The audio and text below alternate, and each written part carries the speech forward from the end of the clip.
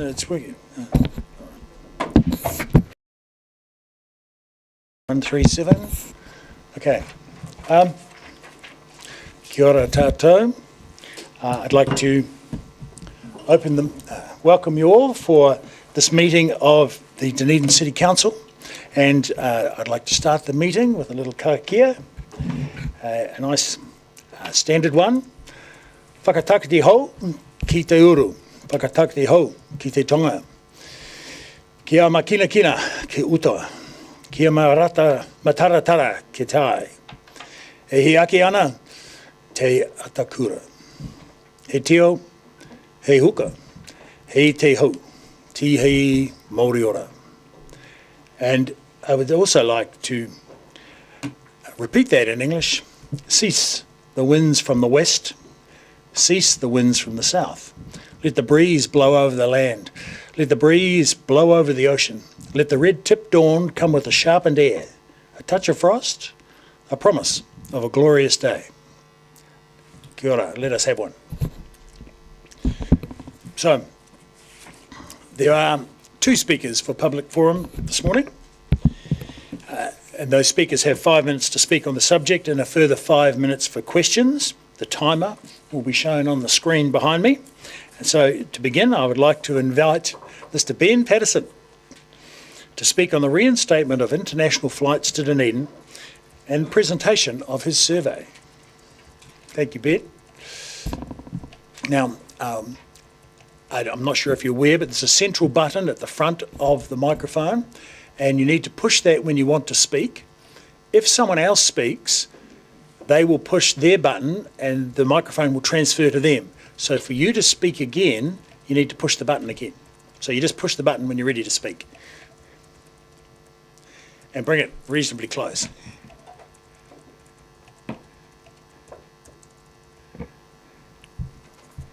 Can you hear me all right? Very well, thank you, Penny. Kia ora, I'm Benjamin. Do we start? Yes. Okay. So I'm here to speak about the reinstatement of international flights into Dunedin Airport.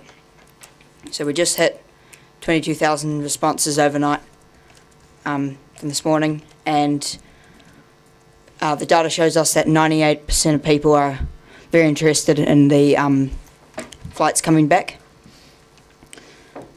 We've had a lot of positive comments on the Facebook page about people that they're telling stories of their how they don't get to see their family as much because they can't afford the flight, going to different places. We've also had some very supportive businesses, Vincent George Travel. They've been great supporters.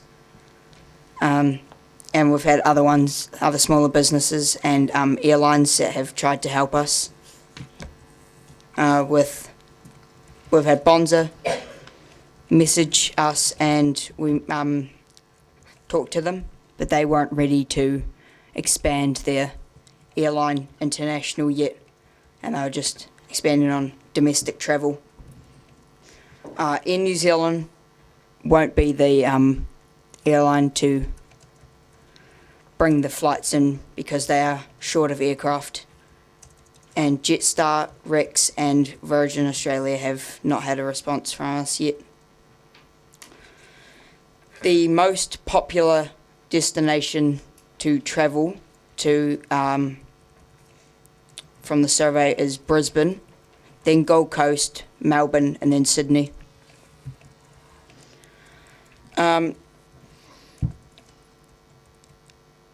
Yeah, so that's it, but I think, yeah.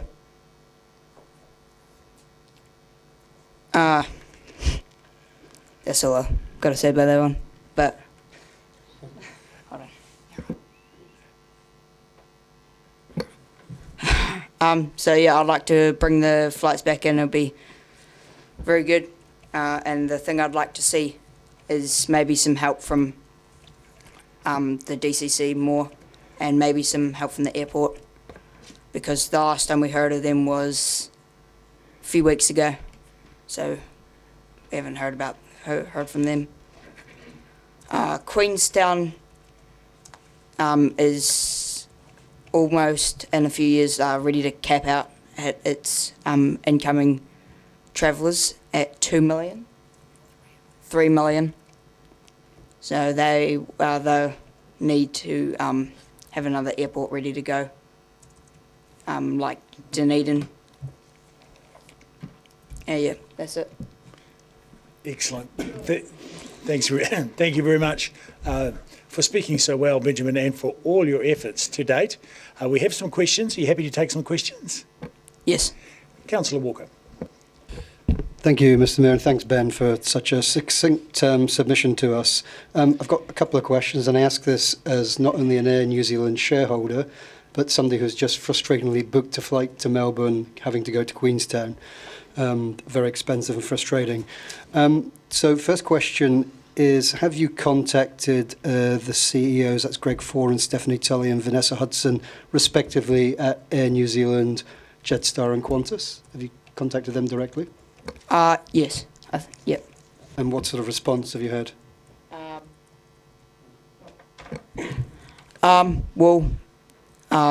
Not. Yeah.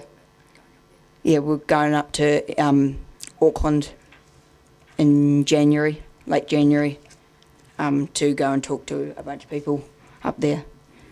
That's great news. Please pass on my frustration. Final question is, I was looking just before you came in at the mission statement that Air New Zealand has, so every company has a mission statement, and theirs reads, our goal is to enrich our country by connecting New Zealanders to each other and New Zealand to the world. Do you think they do this? Well, I think from what we've seen, they're just more into the money side of it, and they can't see Dunedin as a profitable place to make money. So I don't think there's much of connecting New Zealand to the world from here. Well said, that man. You should run for council. Councillor Gary. Thank you, Mr. Mayor. Kia ora, Ben. Great job. Your family must be so proud of you and your school. My question was around the feedback, and I was really interested when you said people talked about the lack of being able to, or the obstacles to connecting with their family in Australia and vice versa. Can you tell us about other feedback that you had around the impact of not having those flights? There'll be people who want to go on holiday and the cost, but were there other kinds of feedback that you got?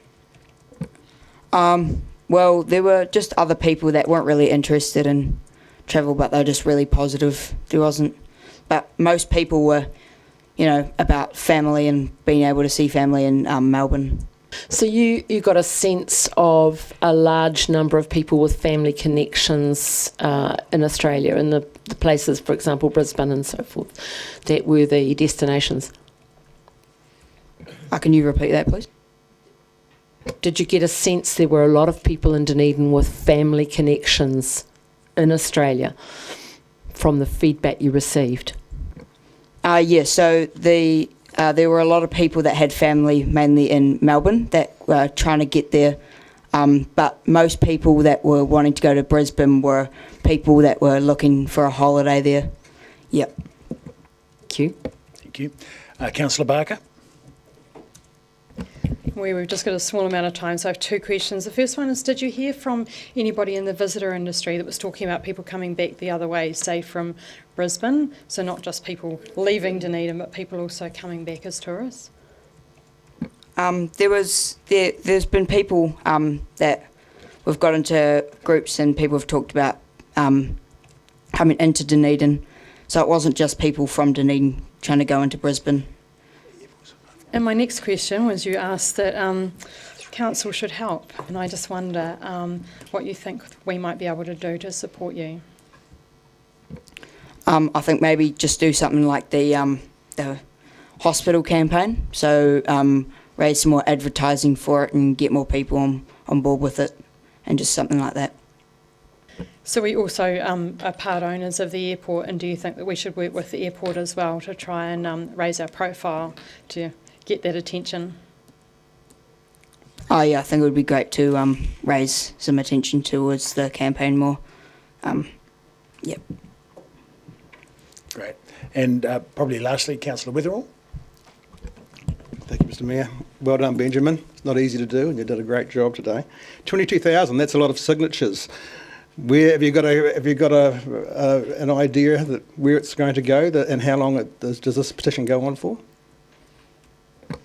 Well, I think 22,000 is around about where we'll be stopping, but we'll probably be taking the responses to wherever. But there's no real next goal from here except for taking action on it. Right, and do you get a sense that Air New Zealand might be telling you porkies when they say they haven't got enough planes?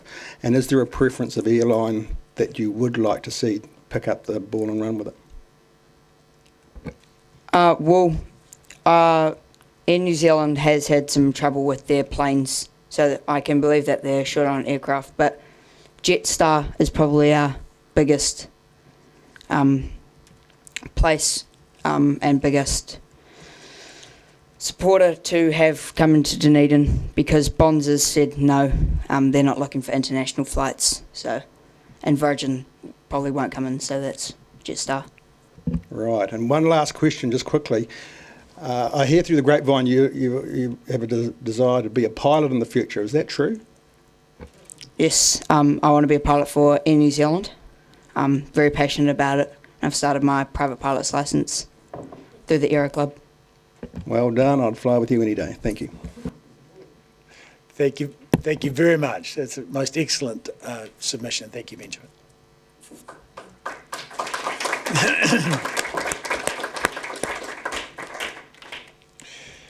Next we have Mr. Bevan Meddings, who wants to talk about the exchange.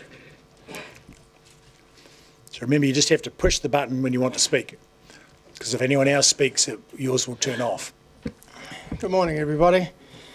Yes, my name is Bevan Meddings, and I'm Manager Director of Plaza Funds Management Limited, who manages the Plaza Property Trust, who in turn owns John Wycliffe House and Plaza House in the Exchange area. And that's what I'm here to talk about today, as I read in Saturday morning's paper with much incredulity that the council is looking to spend up to $52 million of ratepayer money on an upgrade of the Octagon, which may not have been changed in the last 20 years, but is still in quite good condition. And there's no mention of the condition that the Exchange is in, which is poor, very, very poor. I realise we are out of sight and out of mind, but I've been in constant contact with the council over the years, the last 25 years in fact, to try and get an upgrade to the place to fix the slumping of the concrete, trees, etc., etc. I'm thoroughly in awe of the lack of foresight and the historic blindness to the needs of the Exchange, and in fact the historic importance of the area that is continually ignored. We are miners, or you are miners, of the whole city, north and south of exactly where we sit. I urge you as our elected representatives to come and visit the Exchange, have a look at the space yourself and assess it and compare it with the Octagon in terms of the needs required. Many people visit the city and stay in the Exchange. This is the hotel area of the city, remember. It's the first open space they see is the Exchange, and if they regard it as a reflection of the rest of the city, we're all in trouble. We're part of the historic walk done by many visitors off the cruise ships, etc., who come this way, or come our way, to see the historic landmarks down there, including Central Post Office building, which is now a hotel and have been very well converted, the Southern Cross building, which is of historic importance, the site of the old Stock Exchange, the original Central Post Office for New Zealand, the original New Zealand University, the first one in New Zealand, the only stock exchange in New Zealand at the time, the landing site of the settlers of the ships from John Wycliffe, Philip Lang and many more, who were the founding fathers of this city and landed in the Exchange well before the Octagon was even thought of. The original National Bank building, the BNZ buildings, New Zealand's first multi-storey building, Consultancy House, Fable Hotel, the ex-Wayne's Hotel, the Chinese Gardens, the Cargill Monument, the Ngaitahu Continue Trading Site, but to name a few. Works that have been done, over much prompting and pleading by myself, we got 2 trees cut down, but they left a third one. Goodness knows why. It's in exactly the same condition as the 2 that they cut down and took away. The seats had to be repaired after I complained many times that they were health and safety issues. You couldn't sit on them. They rocked backwards and forwards. They finally came down and they repaired those. They've repaired raised tiles from time to time after people have taken very bad falls. They cleaned up and trimmed the Wellingtonian tree that we had pleaded in the first place not to put there. It is an eyesore, but we were ignored. The slumping in the concrete works in the ground has stopped according to your surveyors, who survey it twice or biannually, but it still looks terrible. It's broken in the middle and it goes like in a big V shape. I recently had to chase the Parks Department to come and attend to the weeding, which they did, but it was a hard-hearted effort, as usual, and the weeds are still all over the exchange. Not something we see in this area. It's comical that you are contemplating an octagon spend of such magnitude when the exchange is so run down.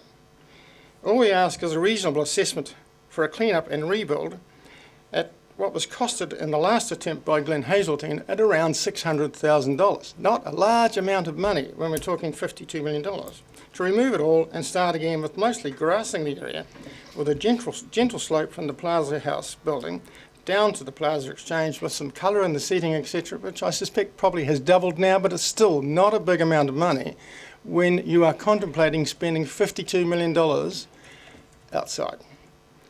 Thank you for the opportunity to speak, and I hope to see you all in the Exchange soon.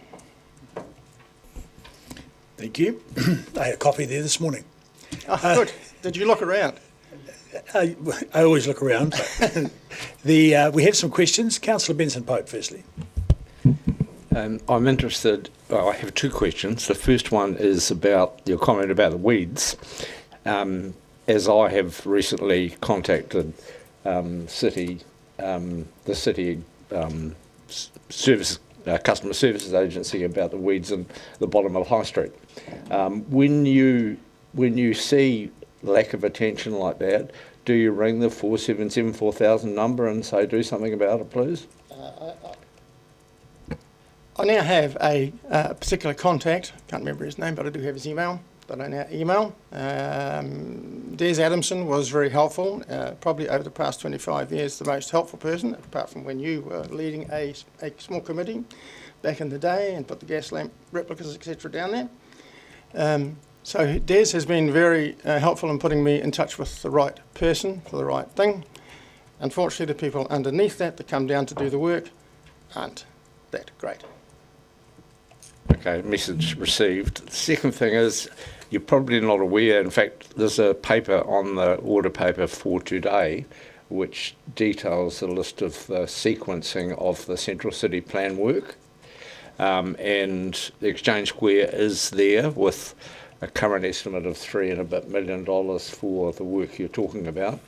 That follows, after the George Street work comes Lower Church Street, Bath Street, and then the Exchange.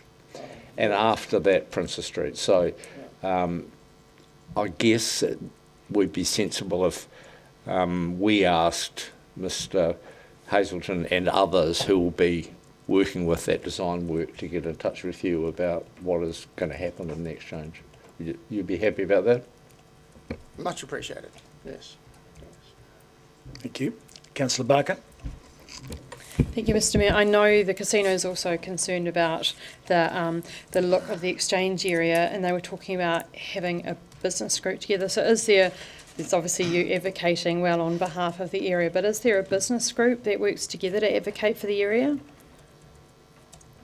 They've come and go over the past 25 years, and I think you can probably understand why.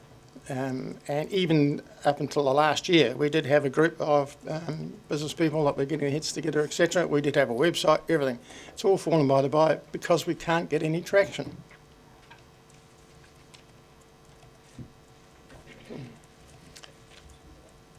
I'll just make a comment that I have found for things that I see around the city, prior to becoming mayor that just ringing that 4774,000 number enters it into the system.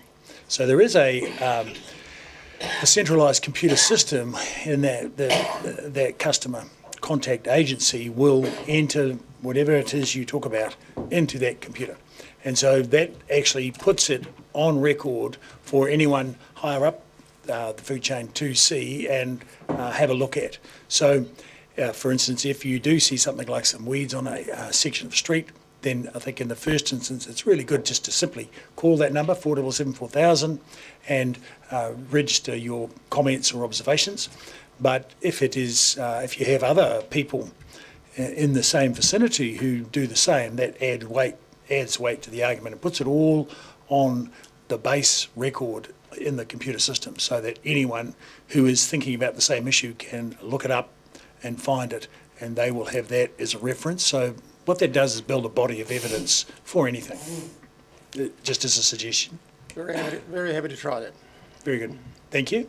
And thank you. I think we're done with questions. Thank you very much for your presentation.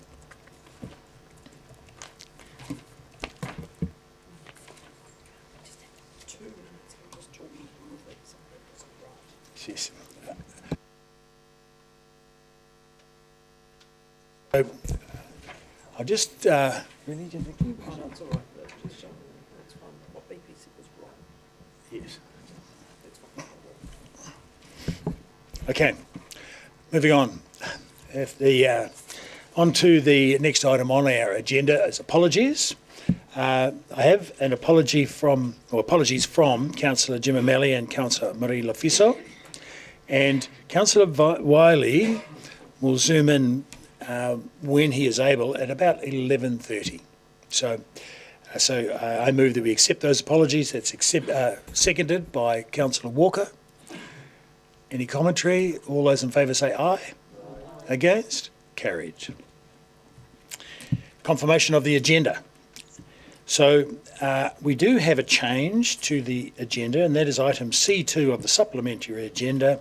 The proposed governance approach to strategies, plans and programs will be withdrawn from the agenda. There's also a replacement LGNZ paper for item 12, which was distributed to all councillors this morning, or maybe last night, but I saw it last night. Yes. So there is that change as well.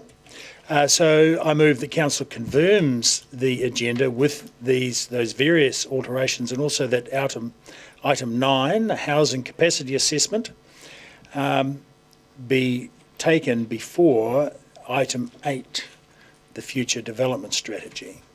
So we'll just change the order of those. So there's a few changes to that agenda, but that has been seconded by Councillor Mayhem. Any commentary?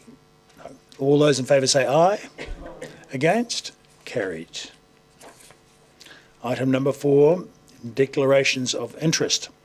Are there any changes or updates? I hear none. Therefore, I move that the declarations interest register, that we note that register and confirm the proposed management plan for managing those interests. That's seconded by Deputy Mayor Lucas.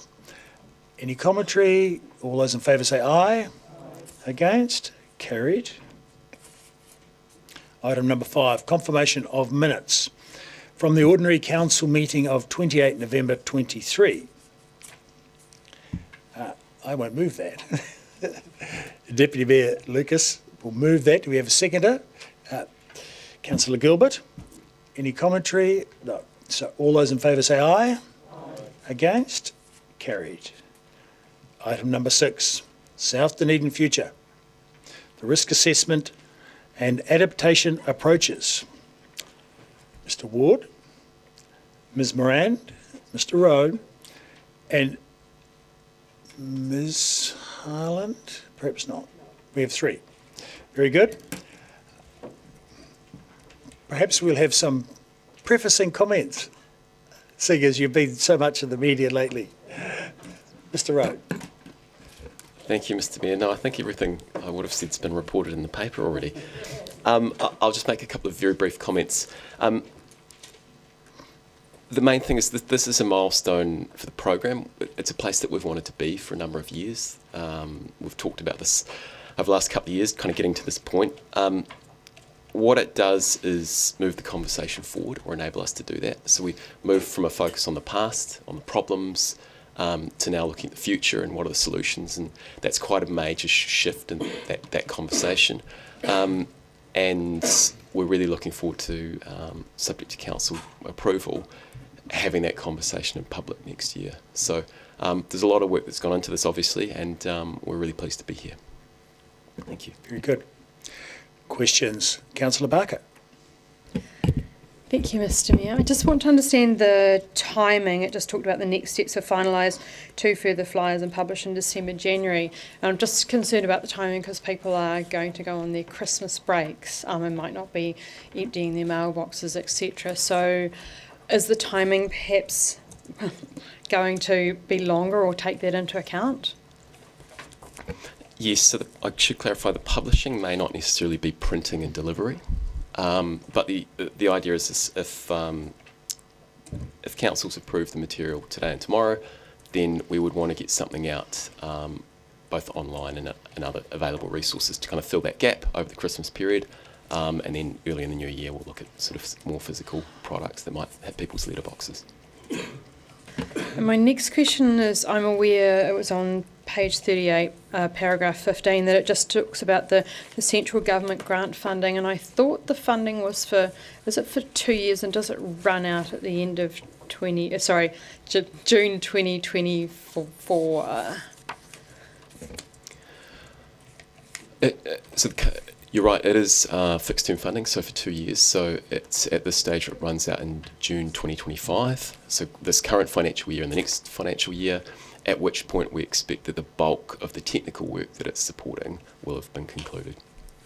So the government funding was, just so I understand, completely for that technical work to be done. So there's not going to be a hole that we need to fill in the funding.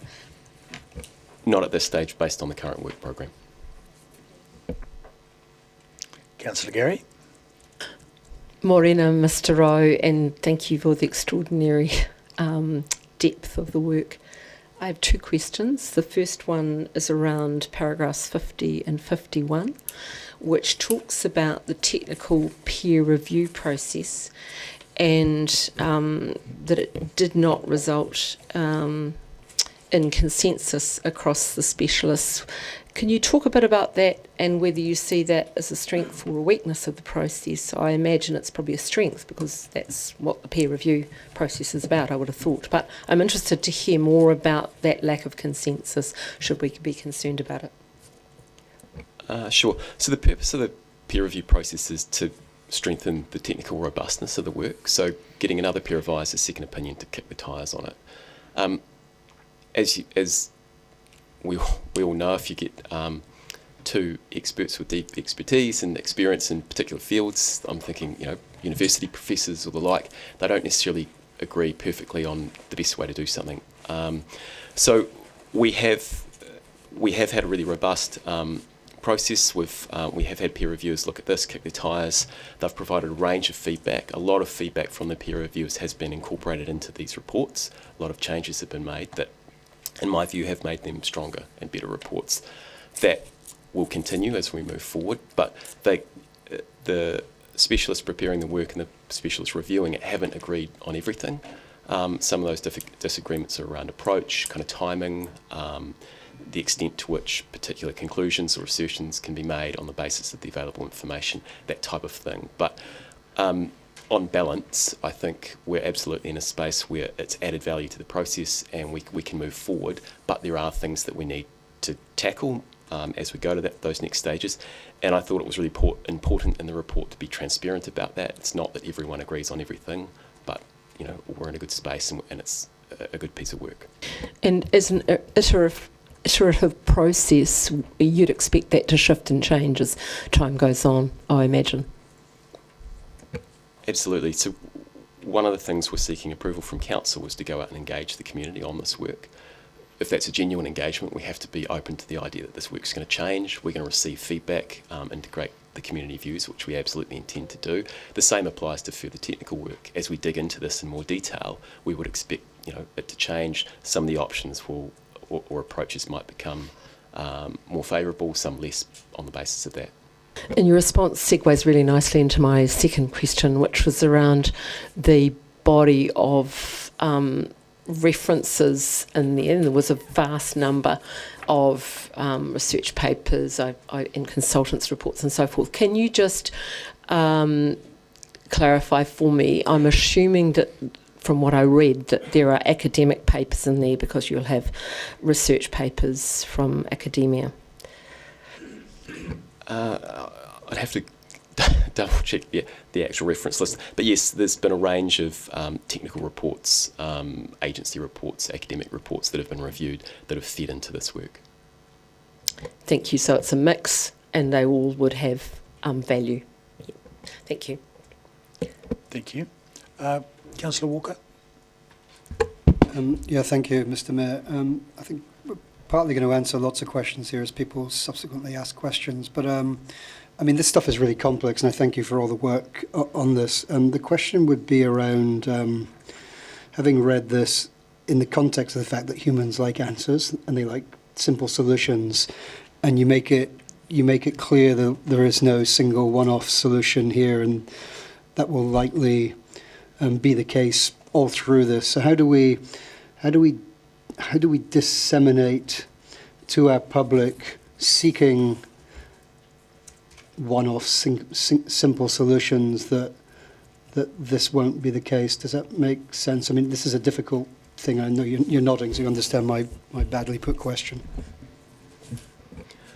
So one of the ways that these issues have been approached in the past is this is a basic issue with the pipes, and if we fix the pipes, the problem goes away. The evidence unfortunately doesn't support that assessment, that this is a complex hazardscape. It's changing. There are many natural factors. There are many factors with the built environment, and it's likely that we're going to need to adopt a range of different approaches in different areas over different times, and all of those put together, aggregated up over time, will present a set of solutions. It's an inconvenient truth, if you like, to use a phrase. But one of the things we wanted to do with this process, and particularly the long list of approaches, is to open people's minds to the different ways, that different potential solutions you have for fixing a range of problems. And in addressing those problems, you can also realise some co-benefits. You not just make the place safer, but how do you make it better? Thank you. Inconvenient Truth is also a very pertinent title related to a film by a well-known American. Second question is around that you mentioned a range of uncertainties and information gaps still exist, but wouldn't they likely always prevail, particularly the uncertainties? And I'm thinking, currently we're in a governmental change domestically here, which already are providing a range of uncertainties around how we approach or look or attitude towards our climate responsibilities. Yes, absolutely. So we've got a range of uncertainties around how is the climate changing, what's that going to look like over coming decades, and what will that mean in terms of sea level rise, natural hazards like changing policy context and government. But I guess it's part of it's around playing what's in front of us, working with the government of the day and the policies and the frameworks that we have, but also kind of anticipating how future changes in those might have an impact and planning for the long term. Thank you. Councillor Barker. Thank you, Mr. Mayor. Just thinking about the purpose of the engagement, because the material is incredibly technical, and then there's long 16 on the long list of generic adaptation approaches. So it says that the part of the purpose is the engagement is to educate people about it, and then to collect community views. So I just want to understand, because and as Councillor Walker said, the simplistic look at, you go, oh, that sounds like the best one, doesn't it? Not an expert. So how are you going to collect this feedback, and then will it come to council, or will it just be considered as the community's views on those options? So, subject to council approval of this, one of the next steps is to sit down and do detailed planning around what that engagement looks like in the new year. The one thing I can say in advance of that planning is that we won't be going out with 200 pages of technical report. It's very likely that we'll explore distilling some of the stuff down into some simple products like the flyers we've had in the past. There might be a sort of engagement booklet that's developed that we work with. And there's a whole lot of sort of comms and plain language work that we'll be doing to this to make it really accessible for people. In terms of what next, so one of the attachments is this A3 overview. So as one of our next sort of touch points with council, the formal touch points will be coming back, seeking review and endorsement of a spatial long list. So the next bit of technical work basically takes all of this work and makes it spatial. So what hazards in which particular areas of South Dunedin, and then what approaches might be appropriate in certain areas and not others. That all of that work will be informed by what we've heard from the community. And if it pleased the council, we could absolutely weave in a process there around feeding back to you what we've heard.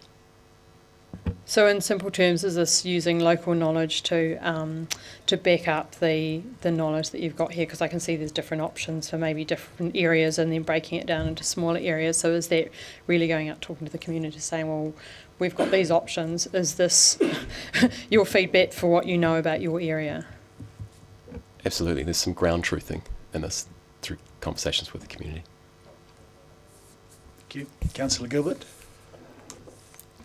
Thank you, and as everybody has said, there's a mountain of work being done here, so well done. My question is also on, as part of the generic long list of approaches, and what struck me was that the behavioural and societal changes only appear in accommodate. I would have thought that it would appear in at least one or two others. Is there a reason that it's only appearing in the accommodate? For example, I would have thought that in retreat, for example, or avoid, there would need to be societal changes. And what struck me as well about that, and I will finish so you can answer, is particularly the mental health support, because for many it will be quite a significant impact. Yes, so I think the sort of the community support mental health is something that's a common theme that will run through all of it. We are working with a particular framework, that para framework, so I think the idea was let's make it specific and explicit in one area, and accommodate was I think the consensus on where that landed. But it's absolutely a theme that runs throughout, and ultimately this is going to be about trade-offs. So we're going to be put in a position not where we can choose to do everything we want to do, but we have to decide amongst some options that some of which might be suboptimal, and part of that will be around having a conversation with the community about getting them into a mindset, a headspace where they decide, okay, we're willing to accept a little bit less over here, a little bit more risk if we can get that, and that's kind of part of that dialogue. Really tricky to figure out where that line is, but that's what we're trying to do over the next 2 years. Councillor Benson-Pope. Thank you, Mr. Mayor. Thank you, Mr. Rowe, for your continued first-class work. It's nice to have such quality information to look at and consider. My question is about the adaptation ongoing, and clearly in the context of our desire to replace or see replaced inferior housing, poor quality housing in South Dunedin and elsewhere. Our policy changes to facilitate greater intensification have been welcomed by a lot of developers. However, many of those are building intensively on sites without, being diplomatic here, without as much attention to the consequences of stormwater and greater intensification and so on. So my question is, what initiatives are you planning to make sure that developers and architects and designers and builders accommodate the opportunities that you talk about in these papers to reduce runoff, to avoid extra load on our systems and so on.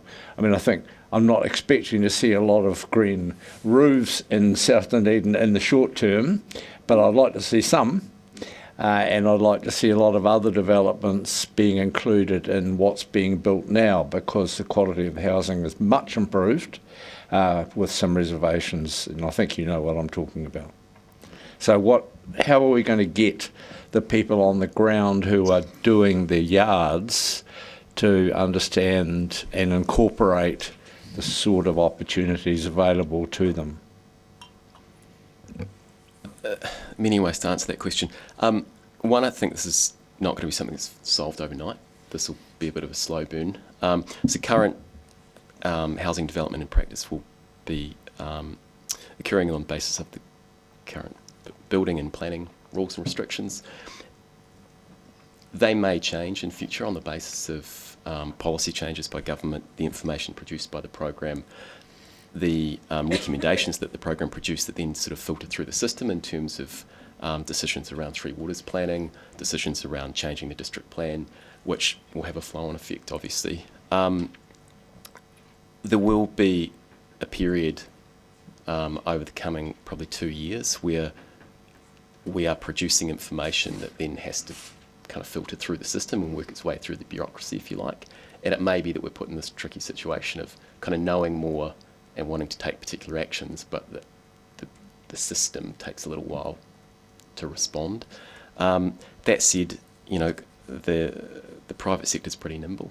They will see this, they will see a change in direction, they'll see opportunity and they'll see risk, and they'll make decisions on the basis of that. So part of this is all around signalling what's the strategic direction for the suburb, and then trying to get all of the decisions, the multiple investment decisions that people are making, to start to align with that. Councillor Walker. Thank you again. Just two more basic questions. This is obviously a joint initiative between us and ORC. I'm assuming that relationship with the Otago Regional Council is solid and well functioning? Absolutely. So it's a collaborative program. I work very closely with a range of ORC colleagues day to day. The work that ORC has done, particularly in the hazard space, hazards monitoring, investigation work over the last decade plus, has been integral. We wouldn't be able to do this work if we didn't have that baseline. And you know, it's going to be really important moving forward as well, because as we interrogate, you know, the hazards, the risks, and the potential approaches or ways of managing that, we're going to need to drill down into more detail, and they'll be a key partner in that.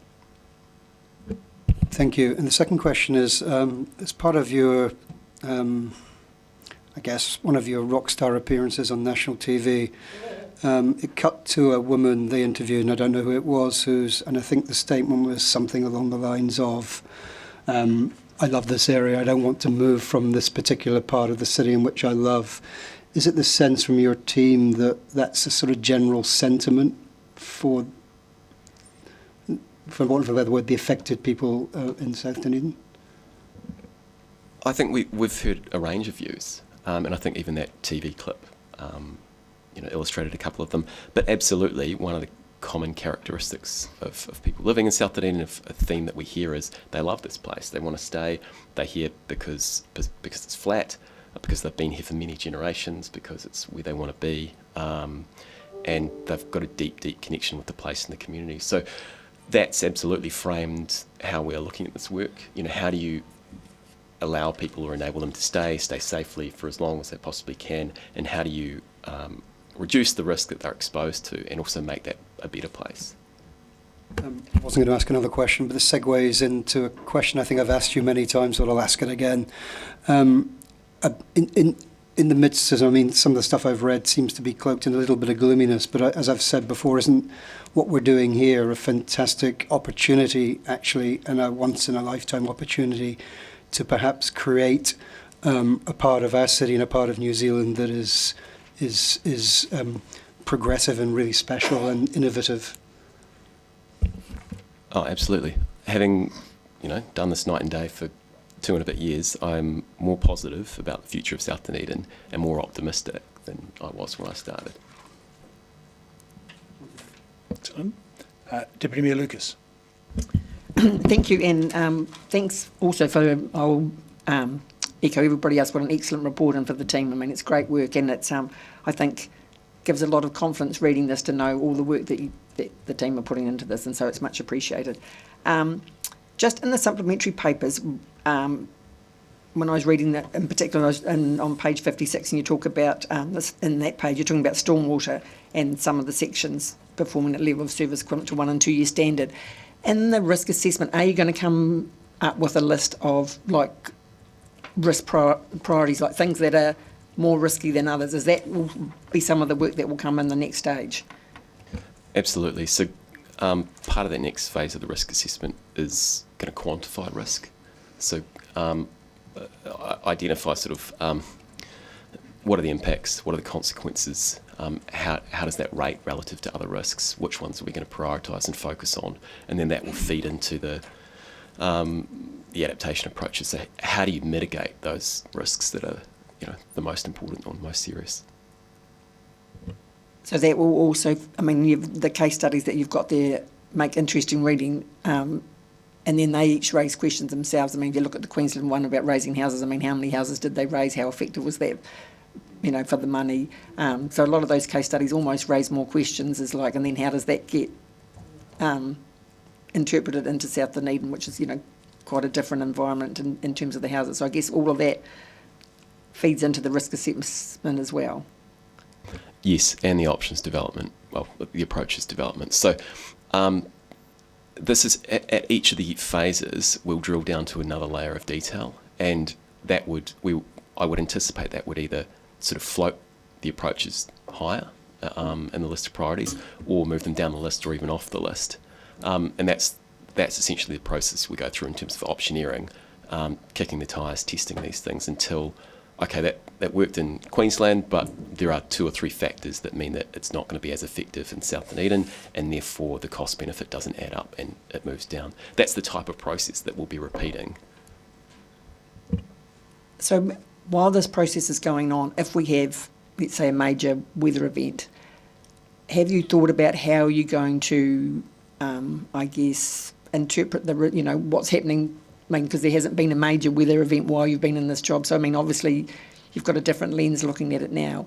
Have you thought about your strategy about interpreting the effects of that and how that will feed into this? Yes, and it does feature in the long list of approaches. So obviously, civil defence and emergency management is a key part of that. So, safety is something we're looking at, community safety over a long term, but there's also that day-to-day and immediate safety in the kind of 24, 48 hours after an event. So that's a big piece, because reducing the impact of the events immediately, can help enormously in the long term. And it's something we've talked about a lot in terms of community sort of mandate for the program, get support for the program. If we do have another big event, what impact would that have on community sentiment? I don't think it changes anything for us. It just it would just reinforce the reasons why we're doing this.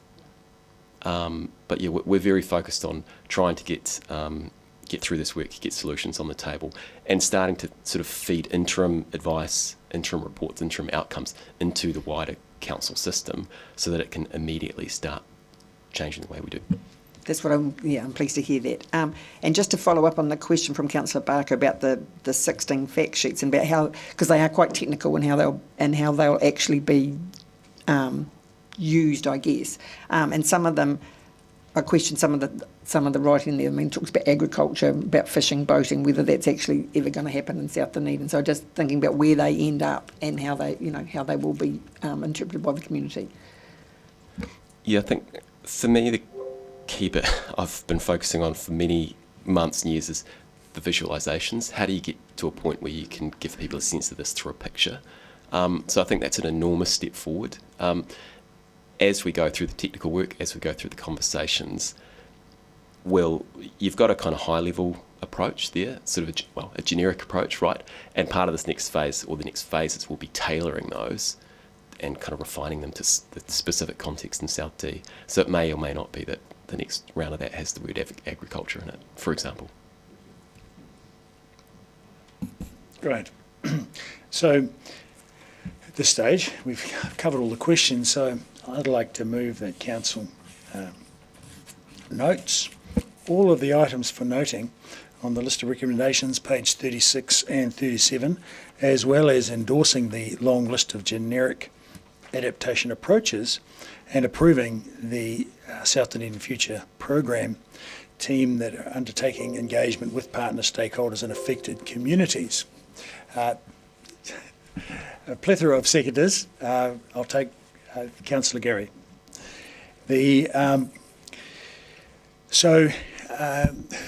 In speaking to this, thank you very much.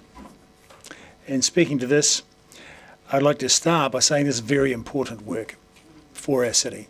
This speaks completely to the resilience of our city in the face of climate change, and has a huge impact on the economic resilience of the city as well.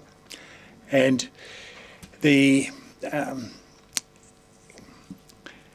I suppose the effects, the long-term effects of the flood that we experienced in 2015 linger on and have the potential to get much worse. So it's critically important that we be looking at what to do. But I absolutely commend the work that the team have been doing in terms of engagement with the community and discussion with the community on a range of levels all the way along. And as someone who has attended many of the engagements, I note that there are quite a range of engagements from different people, from different demographics and sectors in the community that come to the different forms of engagement. So just going to one type of engagement doesn't actually give, or hasn't given me the overall view of who is in fact engaging with this process, who in fact is interested in the South Dunedin future, because different people go to different types of events. And so consequently, I very much endorse the work that the team is doing, because they are creating a range of events and a range of engagements and a lot of different communication mechanisms. So they are working very hard to delve right into the depth of the community and hear their points of view. So it's a very good cross-section of feedback that are being brought to the table on this. It's not just, if I go to one event, I'll get an idea of what's going on. It's not the case. It's there's a whole range of things. And so I do note the couple of references used. Firstly, the opening sentence of being an inconvenient truth involved here, which is an interesting reference, but also the comment that how some of the approaches will float higher as the communication goes on and the engagement goes on. Because what we don't want to have is South Dunedin floating away. We want mechanisms for dealing with that water. And I think the evolutionary approach that is being taken and the engagement with a range of different experts in the area and a different experience in the area is highly commendable, so that we're getting a good range of expert opinion from different perspectives on what are the possibilities. And so at this stage, it's still the possibilities. So nothing has been predetermined, nothing has been decided in advance as what the outcome should be and what the approach should be. A range of approaches have been canvassed and ongoing discussion is happening with the community. And I think that bodes very well for an open and transparent process, and a process that when we do finally get to some actions on the ground and answers that are delivered, I think the community will welcome those and will accept what that group consensus is and be able to have sufficient knowledge of the expertise involved that they will have confidence in the approaches going forward. And it is my fervent wish that this being the spearheading and leading, nationally leading process that it is, that it will attract, will set an example for projects throughout the country, but will attract a spearhead of government funding to help with the process. Do we have any speakers to this? Did I get a seconder for this? I did, Councillor Gary. Councillor Gary, your turn. Thank you, Mr. Mayor. I want to start by telling you that yesterday, the day before, I attended a housewarming in the midst of South Dunedin, a new small house, and that family, that wider family, had chosen to move into South Dunedin post-2015, and a member of their family had built this house. And that family has attended the hui over a long period of time, are very involved in community work in South Dunedin, and they spoke very highly of the team's work in engaging the community. They spoke of their understanding of the process, and they had such a positive view of the future for South Dunedin. So that was a very deliberate moving into South Dunedin. The house had a raised floor, it was high, and permeable surfaces outside. And so an example, a very positive example of what is happening in that community. It takes time to turn the ship around, and Mr. Rowe mentioned that the time it takes to do this process. And we all understand that it's very complex, and many of the approaches are in the report noted as not standalone solutions, and I thought this was a very apt description, puzzle pieces that could be combined and staged over time. We know there's no silver bullet, no one solution. We also acknowledge the iterative nature of the process, and I have great hope, given the communications that have gone out and the community engagement in the past, that comms around these very complex processes will be turned into plain English in a way that doesn't oversimplify it but makes it understandable for the community. I also acknowledge the importance of expertise, the range, the consultants' reports. Consultants often get a bad rap, and the place of academics in this. It's a range of expertise that is so important in giving us good information and evidence. I also want to note that South Dunedin is a poster child in regards to climate change and its impact, and the crucial nature of central government funding for such a project, because we can't do this alone. I feel extremely proud of the process we've gone through in the journey.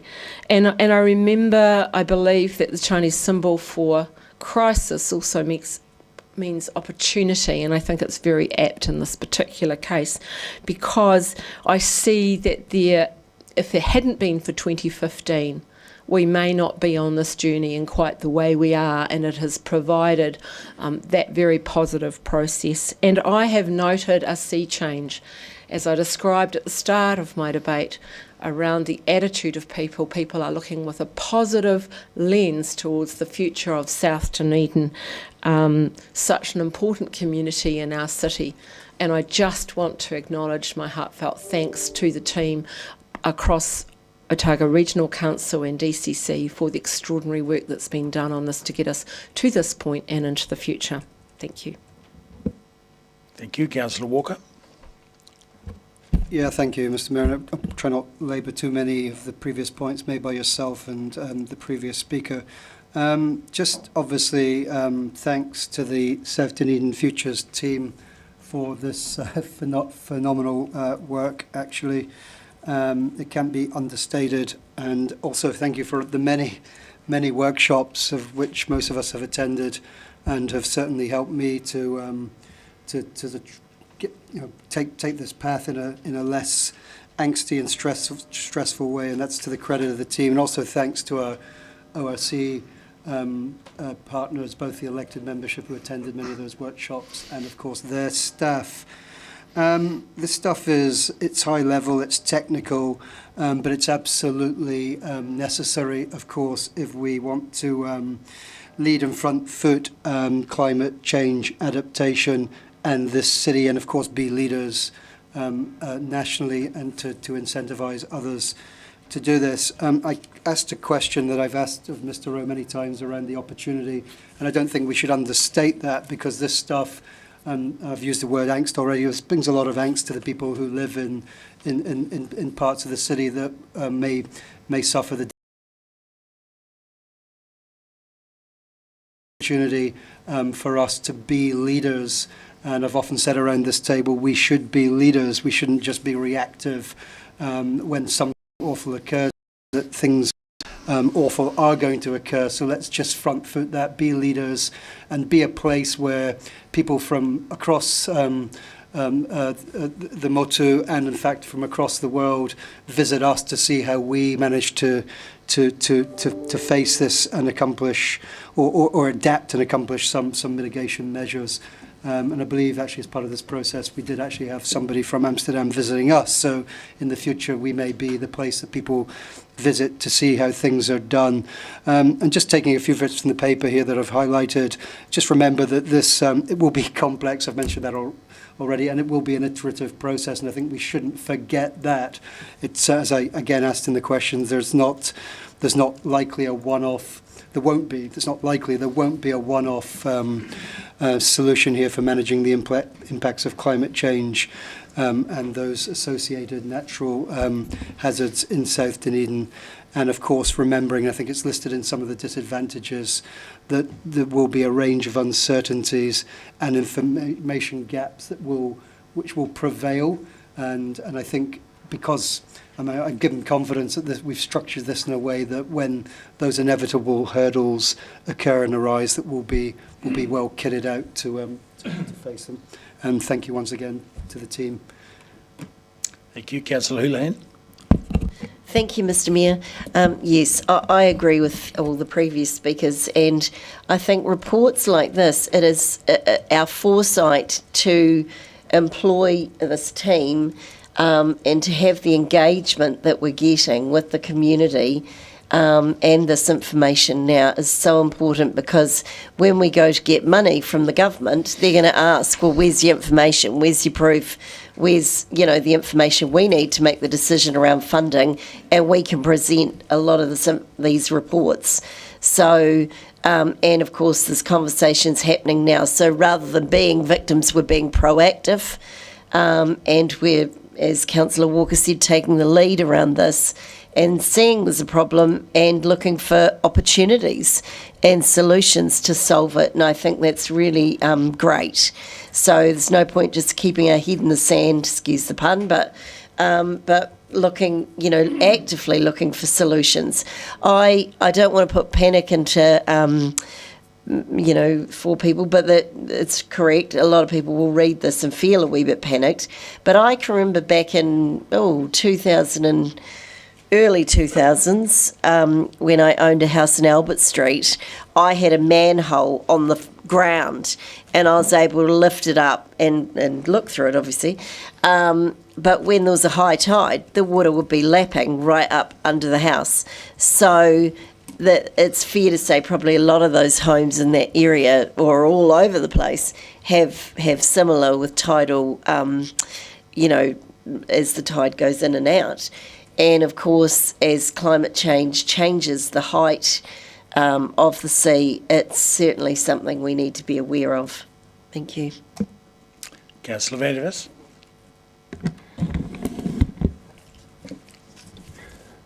I have not seen good evidence for the many forward-looking assumptions of risk that are evident in this paper, and that will invariably, if these risks do happen, will invariably be very slow to manifest, if at all. Councillor Walker has suggested that we should be world leaders, we should be leaders. I wonder what special knowledge or development or history do we have to be leaders regarding sea level rise, climate change. The Dutch have been doing it for 1,200 years. I think perhaps we should look to what they are doing with their 3,500 kilometres of dikes and suggest that at this stage probably not that much. The inconvenient truth has been mentioned. Al Gore famously, right back in 1987, predicted in fact that the ice caps would be melting, and a few years later said that the ice caps would be totally gone within a decade. His famous hockey stick graph hasn't eventuated. It has all been an inconvenient, not truth, but quite frankly, a load of catastrophising that has channelled an awful lot of public funds into what I consider to be largely useless jobs. The current catastrophising about a supposed future for South Dunedin devalues South Dunedin properties and stifles development, as well as diverts our attention from our real issues. We do have a financial crisis on our hands. The climate crisis, such as it is something which may or may not be a real issue for us later. We have a financial crisis now, and we're not looking at it. For these and quite a few other reasons, which I won't bore you with, I can't vote for noting this report. I think it's a waste of time and money. And I think worse than that, that it creates a sense of fear and that it encourages people to buy into the sort of fight-flight reaction that people have when they feel threatened. I don't believe that South Dunedin is threatened by climate or by sea level rise. I think it's threatened by us. Point of order, Mr. Chair. The council is misrepresenting the facts. You said the ice caps are not melting, for example. We know they are. The evidence shows that. Point of order. Look, we'll just hold it right there. Look, look, I'm not going to uphold the point of order because the core of Mr. Vandervis's speech is his belief about what he thinks about the situation. Now, there's no need for us to get into debating the amount of ice cap melting and all the rest of that. You know, he's voicing his opinion on the matter and on the paper, and that is appropriate in this forum. So I'm not going to uphold the point of order. Please carry on. I was done anyway, thank you. Thank you. Councillor Mayhem. Oh, sorry, Councillor Mayhem? No, Mayhem, sorry. My apologies, I thought I didn't needed my enunciate ears that clearly checked. enough. Councillor Hoodan's already spoken. Readiness and response is a theme for all of our coastal communities. Rainfall, flooding, increased natural hazards. We need to promote community safety, and resilience for South Dunedin residents is so important because we're talking about more than 13,000 people living on a tide table. I'm very pleased to see the long-term adaptation being developed and its preparedness measures. There are so many challenges in this unique hazard characteristics, and it requires a shared vision of resilience that involves good governance, emergency services, and number one, the South Dunedin community. Time and cost is something that we need to factor in, and I'm really hoping that the central government funding for resilient communities will be a perfect opportunity to elevate South Dunedin's future. We've heard about the need for a holistic approach to deal with the complex, multi-agency, multi-method solution to protect the area. We've also heard that the common view is a love of community, intergenerational, the love of neighbours, the desire to live in a flat area with a great community, and how we reduce risks and allow these people to stay there for as long as possible. I agree this is a once-in-a-lifetime opportunity to create something future-proof and amazing for our city and communities. Be these issues real or perceived, as by Councillor van der Vis, I can't think of anything more important personally than planning around climate threats. I live in a low-lying community and I'm aware of the issues facing all of our coastal communities. So my hope is that we can put the well-being of some of our more senior and poorer residents at the fore and give strength to our community-led initiatives so people truly feel that they're in control of their future and the future of South Dunedin. Thank you. Councillor Barker. Thank you, Mr. Mayor. I'm concerned that we hear the words panic and sense of fear. We have, I think that I haven't seen them in the meetings that I've been to, and I've been to quite a few of the engagement meetings, as has Mr. Mayor as well. And I think the evidence that we are seeing and that has been presented to everybody is quite clear. The evidence is there on page 26 of the report about what the attachment on what climate change would mean for Dunedin. I think that was excellent when places like Bayfield Park and Kitchener Street are mentioned about what could happen in 2040 and 2090 as well. So I think those are very useful and actually put some imagining and visualising in that. I also, we have looked to the Dutch. I was at the meeting at South Dunedin where there were around 100 people, where there was an expert from the Netherlands who came to that meeting and actually did talk about some of those options as well. And I think that South Dunedin is a very special and very technical area because of the basin-like format of it. We've had a huge amount of information. Most of it is there in the technical reports, and I was really grateful to see all of the technical reports repeated in here. And it's up to us also to assuage if there's any panic or sense of fear. In the report it mentioned about people feeling anxious when it was raining, and we need to work with our community around that. I take issue with the word useless jobs. I think this is incredible work, and although it's technical, it is creating a lot more understanding with us and with the community. I think I also asked the questions about the engagement and the purpose of the engagement to make sure that people get their voices heard, and that gets fed back to council, because we have the technical experts, but we also have the local experts. And I think Councillor Hurlingham was talking about digging a hole down and where the water was at. So I think we want to listen here. There's a lot of 16 different things that people could do, or that we could do as council, and I think there'll be different solutions for different pockets of South Dunedin. And I also think we need to think about, well, what will South Dunedin look like in 100 years? I think we're committed to South Dunedin and we want the community to hear that. We are going through this process. We've got a great timeline for the process. We will have a plan in 2026 and we're working our way towards that, and we need to take our community with us. This paper is excellent because it has got a lot of that information in it, which I look forward to being translated into easy speak because it is very technical, but I hope that helps people in the decisions we will have to make in the future. So I support this. I certainly support approving those different options to go through to the public as well, and look forward to hearing what more information they have. Okay, so in my right of reply, I'd just like to largely speak to the point that Councillor van der Vis made about catastrophising. And I'd like to speak primarily to the catastrophes we have seen.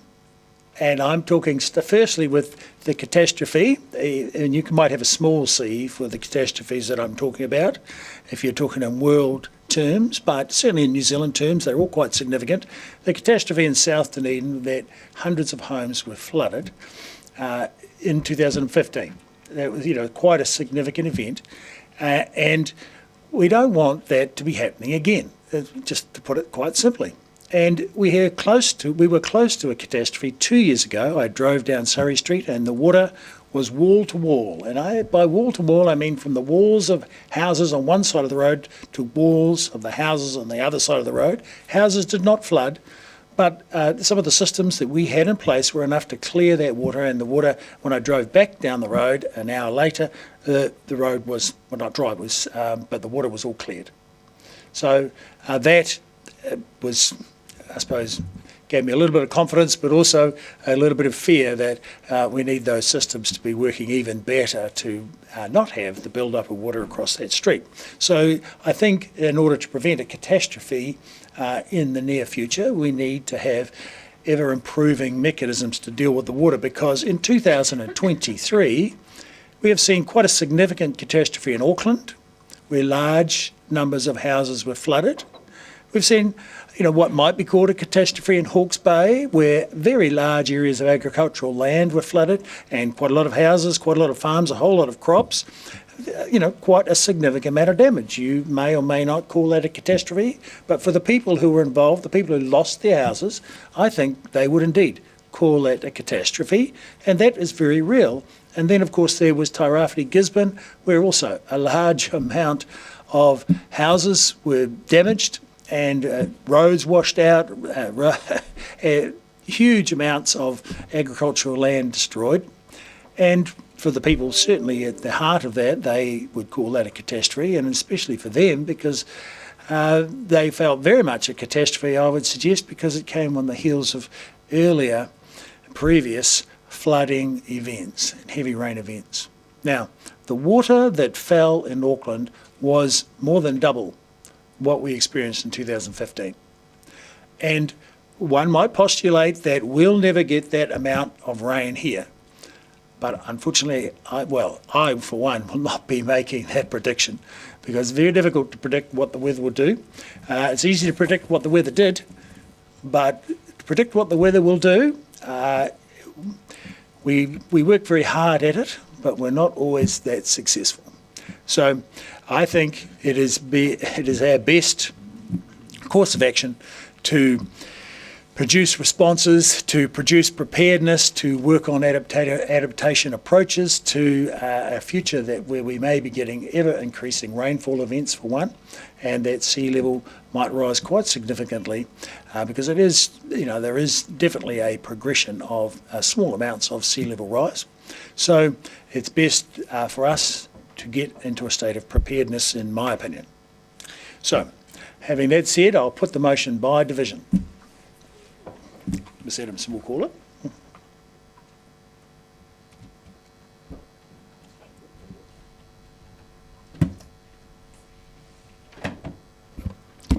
Councillor Ackland. Aye. Councillor Barker. Aye. Councillor Benson Pope. Councillor Gary. Aye. Councillor Gilbert. Aye. Councillor Houlihan. Councillor Lucas. Aye. Councillor Mayhem. Aye. Councillor Vandervis. No. Councillor Walker. Aye. Councillor Weatherall. Aye. Mayor Raddick. Aye. Carried 11-1. Thank you. And on that note, I move that we adjourn for 5 minutes for a comfort stop. Seconded Councillor Walker. All those in favour say aye. Aye. Against? Carried.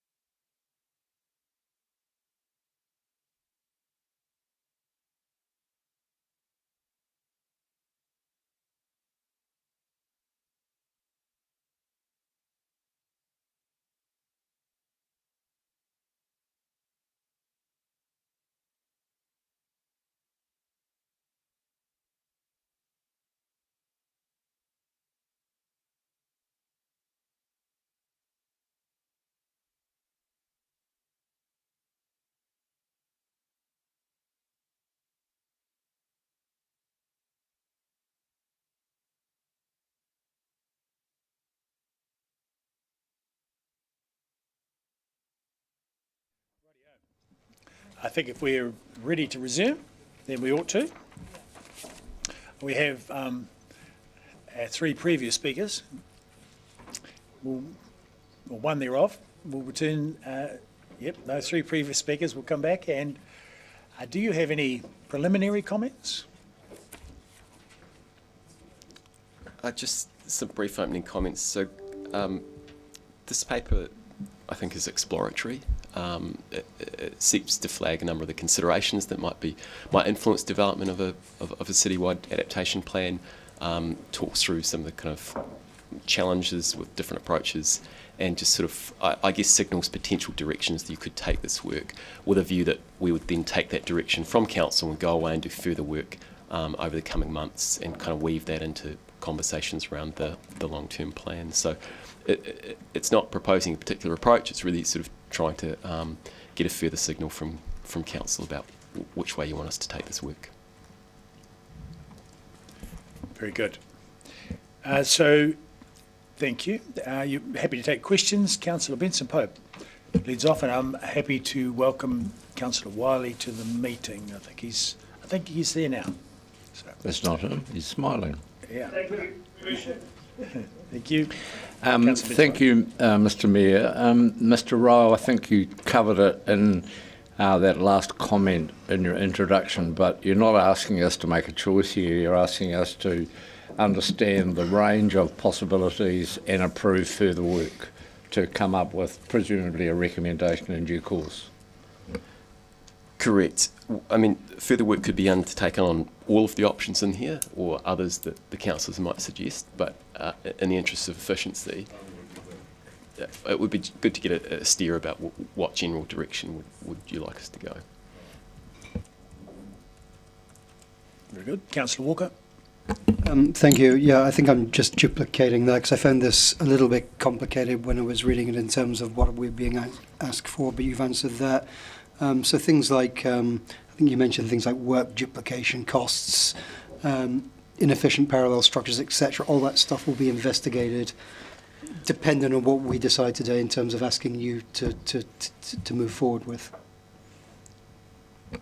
Correct. And I guess just to expand on that a little more, so developing an adaptation plan for the city could involve two things. One, a kind of high-level assessment that looks at, the broader city, wider scope.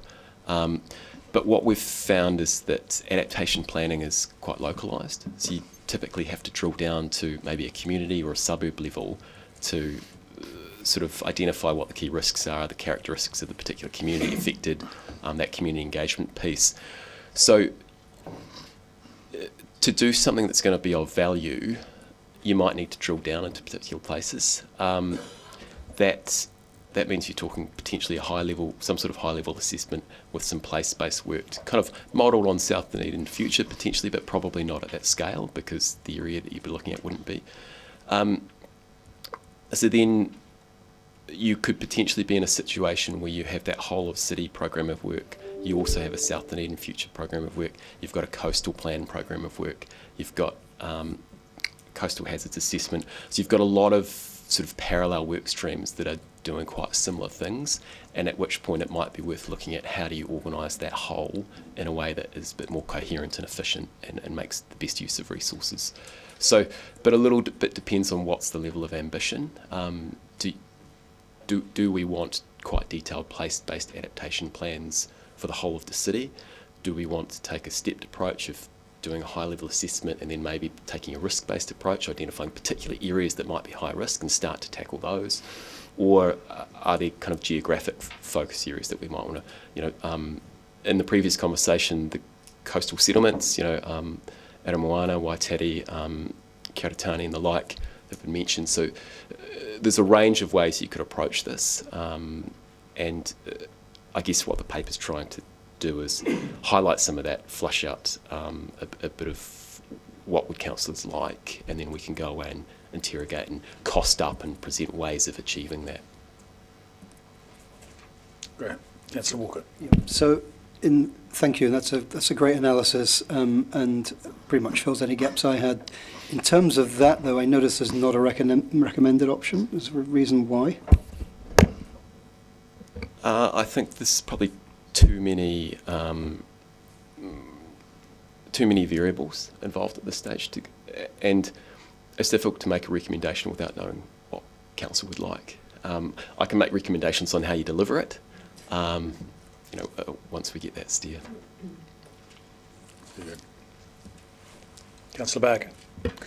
Thank you, Mr. Mayor. I guess my first question is just around when we moved this in May, and it was seconded by, or when I moved it, Councillor Gilbert. We talked about building the fence at the top of the cliffs and talked about uniting all the plans under a single overarching framework. And I guess,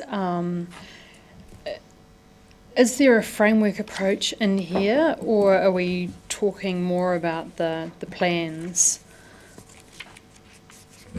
So there are many frameworks. So I guess one of the ways that we could explore it doing this is integrating. Ultimately, you want to integrate adaptation thinking and work into your core day-to-day planning and activities. Adaptation is a bit of an emerging field. So there's no overarching national framework, for example, that specifically defines the roles of local government. It doesn't say who's going to pay for what in terms of how much is central government on the hook versus local councils, banks, insurers, asset owners, that sort of thing. So there's still, I think some of this work's in its infancy, and it needs to sort of play through the system over the coming sort of 3 to 5 years before you get a real sense of how do you integrate this into kind of BAU. So would option 3 provide more of a framework approach? Because I saw that option 1 and option 2 are quite complex, and option 3 was perhaps more what I was thinking about was was establishing a framework or building a plan, I guess, to address all of these issues. So would option 3 be more likely to provide that high-level work? Yeah, it certainly bites it off incrementally. So you could do an initial high-level assessment as a sort of discrete project and then make decisions about next steps on the basis of that. I think this is explored in the options. The only potential downside to that is that it might be that you end up doing sort of 3 or 4 phases of work where you end up in a space that you might have ended up in anyway. So would that be similar to what we've done, I guess, with South Dunedin, which is a baby project of the mothership, shall we say, that South Dunedin was identified as a major risk for the city, and then we have delved into that through that dynamic adaptive pathways process. So if we had a framework, would we have identified, if we go back to 2016, when we said that we were going to do a climate adaptation plan, would that framework have helped us identify other areas that might be at risk as well? Yes, and I think the Fitzharris report provided some of that in terms of it did identify 5 hotspots. South Dunedin was one of those. It was the most acute. And so there are existing resources that we have that we could use to, focus our efforts. I've been looking at other cities' climate plans, and they're quite high level, like Kirikiriroa, which is the Hamilton plan, and then also the Christchurch plan. Do you know how many other councils have plans, and are they at the high level or the lower level kind of phase? I don't know specifically how many have the high level adaptation plans, but in our annual hui with sort of climate adaptation practitioners from across local council, all of the councils are considering this work to varying degrees, depending on their sort of challenges and their resources. And I think this speaks a little bit to there's having a kind of high-level plan that signals a general direction, that, and then there tends to be specific place-based planning that targets particular communities that might be facing a set of acute challenges. So that's absolutely a way that you could do it. Do a high-level sweep, get a framework in place, and then make decisions about what next. And would option 3 kind of look like it would fulfil that purpose? Yes. good. Councillor Gary? Mr. Rowe, would your feedback and experience of your interactions with the community suggest that there's a hunger in the community for that localised approach? Would you have any comments around that? I wouldn't really be in a position to speculate about other communities. Most of my work's been in South Dunedin, so the councils may have heard from their constituents, or community boards may have a better read on that. Thank you. Councillor Benson-Pope? Thank you. When I asked you earlier, I got the impression when I read this paper that you were looking for authorisation to carry on with further work on which would be best, but you've also said you wanted a bit of a steer for which approach the council wanted.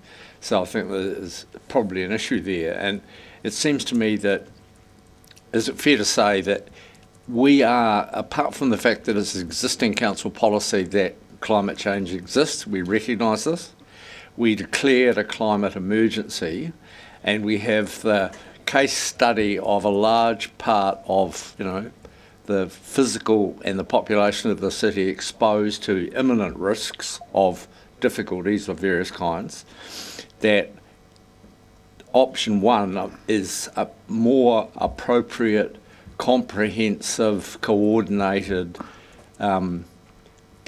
suggestion for developing where we go and taking this issue seriously as we should? Sorry, that was a question eventually. What we've tried to do in the paper is set out sort of three options for tackling this. So sort of two at a comprehensive level, one at a sort of more limited level, and then also attached to those what I think at this stage is the likely ways you would implement those. So really option one I think speaks more to a sort of embedded function within the council, where you've got a whole lot of programs lined up together and you're just managing it all as one coherent whole. Option two is really you're trying to do the comprehensive piece of work, but you're doing it as a discrete program. And then option three is really you're doing the first stage, not the second stage, so not the detailed plan, you're doing the high level planning, in which case you probably just need to set up a discrete project. Thank you, that's helpful. I'm just, Mr. Chairman, Mr. Mayor, I'm happy to give notice that I would like to move option one in due course. Sorry, I've had prior notice that Councillor Barker would like to move option three. So we'll press on with questions. Councillor Gilbert. Thank you. My questions are sort of around timings and timeframes and stuff. Again, going back to what Councillor Barker and Councillor Benson-Pope sort of were talking about in terms of, option one, the final bullet point under disadvantages, well, the only bullet point in disadvantages is that it could be a significant and more permanent resource commitment. So the significant word kind of popped out of me. Then jumping down to option two, it talks about may create unnecessary complexity and inefficient parallel structures, etc. And it may not even be sufficient to respond to fulfil all, sorry, I'd added a word there, may not be sufficient to respond to fulfil all adaptation functions. And number three, could potentially be delivered in shorter timeframes. So my question is, I'm trying to walk that line or do the balance of, I'm an impatient person, I want this done. I want to actually make progress on this, but I also want to do this in the most logical, well thought out, structured way. The difference in timeframes could be done, potentially be delivered in a shorter time frame on option three in comparison to option one. Can you give any indication as to, are we talking 5 years at one end to 5 weeks at another? Can you give me any idea?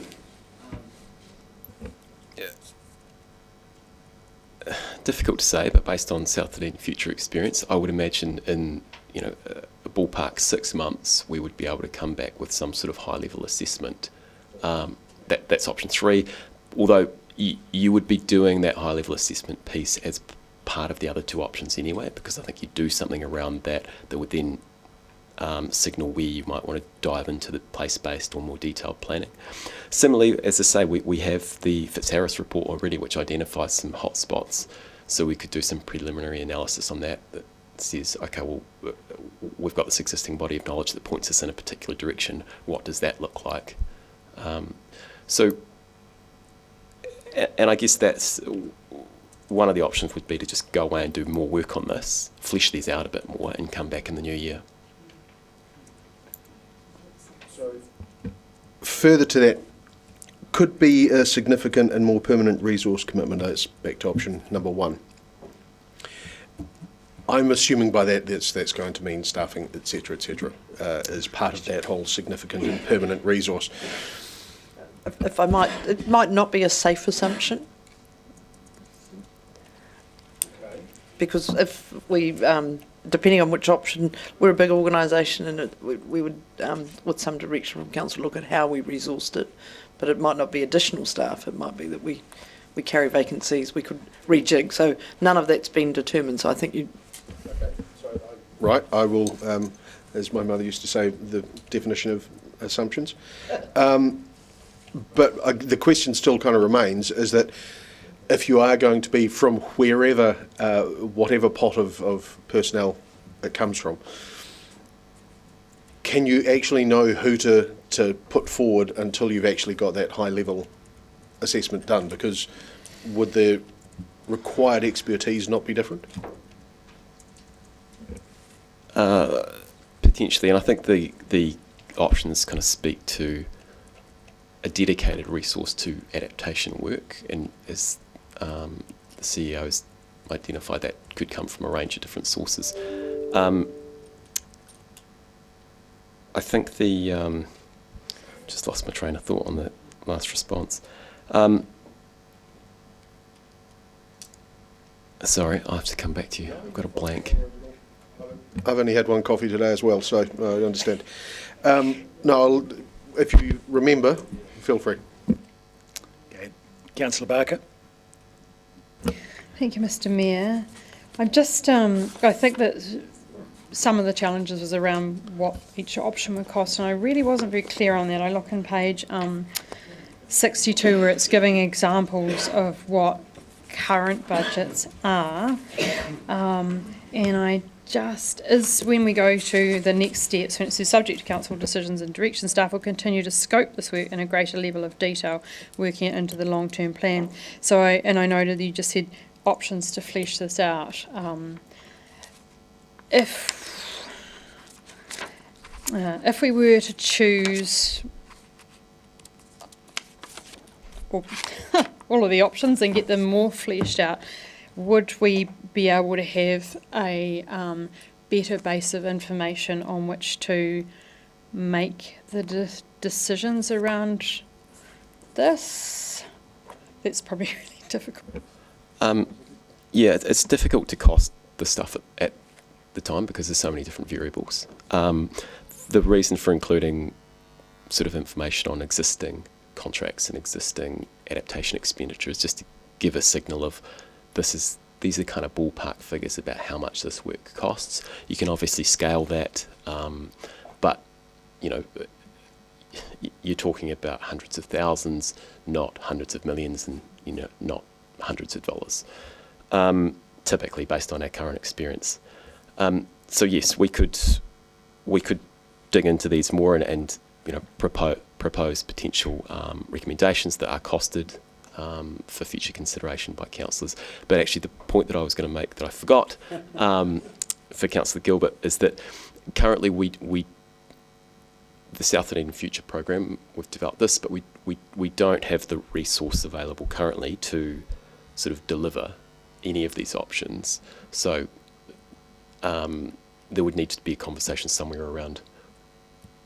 So I'll speak to that as well. So the South D program can be seen as sort of a subset of the broader FDS work. It's like an adaptation plan for South D, where we've got the FDS, which you're about to debate probably after lunch, which looks at a plan for the entire city, and some of that is around how we're going to adapt and work in the future, right? And so we have, so in Dr. Johnson's team, and she's sitting here, we have a range of really specialist skills, and in Jonathan's team, some really specialist skills, and it might be, depending on the direction of council, that we think about how we might morph those and use them slightly differently. But we haven't done that yet. If I might, Mr. Mayor, ask Jonathan a question. Were we to look to cost up the three options here, would we be able to have high-level costings for May in time for deliberations for the 10-year plan? I think so, yes.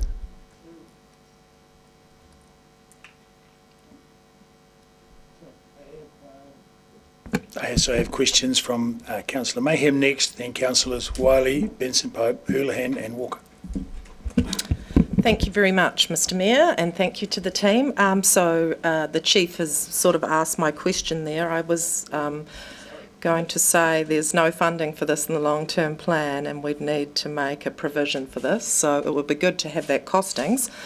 No matter which option we go with today, there is a plan to scope out this work in greater detail, or does it need to be financially resourced first? I think the expectation is that the scoping work would be from existing resources. Microphone. Sorry.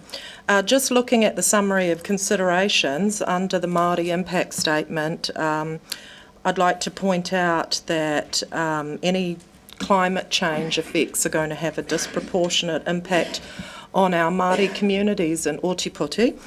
And but based on that, I'm liking option 2. I'd have to get in the queue for preferred options, but a high-level adaptation plan for all of Dunedin, and then a series of lower-level plans for our smaller geographical issues in greater detail. Would we then be,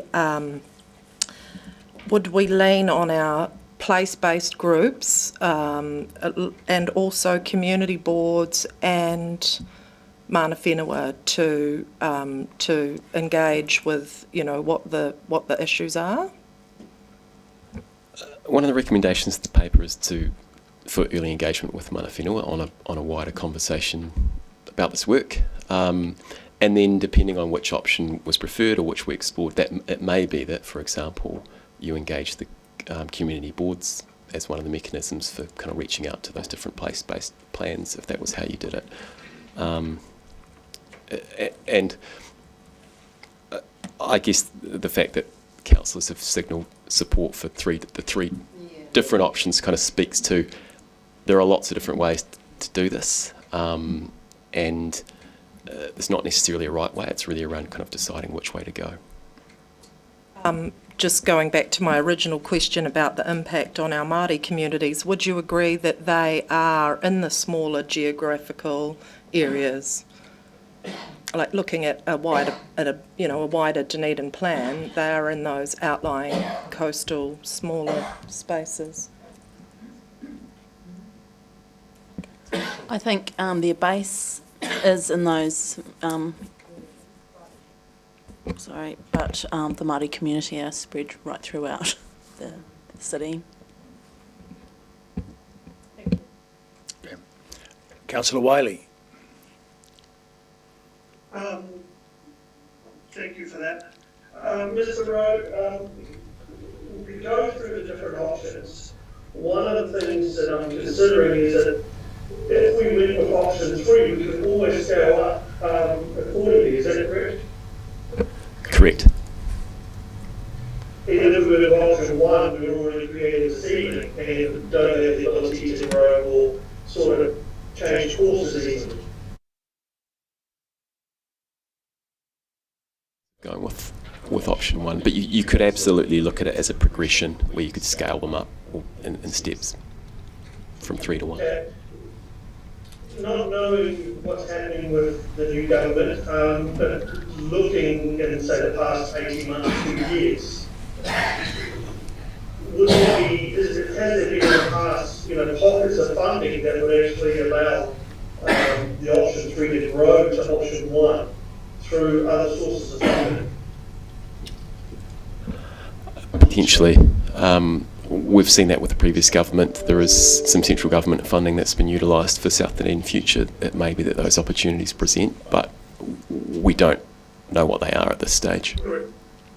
Correct, but generally funding comes around, especially when you put in front of governments or other groups, new projects as such. And as we went through with our smaller geographic areas, they could be positioned to be essentially new projects and new funding opportunities. Correct? Yes, and so one of the project funding is obviously typically time-bound, so there's a bit of a differentiation between doing project work and maybe an ongoing kind of function or service that the council might provide. That, for example, in regard to what the CEO said before, some of this work you might seek to integrate into your kind of core business, whether that's the planning team or something else. Though absolutely sort of the project-based work, maybe doing the initial scans, developing the plans, that kind of peak in the work might be something that you could resource through project funding. And then I guess the key difference between option 2 and option 1 is that you may do a program of work, and then I spoke before about we're not too sure what or how the new government is going to define the role of local government and adaptation. So it may be that you went with option 2 and then find there's additional adaptation related work or functions or responsibilities that fall on council that you then have to create some other resource for to service, because that's not covered in that particular program. So as I say, there's lots of uncertainties, but you could do any of these and we could interrogate them and get them costs, and you probably all could work. They just have trade-offs.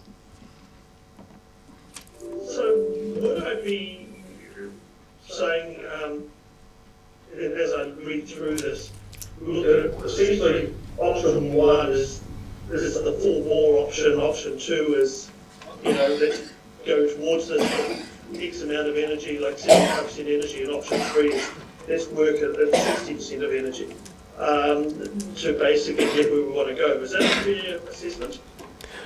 Broadly, yes. It's sort of a tiered approach. And my only sort of pretty firm thinking on this would be that running with option 2 does create a situation where you have multiple programs of work that are running side by side, and at which point I think it would be worth stepping back and saying, is there a better way of managing this work more coherently than having a number of different programs? Yeah, and I guess taking that one step further, I would be thinking, even if you did option 3 and then you focused on 1 or 2 smaller geographical areas, that essentially we would take those learnings from the smaller geographic areas to be able to provide a larger rollout. Is that a fair assumption? We're always picking up lessons learned, but adaptation is highly localised, so the way you do it in one place doesn't necessarily translate to a different community or a different set of risks or hazards. But the general themes, yes. Okay, appreciate it. Thank you. Councillor Benson-Pope. Thank you, Mr Mayor. The sort of coming back to Councillor Gilbert's question, in respect of what the options produce, that it's a different product we're talking about at the end of each option, is it not? Yeah, essentially, option 3 is your high-level assessment. Option 2 is a high-level assessment plus potentially some place-based plans that sort of drop out of that, managed as a program. Option 3 is that high-level assessment, place-based plans, but you also put option 1. High-level assessment, place-based plans for the rest of Dunedin, plus South Dunedin Future, plus the coastal plan, plus the coastal hazards work, all kind of bundled up into one and kind of managed coherently as a single kind of. So in terms of the most comprehensive and best coordinated approach, that's clearly option 1 in your view. Correct, yeah. But it depends on the level of ambition. Councillor Houlihan. Thank you. Yes, given the confusion around the table on what option to take, do you think perhaps if you had more time that this report could have been quite a bit different, or maybe if you had more time, it could be easier for us to make a decision? Yes, as you've seen from the previous item, we've been pretty busy, but we could absolutely interrogate this in more detail and come back with some options that are maybe costed and maybe a little bit more detail. I guess the thing to flag would be that we would be making a number of assumptions in that. Because, I mean, if we, say, for example, option 1 was put forward and we supported that, we don't actually know what cost we're supporting. You know, that's the concern there too. Like, same with any of them, any of the options, but it could have huge implications. Yes, and I think the idea in this conversation is to get an in-principle signal about what's the council's preference or what's your leaning, and then we can go away and explore that and come back with some details and costs. Okay. Councillor Walker. Yeah, continuing the theme, and thank you for this discussion. It's useful. It's not often I'm left perplexed by a paper and options, but I think this has been really useful. So, in everything you've said, and amongst the uncertainties, this being complex, it's technical, blah blah blah, it wouldn't leave you in an uncomfortable position if the mover of option 3 was to propose that we did more work to flesh out better the various options, and that also goes to the potential mover of option 3, and I'm actually quite attracted to option 2, so there we go. So that wouldn't give you it wouldn't make you uncomfortable if that was the outcome. No, we would pursue any of the 3 options as directed by council, and I'd be comfortable exploring all of them. Good. Councillor Barker. Thank you, Mr. Mayor. I just want to check what I heard, and I guess that I can't remember if I heard it from the CEO or not, about that if we were to do option 3, that we could do the scoping work from existing resources. Would that be correct? Potentially. So, sorry. Following on from what Councillor Walker has suggested, would there be a timeline for the ability of staff to come back to council with more options? Because what I was looking at was a high-level strategy that identified all of the areas that need more looking at, because this is, to me, step 1, do the strategy. Would it be possible to get something? I'm sure that we can't get something back by January, but there's no chance for January. And just so I'm clear, option 3, if I've got it in the right order, would require us using, when I say existing resource, it's a external resource, so it would be applying, as I understand it, Jonathan, we've suggested in there, I think, that option 3 needed consultant spend potentially. Yes, so we could scope it up internally within the team, come back with some more advice to council, and then to do the actual work of developing option 3 would involve additional resource, whether that was a consultant or... Additional resource, and that's what I meant. We would apply a consultant spend from somewhere to do this work if council had chosen to prioritise it, rather than spending that on another project. So I was very confused about the cost, because it was said A, B and C, and I didn't know if the cost related to option 1, option 2, option 3, because there was the localised adaptation, then it had could be in the order of 1.5 to 2 million over 2 to 3 years.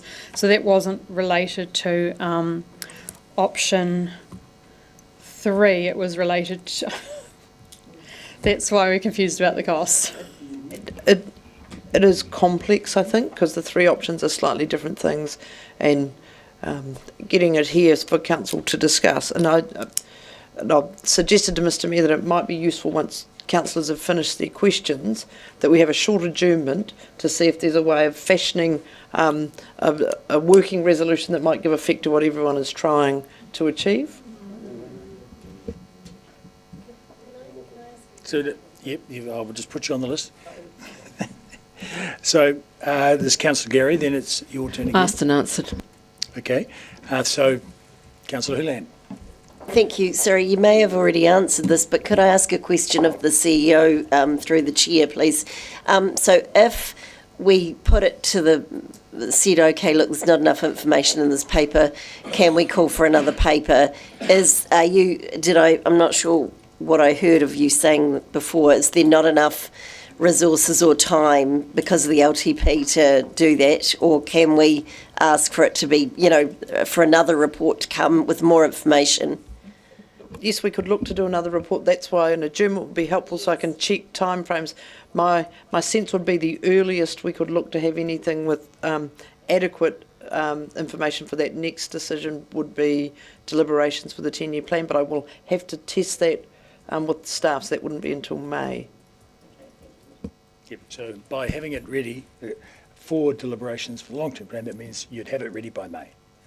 But that's partly why I'd like an adjournment, because I really do want to test with staff if that's reasonable and possible, because there's no point in suggesting that only to find that that's an unrealistic timeframe.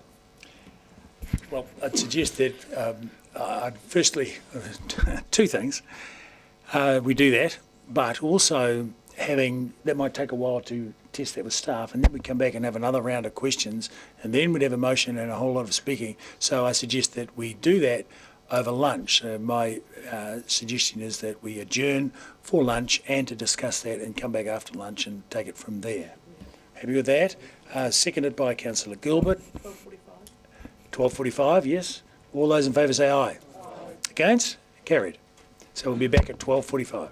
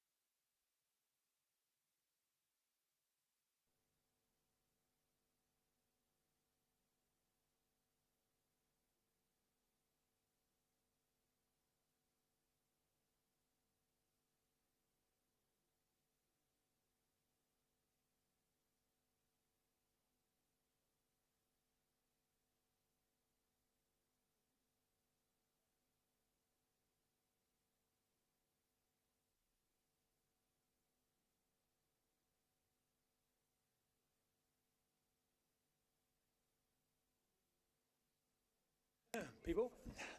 I think it's overdue time for us to carry on. Let's do that. And so, did we get to, sorry? Is Andrew joining us again? I expect he will.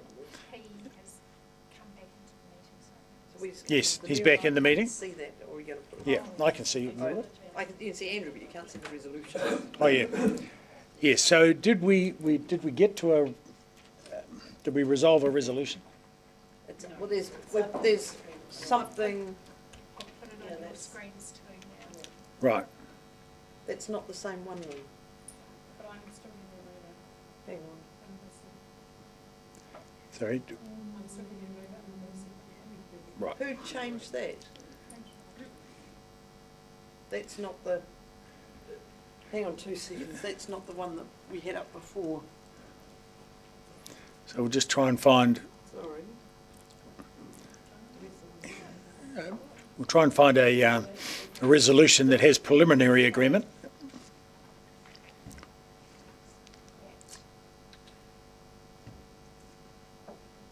Which one? But that's not. Yes, that's it. That's right. Pardon?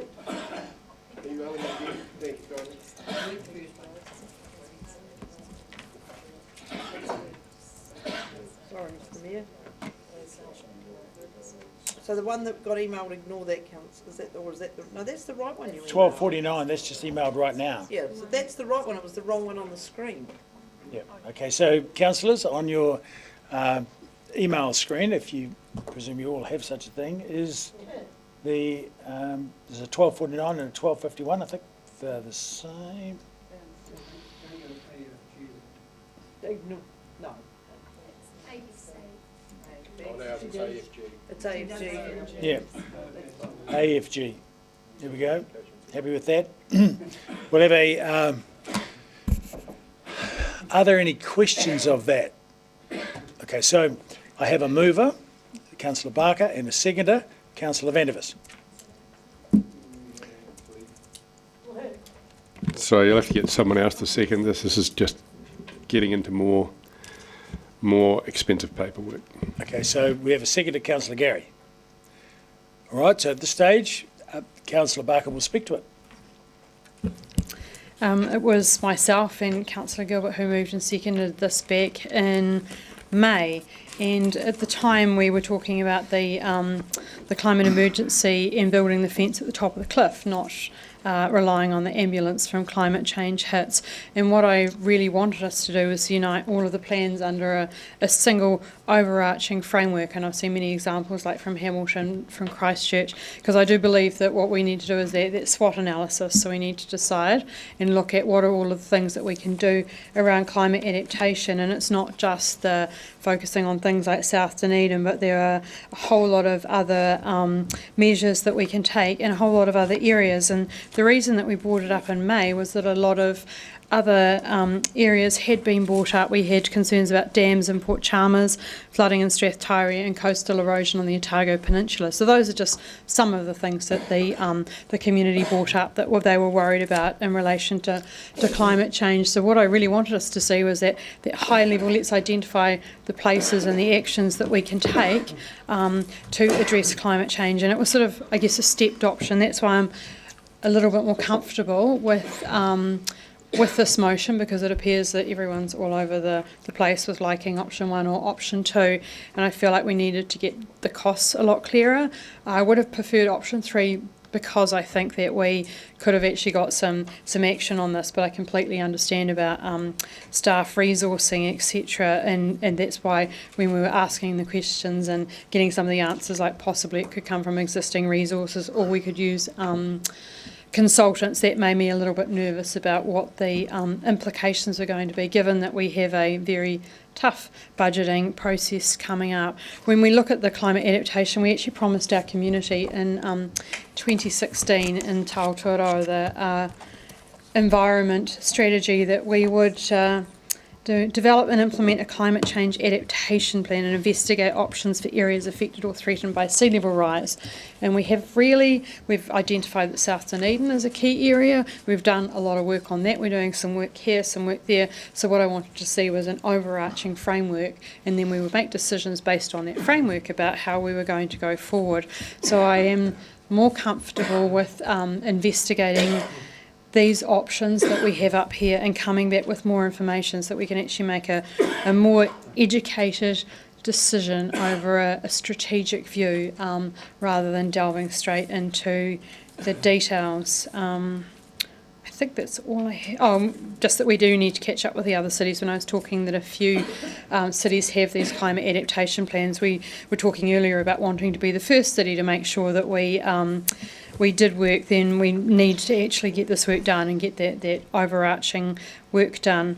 I was expecting when we got our climate action plan, which is now the carbon zero plan, that it would cover both, because all of the other plans appear to cover both emissions reduction and climate adaptation, because we absolutely need to be very concerned about climate adaptation. And in the South Dunedin paper, it talked about how difficult some of the implications of that were going to be. And I also feel, because of all of the other things like Cyclone Gabriel, what happened in Auckland, as Mr Mayor mentioned earlier, that we need to be able to look our community in the eye and say, actually, we've got your back, we are on top of this, we are working towards a plan for the whole city, because that is what we hear when people go, well, what about us?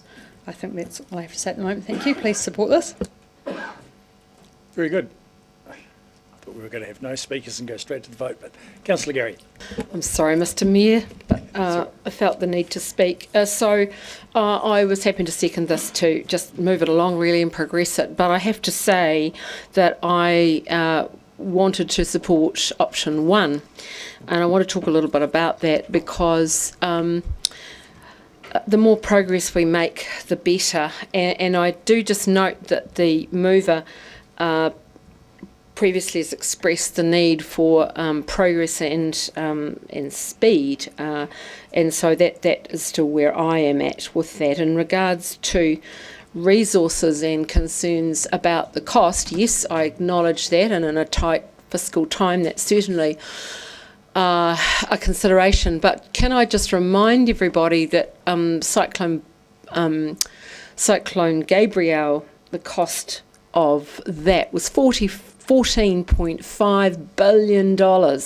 So let's not get too hung up on that, because the costs of not getting on with this are likely to be a great deal more. And the other reason I liked it was around the embedding of option 1, was around embedding progress in plans and actions in council work, and that really appealed. And it also spoke to being ambitious, which I believe was something that this council wanted to do. I just also want to acknowledge the community, because the community is a very important part of this, of course, and I sense a real hunger for the bespoke, localised plans. I think our community wants us to get on with it, and they want to know what it is we will do or lead and they can do in their communities. I really sense that. And I also finally just want to acknowledge Professor Blair Fitzharris.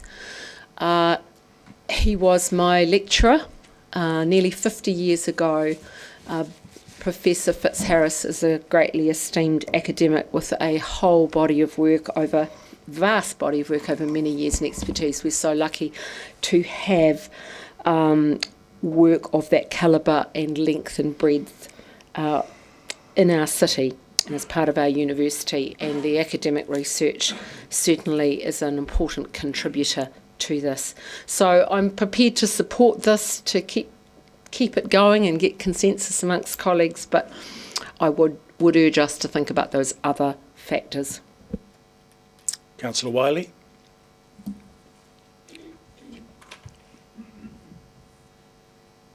Thank you.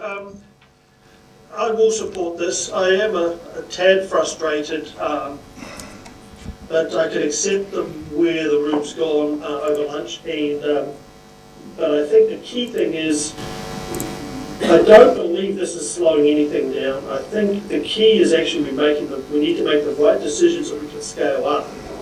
I think the problem that I can see going forth is if we try to basically go with the platinum version of what we need to do, we continue to be on our own and ploughing ahead way too quickly, rather than utilising a lot of other skills and also utilising a lot of other funding.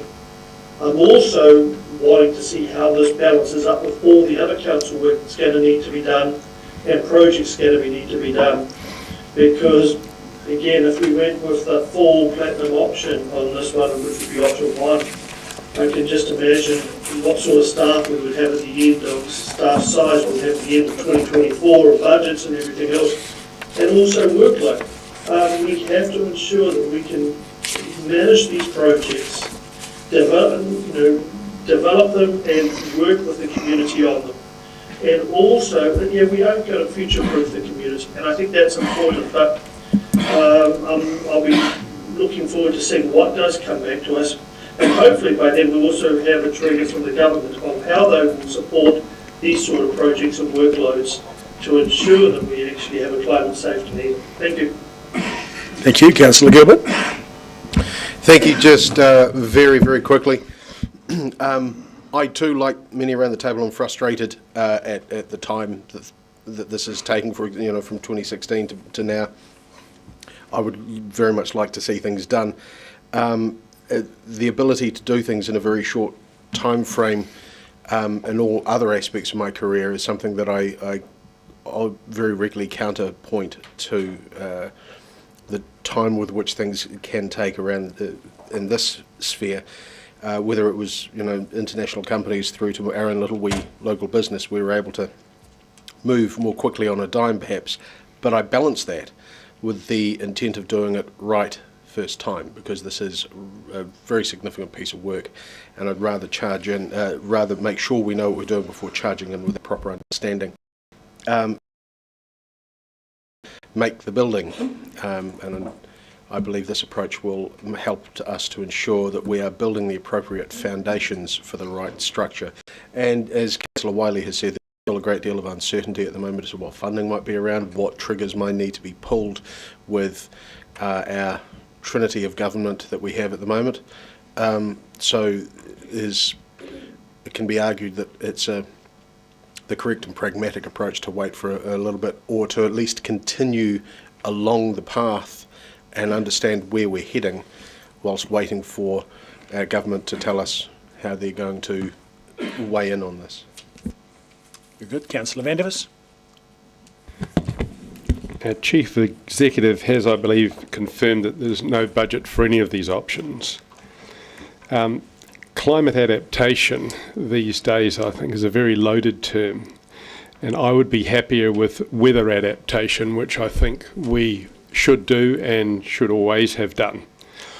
And also there is, I think, real value in actually dragging the chain on doing this kind of work, because it's being done by any number of other councils anyway. A lot of it is generic. And if we just take the work done by Wellington or anyone else, cut and paste their work and simply and cheaply insert our own low-lying areas into the narrative, we can save ourselves the fortune and the duplication that's required to produce our own world-leading plan, which is already a bit late. So I can't vote for any of this. This is just more money spent on something that's been already done all over the world and in a lot of other New Zealand cities anyway. What's the point? What's so vastly different about our low-lying areas to Wellington's or anyone else's? You can simply cut and paste and insert and save yourself the cost, the trouble, and the virtue signalling. Very good. Councillor Houlihan. Thank you. Yes, if you want to get anything done in life, you need a plan. And I think what this will give us is a vision, a structure for how we move forward, and also help us achieve funding, particularly government funding, if it's very clear what our plan is, other people will be able to see it as well and look at it and straight away hopefully visualise what the plan is for the city. And that to me is really important, and I think it's important we have that earlier rather than later, because as others have said, other councils will snap up the money. So if we're in early and a bit of a pioneer in that area, we could benefit. So let's get the benefit. Right. So you're right to apply, Councillor Barker. Thank you, Mr. Mayor. I heard the word frustrated quite a number of times, and I've been frustrated too, given that we had the environment strategy which had do this action in it, and often, I guess, circumstances have overwhelmed us, and we've concentrated on little areas. When we talk about virtue signalling, I'm quite happy to be virtuous, because I think that's what our community expect of us, to be virtuous and to make the right decisions for them, because we all have to live in the city and they want to live in a safe and climate adapted place. Really want us to be able to looking at taking that strategic approach and to lining it up with the LTP. And I also am more comfortable with this because we need to understand the consequences. Councillor Vandervis said there was no budget, but when we were asking questions we could hear that possibly this could be found internally, but we can't understand the consequences of finding money internally because everything's budgeted for. So what happens to that money? That what are we sacrificing for the money that might have been found internally? And I acknowledge that any climate adaptation is a huge body of work, and I totally respect that we've got a small team and they've been working on South Dunedin as a matter of course, and then we have asked them to do more work on top. So what we're really looking for is getting more information before we can make a really good informed decision on our way forward and building that strategy, which you know I all love, addressing the whole of the issues that Dunedin faces and looking at those best practices from the other councils as well. Very good. Ms Addison will take the motion by division, please. Councillor Ackland. Aye. Councillor Barker. Aye. Councillor Benson-Pope. Councillor Gary. Aye. Councillor Gilbert. Aye. Councillor Houlihan. Aye. Councillor Lucas. Aye. Councillor Mayhem. Aye. Councillor Vandervis. No. Councillor Walker. Aye. Councillor Weatherall. Aye. Councillor Wiley. Aye. Mayor Raddick. Aye. Carried 12-1. Very good. Item number 9. Housing Capacity Assessment Update 2023 and other. Sorry? 8? We're moving on 9 ahead of 8. Yeah. We agreed that in the confirmation agenda. That's right. You voted on it. Yeah, I thought it was changed. No.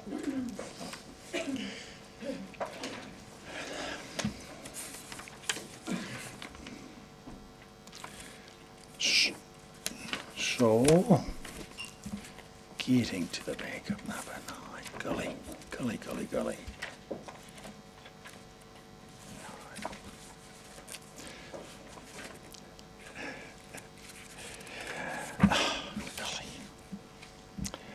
So, where are we? So, Dr. Johnson and her team will speak to the motion. Do you have any preliminary comments for us? I do, thank you, Mr. Mayor. I just want to note as well, we are expecting an online attendee, if they're waiting, just to answer any questions that you might have. I just want to start with providing some clarification around the growth scenario used for the FDS, which is discussed in this report, as this has been the subject of a media inquiry. And I'll explain it in general terms, but we have our housing capacity assessment peer reviewer, Rodney Yeoman, online to answer any detailed questions if they're beyond our expertise. In the past, I've had Nathan Stocker with me. Unfortunately, Nathan has gone back to Wellington, and but we do have Rodney here to help us while we recruit to fill his very big shoes. As you're aware, for the purposes of developing the FDS, the Strategy Planning Engagement Committee and the ORC Regional Leadership Committee agreed to approve the Statistics New Zealand medium growth scenario back in December 2022.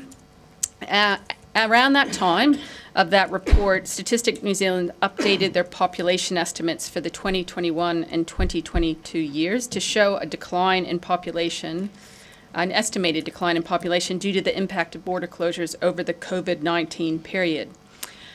This had the effect of lowering the population projections for the medium growth scenario. However, earlier this year, Mr. Stocker, after receiving data showing New Zealand experienced higher migration rates than expected after the border reopened, made the decision for the FDS, and also he was working with corporate policy on the significant forecasting assumptions to suggest switching to the high growth scenario for the next 10 years as a precaution. So in October of this year, Statistics New Zealand updated its population estimates for those 2 years, which now show a very slight population increase rather than a decline over that period. So basically, Mr. Stocker made a good call to switch to that higher growth scenario. However, I just wanted to note, because I think there's been some confusion around this, that the change isn't really that significant, as it essentially is just realigning us back to where we were on the medium growth scenario prior to its adjustment for predicted decreases in population due to COVID-19. And then that higher growth rate isn't expected to last into the long term, as that migration into New Zealand is expected to settle back to a more normal pattern. However, it's something we'll continue to monitor and update Council on. So I'm just highlighting that change was made as part of Council adopting the significant forecasting assumptions back on the 26th of September.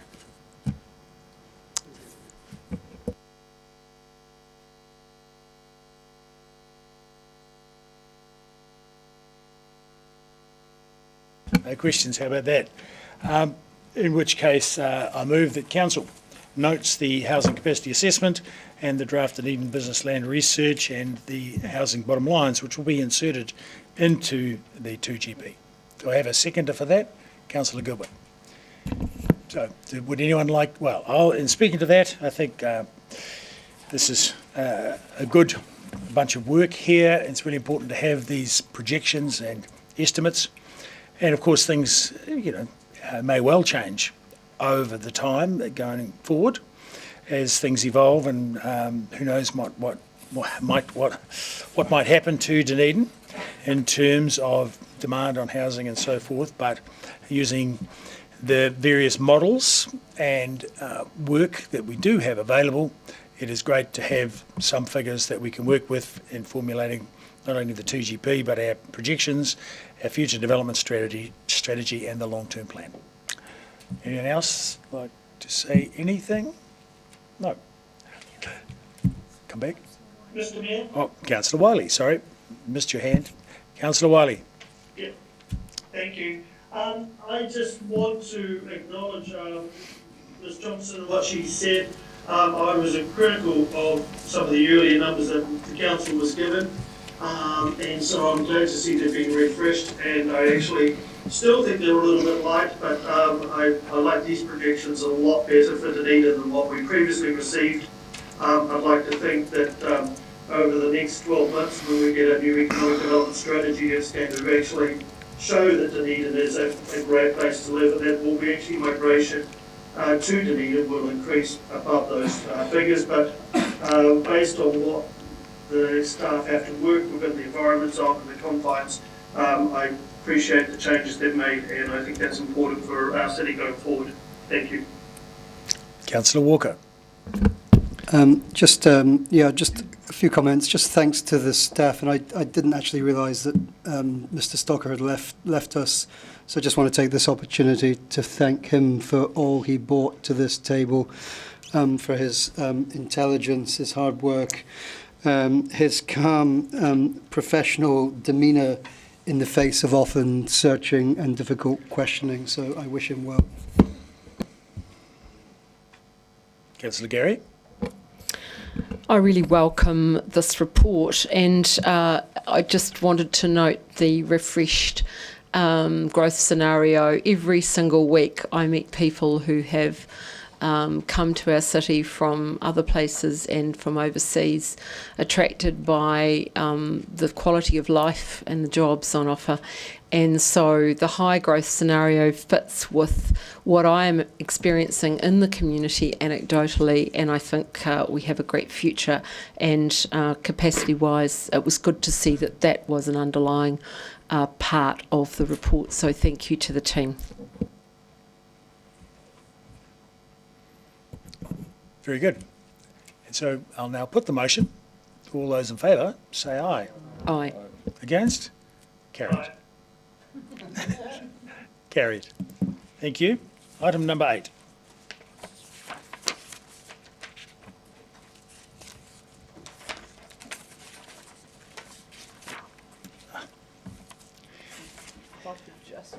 Just before Dr. Johnson makes her opening comments, if I just remind councillors that the papers that you have on the confidential part of your agenda shouldn't be referenced in this part of the debate. So this is just focusing on the information that is currently in the public part of the agenda. Okay, just because for clarity. Thank you. Do we have any other preliminary comments, perhaps from Dr. Johnson? I do, if you'll entertain me. Just based on some questions we've received, I thought I might just introduce the FDS and its relationship with the LTP. So as you're aware, the FDS is a strategic planning document that we are required to show how Dunedin will provide enough housing and business land capacity for the next 30 years and what infrastructure is required to support that growth. It's a document that's designed to integrate the land use planning process with infrastructure planning and funding. And we prepared the document jointly with the ORC, and staff from both organizations across all the infrastructure areas have been involved in the process. However, the program of infrastructure delivery indicated in the FDS was provided by those staff based on early capital program thinking, just because of the timing of the two processes, and those staff assessing the degree to which different infrastructure was considered essential to enabling that housing and business land growth to be infrastructure ready, which is a requirement of the FDS. Given the time frame for finalizing the draft FDS was before decisions on the draft LTP content, there may be instances where the time frame for infrastructure delivery between the two documents will not be the same, and I just wanted to highlight that. The purpose of today's report, of course, is to adopt the draft FDS for the purposes of instigating the public consultation process in the new year, and that consultation process is being linked to the LTP. And the submission form is encouraging community members to participate in both processes, noting that the decisions on funding are made through the LTPs and the infrastructure strategies rather than through the FDS. The two processes are also being linked through enabling the FDS hearing panel to make recommendations to the LTP hearings, and for the FDS hearing panel to consider the outcome of those LTPs and infrastructure strategies before finalizing the FDS. So therefore, we anticipate that through this process of integration, the documents will become aligned over time. And so one more thing, just noting that we have asked delegation for the CEO to make minor editorial amendments. We have found a couple of little errors, and one I'll highlight is that the summary document at the moment is labeled Statement of Proposal incorrectly. It should be labeled Summary Document. But if you find any other editorial problems, please feel free to email me and we will put them into a report for Sandy to consider. Thank you. Excellent. So, speakers, Councillor Gary. A question, if I may, to the Chief. I think the Chief's the one for this one. Just a process issue. The recommendation we're considering, the fourth one is around delegating to you around amendments, but clearly we can't discuss that in this scenario when it's supporting documents in the confidential agenda. Can I be assured that, or can I be assured about the breadth of that part? The delegation to make amendments is largely editorial as opposed to substantive.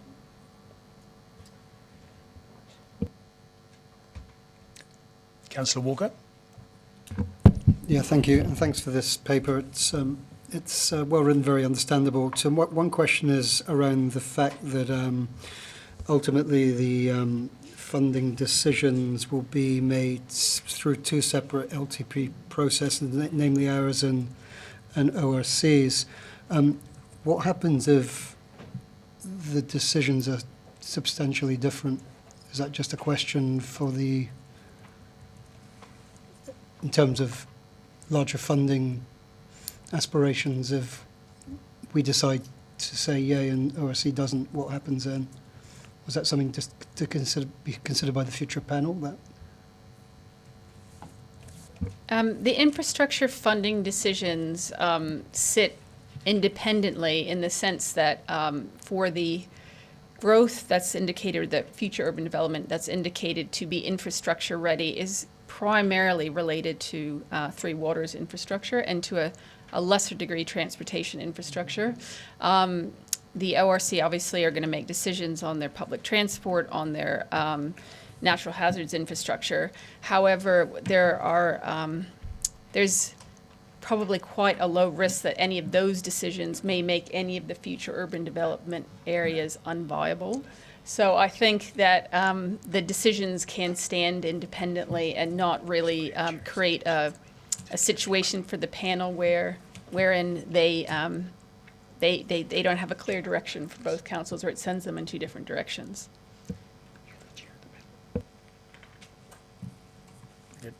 Councillor Barker. Thank you, Mr. Mayor. I have a question around the FDS and what the new government has got as part of their policy. And has that changed? It says in the Going for Housing growth plan that they will, councils in major towns and cities will be required to zone land for 30 years worth of housing demand immediately. So this is basically what the FDS is doing. Is that correct? Because it says in paragraph 12, provide at least sufficient development capacity for housing and business land needs to meet expected demand over the next 30 years. So do those two things mean the same thing, or may there possibly be changes within the next few months that would affect the work that's being done? So to answer your question, do they mean the same things? The answer is no. So in an FDS, the long-term growth only has to be identified in the FDS document itself. It doesn't need to be in the district plan. What the government's new policy is, they want all of the long-term growth zoned in a district plan. However, Dunedin's in a very fortunate situation that all our long-term growth needs are in our district plan. So we meet that requirement even though it's not a current requirement. Great. So we have no further questions. Sorry, Mr. Mayor, I'm just having a procedural moment in my brain.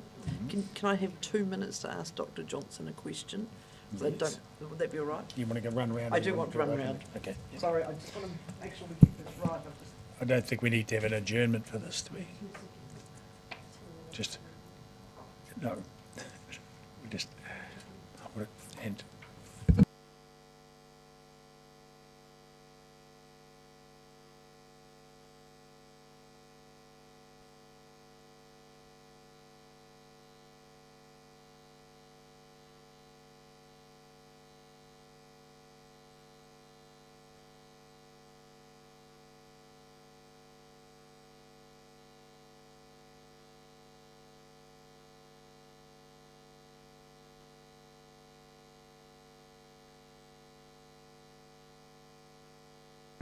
So, Mr. Mayor, with your leave, in talking with Dr. Johnson, we're just wanting to canvass whether councillors would like now to go into non-public to ask the particular questions they may or may not have about the substantive documents, because it's hard for you to then adopt them without having answered your questions. I was going to ask something similar, that I find it difficult to adopt something that we haven't discussed or had the ability to ask questions on. Gary, and my question was similar. How do we ask questions about a substantive matter when you only have editorial delegation? My suggestion would be, Mr. Mayor, that you move into non-public for the reason that to prevent disclosure for information for improper gain or advantage. and then we move into non-public with a view to having the discussion on the item that is in your grey papers, having that come back, and then consider this further. Very good. So in order to actually get this agenda item covered off and move through it, I move that we transfer the meeting into non-public for however long it takes. Seconded, Councillor Walker. All those in favour say aye. Against? Carried. So there'll be some personnel changes.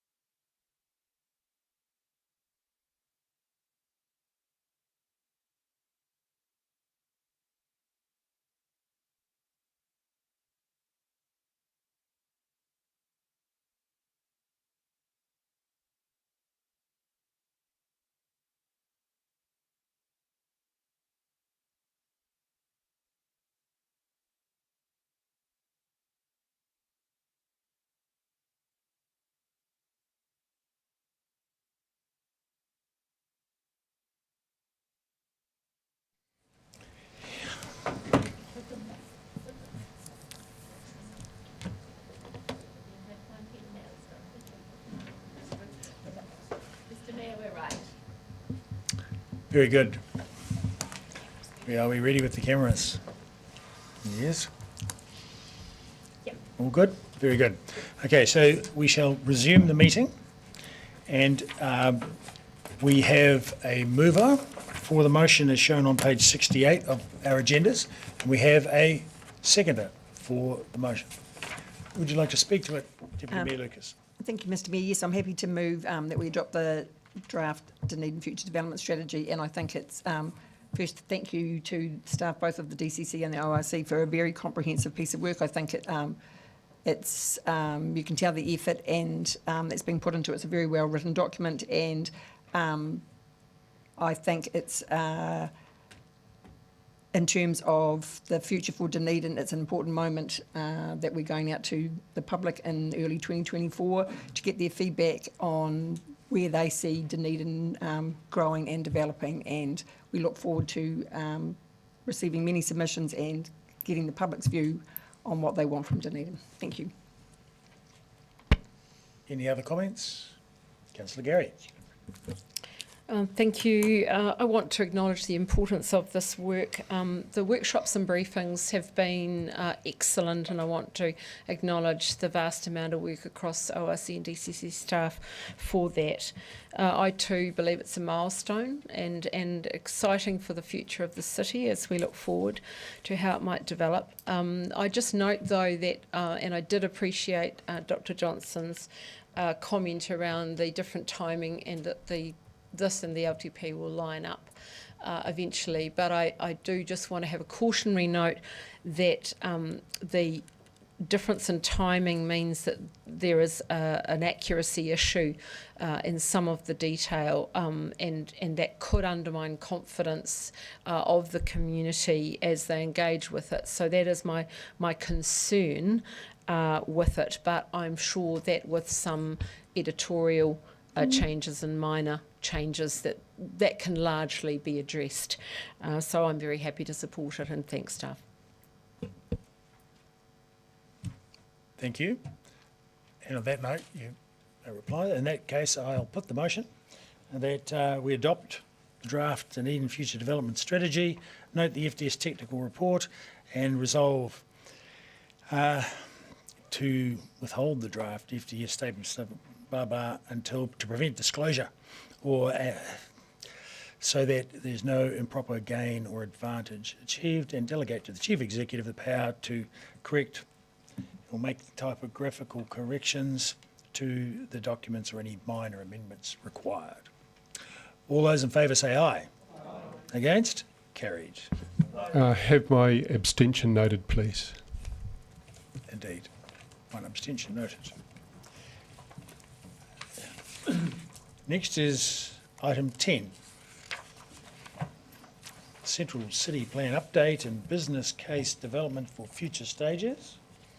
We have Mr West, Mr Von Pine and Mr Hazelton. Do we have any preliminary comments? Nope. Do we have any questions? Councillor Barker.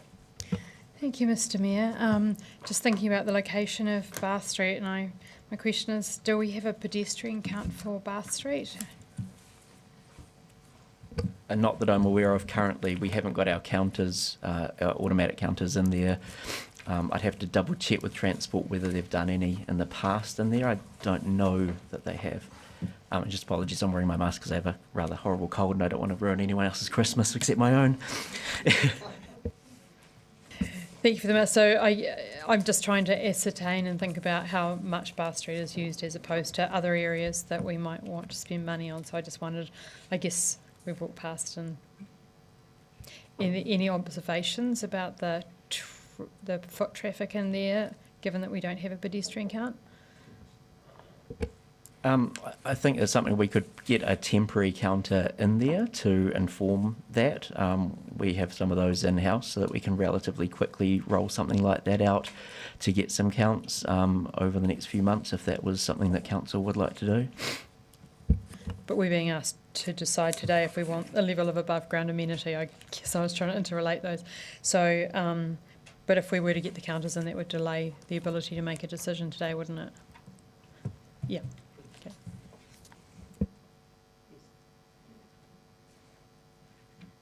So, sorry, I just didn't catch the answer to that question. Was that yes or no?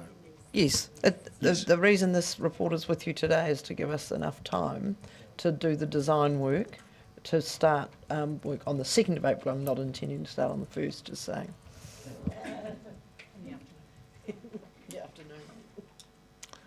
Okay, next question, Councillor Gary.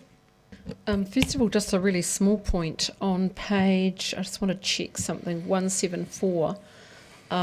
It's got, in paragraph 7, the previous decision around the $60 million budget and the finishes, and it's got the old, the earlier numbers there, but I think the last one is a D as opposed to, is it not, be $250 per square metre?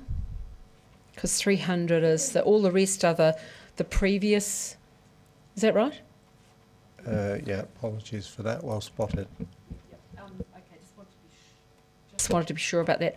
And I just also wanted to ask in regards to Bath Street. I recall, and I'm sorry, I don't remember when it was, but I remember doing an accessibility check with members of the disabled community, and I was in a wheelchair on that occasion, and I think, and others of us were, yes, you pushed me, that's right, Councillor Barker, and we all were given particular disabilities temporarily, and it was very evident the difficulty for members of our disabled community. Accessibility was just appallingly bad. I'm assuming that whatever finish we do will take into account accessibility and all of that feedback. Under the renewal option, I think we'd have the most challenge with trying to get it accessible, given you note that the footpaths are very narrow through there and there's only so much we can do with those. There's probably still some tweaking that we can do around those as part of a more detailed design, but I think you would struggle to, most people I see walking down there at the moment walk down the road. So what would give us the best outcome in terms of accessibility? Anything above the renewal only option gives us more scope to include accessibility.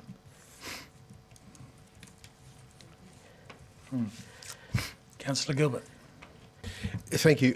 My question, sort of two, but it's repeated, so you can probably answer it in one go. Relating to pages 176 and 177, the costs of the different finishes. Now, I'm aware that there is not an inconsiderable yearly cost in maintaining the brick finish on the footpaths in Princes Street, which got me to thinking, is there a life expectancy or ongoing maintenance difference on the various finishes? Yes, there will be. It will depend on what level of finish we come up with. But at the moment, Bath Street has got a chip seal and asphalt and a slurry on top of it, which is past its life expectancy, so that's why we've got all the bumps and humps. If we have a really robust paver set on concrete, for instance, it will last longer than a chip seal or a lower level treatment. So yes, the higher level of treatment can mean that we can make it last longer, if that's the question. I realise you're not a soothsayer, and I realise you're not able to tell what damage it's going to get in trucks, etc. But do we have any? Is it like, so the renewal or the high finish gives us 50 years, and the very high would give us 240 years? I mean, are we talking a big difference, or is it 50 and 51 years? You know what I mean? Between lower level, what you're soothsaying here, around 10 years before maintenance, up to about 20 years before maintenance. So.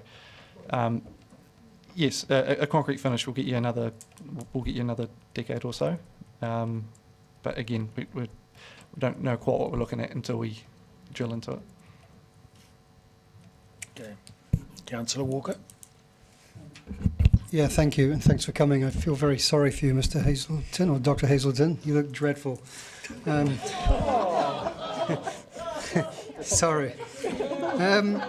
three questions. Going back to Councillor Barker's question about the numbers, isn't it perversely the case, I guess, that counting now is sort of unfair because we counted in the context of it being a beautifully upgraded street? Those numbers may, of course, significantly change because of its attractiveness and usability. To a degree, yes, but I guess that also is dependent on whether other stores open down there, other developments occur. One thing I'll say from the pedestrian data that we've been gathering so far from the George Street redevelopment as we've worked through there is that a lot of the foot traffic is highly dependent on how close it is to certain amenities. So this is slightly off tangent, but it's an interesting one, I hope, that at the moment we've seen that Knox Row falls every year around the same time that the students go, whereas other blocks will be growing significantly at those times. So I think a lot of it depends on what other things are around it. And obviously with somewhere like Bath Street, it'll be the big employers like DCC, but also what's going on in the Octagon as well. Sure, thank you. And I presume it's, obviously I know the answer to this, but I'll ask it in terms of us doing whatever we decide to do in tandem with the Free Waters work, so I presume the convenience of that can't be understated? Correct. There's definitely cost efficiencies, if that was the question, so we'll get more bang for our buck by doing it together. And you've answered the accessibility one I was going to answer, which I think is important. And finally, when I read in option 2 about Bath Street, designing it and developing it to a moderate level of finish, I always read that as moderate, meaning crap, actually. What exactly does that mean? Does that mean literally digging up, keeping the bricks and the pavers and then sticking them back down, or is, what exactly is moderate? Yeah, so we do have a definition under 7C. You'd be more likely to be getting something closer to what we've done in the enabling works area, so somewhere like Hanover Street or St Andrews Street or parts of Great King Street. So a bit of a mix of paving and asphalt and just your standard furniture, etc. So presumably, again, going back to, because I agree with a comment from you earlier about the accessibility, and I know people avoid it because it's, and I'm one of those that walks down the middle of the road. So that level doesn't really address that problem, I'm guessing? Not entirely, no. It would give us some opportunity to do that, and we could work that through the design to see how much we could widen one part of the road. I guess it's a question that the difficulty we have is with the current layout, you can't easily add much footpath space without essentially taking the footpath off one side of the road, which also isn't a great option. Because you've just got one lane of parking, one lane of road, and two very narrow footpaths. I was going to avoid the P word, but you brought it up first. Oh, no, I didn't. So currently, I mean, again, as somebody who uses that street regularly, I'm cognizant of cars parked there, but there's not many. Can you remind me, do you know off the top of your head how many spaces are down there? And if we'd lose... I believe it's under 20. I'm just trying to count them as I walk down the street in my mind. But it's, I think the other important thing is it's an incredibly important access to many off-street car parks as well. So it's not just the on-street car parks that are really significant there. But also I know there's been a desire for more mobility parks at the top end of that street, etc., because of businesses that have opened up there as well. Yep. Councillor Gary. Thank you. Dr. Houserton, I wonder if you could comment on the mix of finishes, because you just referenced it before. George Street was at a very high level, and then we had our contributing streets, if you like, at a different level. In terms of Bath Street, you've spoken to this a little bit, but I wondered if you had any other comments around that, around the mix of finishes, and from an urban design perspective, how that sits. I think at this stage, really anything is still possible in terms of finishes, because we're such an early stage of thinking. I think if we were to go down, I've seen some half-decent, more shared environments where you would get greater accessibility still done in asphalt for small strips of that. So I don't necessarily think we have to preclude an entire... we don't have to go the full whole hog with a very expensive option to get some benefits out of it. I think if we settled around a moderate type of finish, there's options there that we could trade off some finishes for better accessibility, etc. And that's always something that might be easier to go back later with. Councillor Mayhem. Thank you. And first of all, I'd like to say, Mr. Hazelton, to me you look stylish as always. And congratulations on the Santa Parade in George Street. I would like a complete vision for Bath Street, not just about what the surface will look like, but I feel like it's a very unique street within the city that has some potential to have an element of magic. And I think of the times, and there could be more, like the Thieves Alley Day, where, and I know I'm not going to ask for pedestrianisation of the street, but I wondered if maybe it could be a 10 kilometre or a 30 kilometre zone that any traffic entering there would have to go at, a snail's pace for Steve to walk down the middle of the road and not be run over.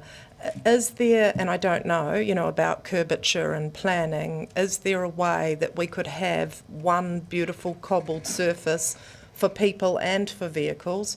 And or what am I not reading here in the papers that and I guess we have to ask for a high level or a very high level to bring that magic, do you have a vision to make Bath Street something very unique that's going to bring people to it and say this is a special little alleyway, we're going to have night markets, we're going to have bunting, we're going to have lights and art and do you know where I'm going?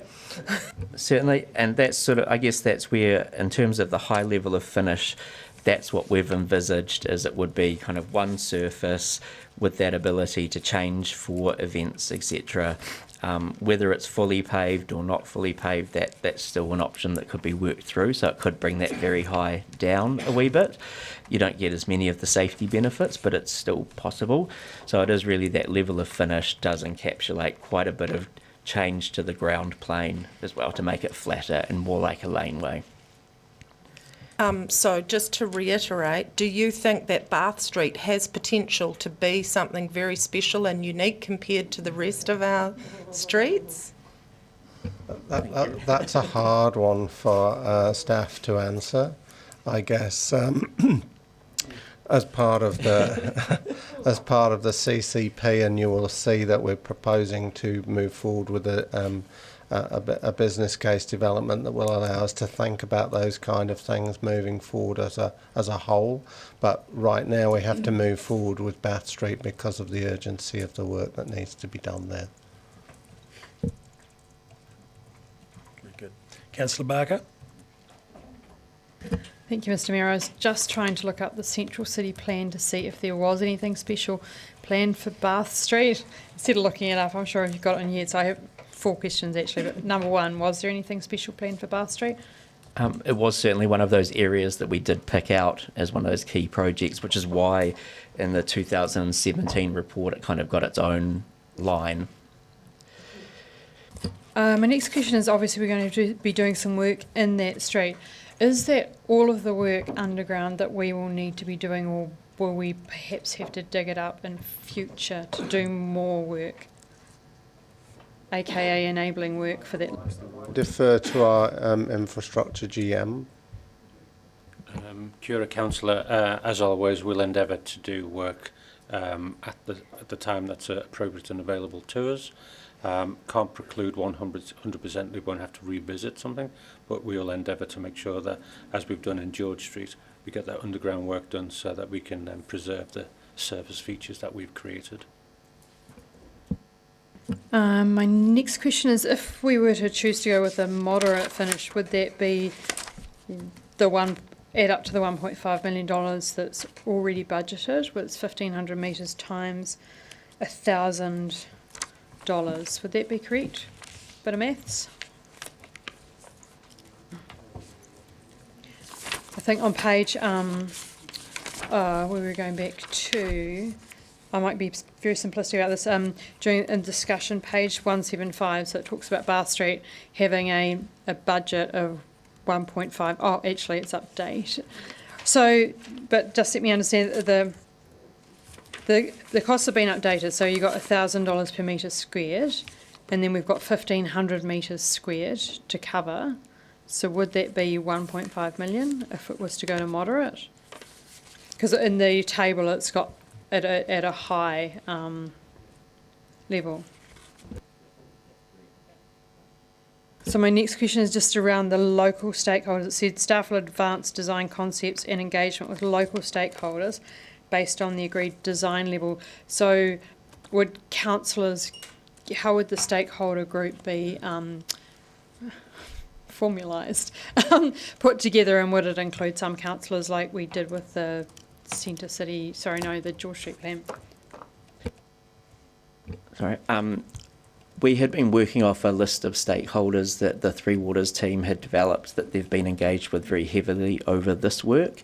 And we've had some initial conversations with them very, very early on about what, they've all had the question is, what's likely to come afterwards. And so we've said that, that's still a question to be resolved. Absolutely, I think, there's an opportunity to develop some type of group. I don't know, Sandy, what do you... We're talking, it's a reasonably discrete group of immediately affected stakeholders as opposed to George Street, which was several blocks. Certainly councillors, we would look to brief councillors, but there's a handful of businesses and business owners in the street who are well identified and have been well engaged with. We could brief councillors on the thinking, but I think we need to think about how often you want oversight groups. It's what is it, 50, how long's the street? 150, it's short. Oh, I guess the reason that I'm putting in there is also we've brought up disability issues, etc. So it's like, how do we make sure that those groups there is a business on the corner, obviously, that fits within there, but it's like, how do we make sure that we're actually getting those voices in the design? Dr. Hazelton, Glenn, is really good at, in making sure that we do engage with the relevant groups. And then the design, hopefully councillors will be able to look and check in with that. It'll be emergency services, I'm sure, will also be part of the group, and they're not resident in the street.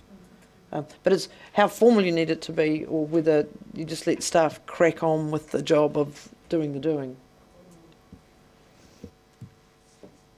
Okay.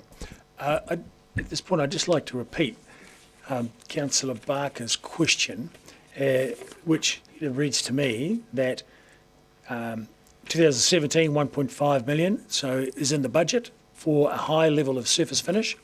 And if we stayed with the budget, we'd get a moderate level of surface finish right now without having to change the budgeting.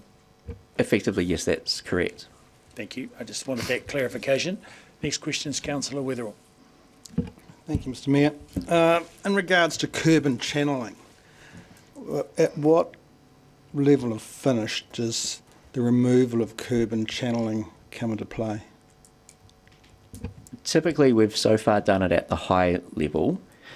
I would like to go back, though, and double check that whether we could, if we downgraded finishes and just went with a simpler finish, whether we could still achieve the curb and channel deletion.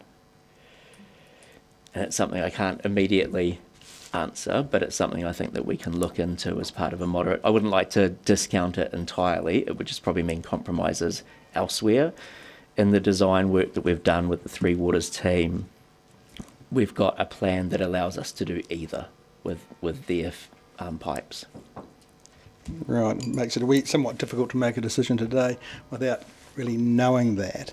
In regards to uniformity, why was it that St Andrew Street and Hanover Street were targeted for a lower level of finish, being an offshoot, lower level than provided than what's planned for Bath Street.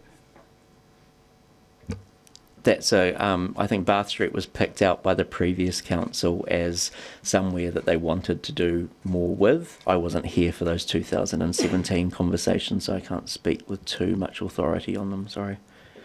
And what I would say, the second part of this report is seeking a business case to consider all of the, what do we call those ones that join enabling works?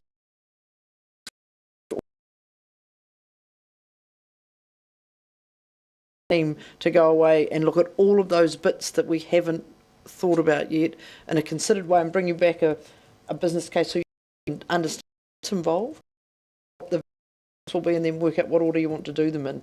So I think that's a good question, but I don't know that we ever really grasped it in the context of the project as a whole.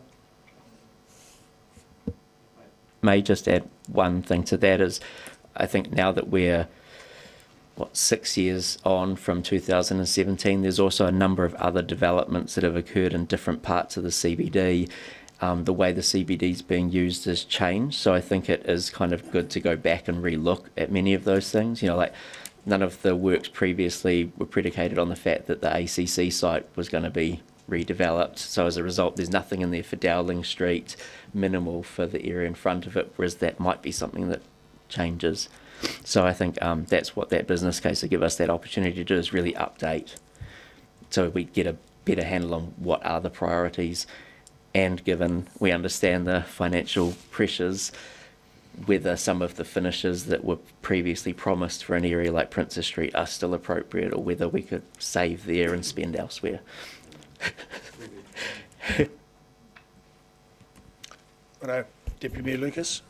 Thank you. And following on from the Chief's comment, because I'm kind of concerned about the big picture, and we do this, if we go with just the low renewal quality upgrade, can we relatively simply upgrade later on once we've got the whole business case for the whole area from Murray Place right through? To some degree we could. The one thing that is screaming in the back of my mind is I'd rather not disturb the businesses twice in a so I think it would be a case of, if you wanted to come back later, it might be that we then put Bath Street quite a bit further down the time frame. So you might say we'll give 5 or 7 years before we came back, so that you're not impacting them twice within a couple of years. I think that would be a hard. So just so I'm clear with that answer, because so we would do it in April 24 onwards, and then to a low finish, say, and then in 5 or 6 or 7 years' time, when we've got the full business case, we would come back if the suggestion was to do it higher. That's correct. That I think that would be one option. That's probably a personal opinion, is that I just know that how difficult these works are for businesses, and I wouldn't want to then say, oh, we're going to be back in 18 months and put you through this again for 6 months. I'd rather give them time to recover. With your indulgence, Mr Mayor. Yes. So it could be potentially, in going to what Mr Von Pine said earlier, you do a treatment in response to Councillor Gilbert's question. When it's due for renewal, at that point you upgrade the treatment because it was due to be renewed anyway. Disturbed all of that street anyway through the works. I guess But you've put a surface in, and it's going to last for a period of time. So the asphalt finish, for example, when it's due to be renewed or maintained to a reasonable level, at that point you plan the disruption. Correct, you could, but you'd need, with the renewal option, you'd be keeping the same grades and footpath widths, etc. So if you wanted to increase the width of the footpath or change the grade of any of the road or the footpath, etc., then you need to it'd be rework. So dig it up and redo elements. Just as a question on that, that would mean by doing renewal you keep the same amount of parking. What about if moderate, or if we did it moderate, how would that change the parking in Bath Street? At this stage, we haven't gone too into depth in that. The few very conceptual things we've thrown around is that we could retain most of the parking in there. because there is space and there's minimal parking in there as it is, and it mostly swaps sides as you go down. So, and like it was with George Street, there's every possibility that that's a request from council. That's one of the design criteria, and we'll do everything we can to retain that parking. Yeah, you said most. Can you have the word all? If you choose that that's what you want to request, then we can come back to you and tell you how much we can do. Just asking. Okay. Very good. I just have one further question, which kind of leads on from that, because following on from Councillor Gary's comment about disability access and how narrow the current footpaths are, and the curb and channel, and the need to keep parking, how to solve all of those three issues at a relatively lower cost. That's what I think is the key challenge here. Am I correct? Absolutely correct. Thank you. You've just summed up our jobs. So that being said, would it be feasible to do it at a renewal rate and resolve all those questions? No. No. Righto. Councillor Walker is next. Yeah, thank you. Followed by, Councillor Benson Pope, Barker and Houlihan. Sorry if I just missed my spot. No. Okay. They just gave the list of who's Take following. your finger off the button. You're next. Yeah, thanks. I have one question, but I'll go back to just the comments of Ms Graham. In terms of, and I just want to reiterate this point, Mr Van Pine, is just yet again, there's no better time to do work properly when you're doing other substantial stuff in the street. Is that correct? In relation to doing the underground and above ground, yes, it would be more cost effective and more less disruptive to customers, etc., to do it one day. Thank you. And so my question is around that the 2017 decision to proceed with this, and I think we've agreed that there's a discrete number of businesses. I think we know most of them in that street, and I certainly know one who still refers to that decision. Is there, Dr. Hazelton, you have spoken to those businesses. Is there a general agreement amongst the very few businesses for this to proceed, or is there a split? Is there a sense of a split sort of opinion on what should happen? There's a split opinion on what should happen.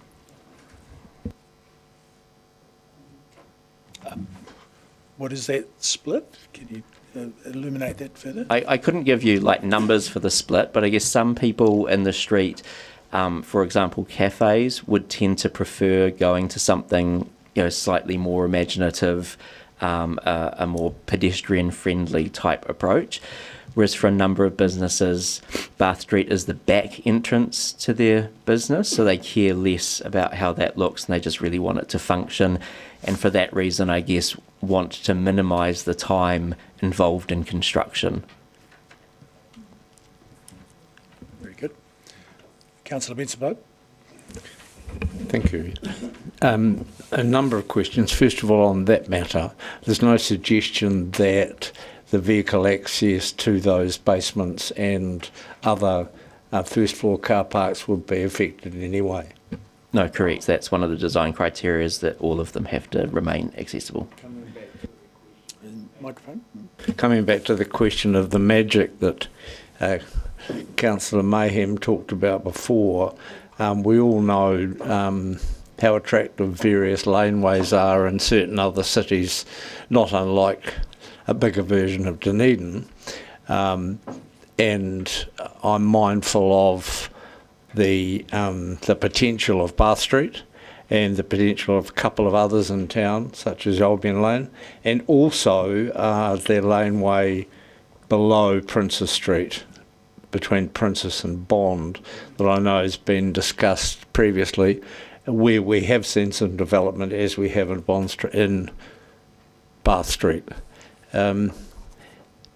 Those other areas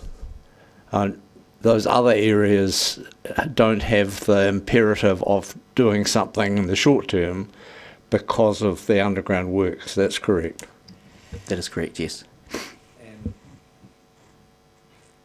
In terms of the access issue, because of those properties and the potential development around that other market further down that's been developed with the apartments on top, is dishing of the whole surface, irrespective of the level of finish, is that the best option in terms of making it as accessible as possible without affecting access to those other areas for vehicles? That's correct. We've been yet unable to figure out an option to ensure that we've got more pedestrian space without using an option without curb and channel. Good. Councillor Barker. Thank you, Mr. Mayor. I note, so the Central City Plan was, it says that it wasn't formally adopted in 2014. Did Council formally adopt it? It hasn't formally adopted at any time.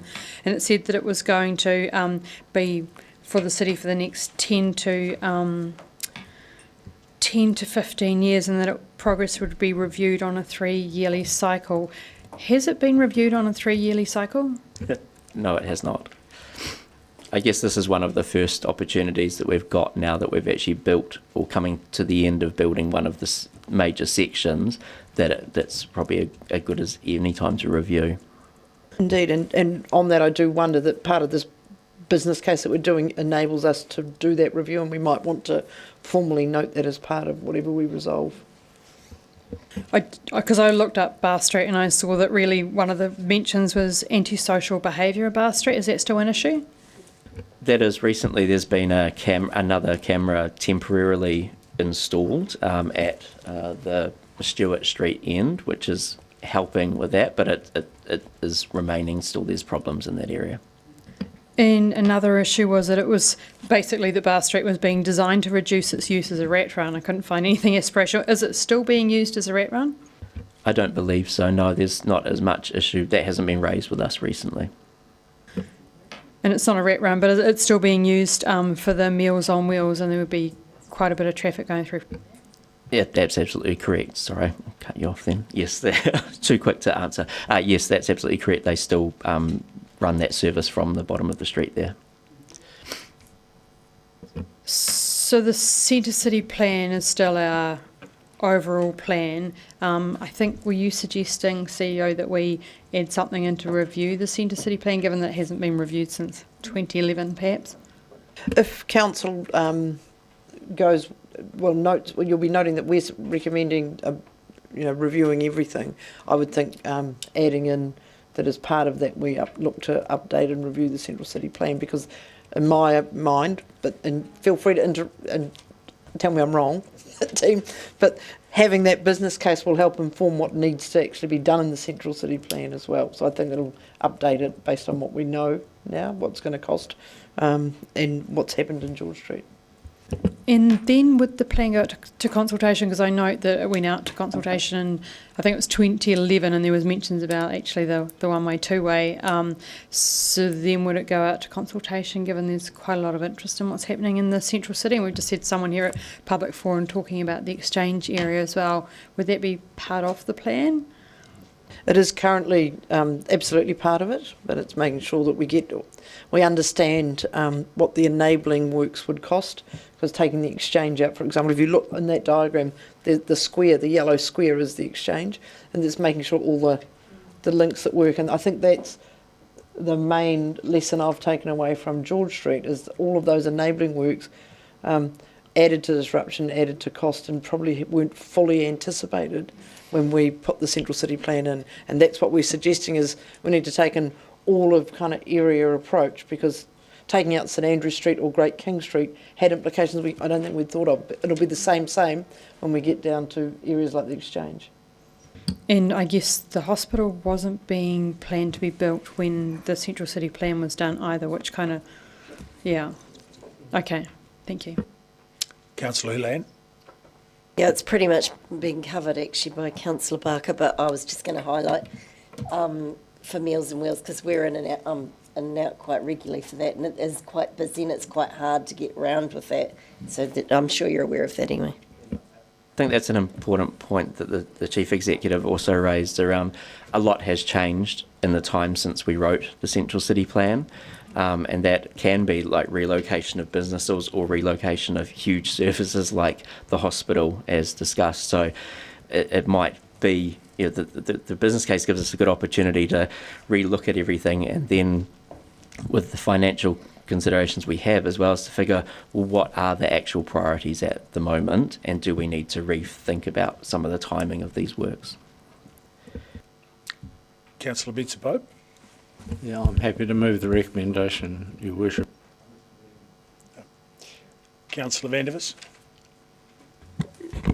How does a business case differ from a cost-benefit analysis or data?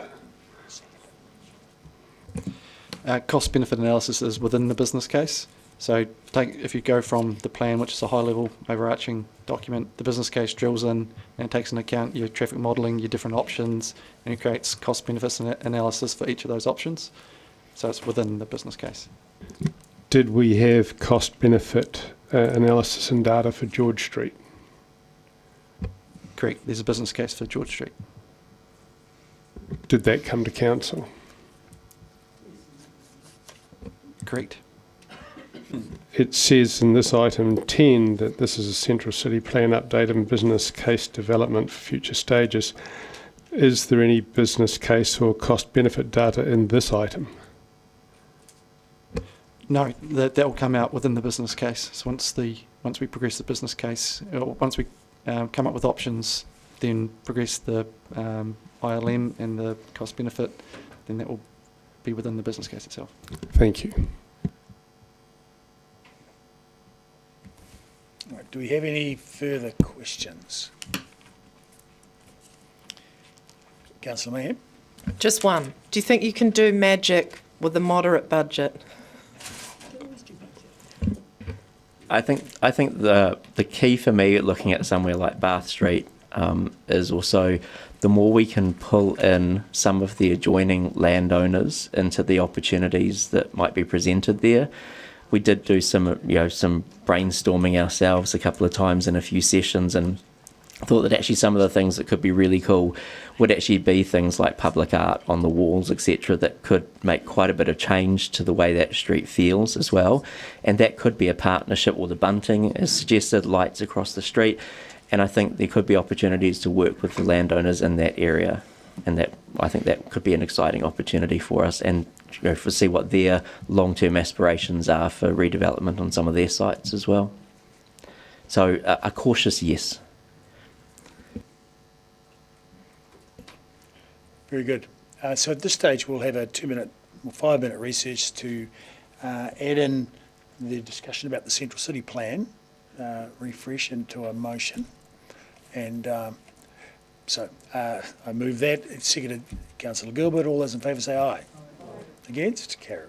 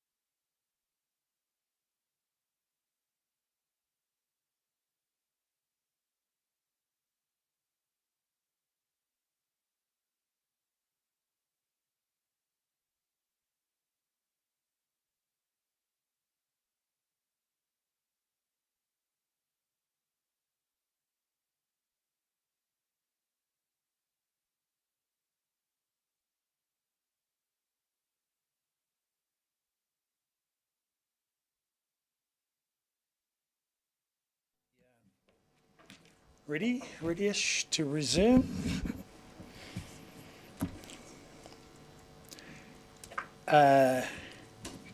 So we have this change in motion. We've still got a couple more questions to come. So we've heard your question out, Councillor Ben-Spoke, have we? Yes. Question? No. So we're going to Councillor Vandervis. Did you have a question? And then Councillor Gary, is that right? Or were you just waiting to second the motion? Second the motion. Yeah. So you had a question? Yes. You're all done? So we are all done. You've got a question? Yes. Yes, my question is around budget. If we go to the high, like, where does that leave us if compared to medium? You know, obviously, because moderate is a lot less for the budget and we're trying to keep things tighter. Like, how will that impact our budgets if we go high compared to moderate? B attempts to capture that.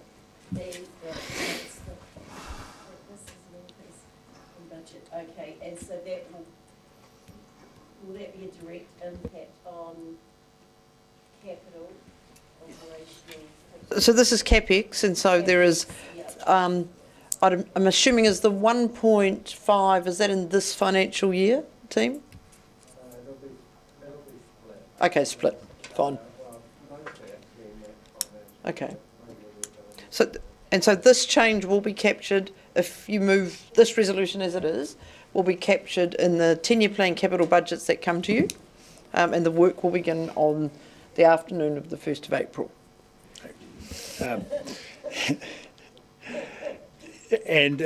I'd like to foreshadow a motion that we'll take this in parts, and if the first two parts are, the first part is defeated, then I'll put up a foreshadow a motion that approves a moderate level of surface treatment, which is captured within the existing budget. Okay, so we've still got a couple of questions. Councillor Ackland. Just a question for the Chief Executive.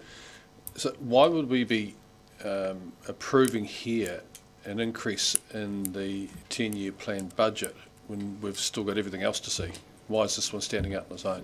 Because the work has to happen on the very start of April, and we need to do the design, and because of the issues that we're aware of, right? We're digging up Bath Street for the drainage issues. That's why. Councillor Mayhem. Thank you. So just to be clear, this was approved in 2017 that Bath Street be of a high quality upgrade. If we were to vote on a moderate quality upgrade, I just want to check the surface on a moderate upgrade would be asphalt? I'll get the technical folk back to the table because that's way outside of my level of... So my concern, if we vote moderate, we get the same. And moderate can do curb and channeling and different footpaths and all sorts, and still keep their parks.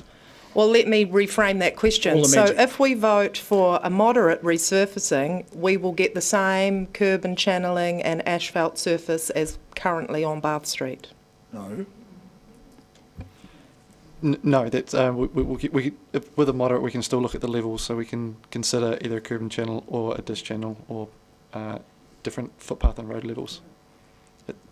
You would be most likely, yes. I think what I would take away from the conversation here is that the layout or the contour of the street is the most important, and that would be the thing that we'd work to try and get that to be more of a shared space type flat surface, and then we'd need to look at anything extra that we had outside that. We may be able to include some areas of paving, but we may also look at things like public art or something might be as important to changing the nature of the space as the paving itself. So I think I've got a pretty clear steer on where the importance is around that accessibility.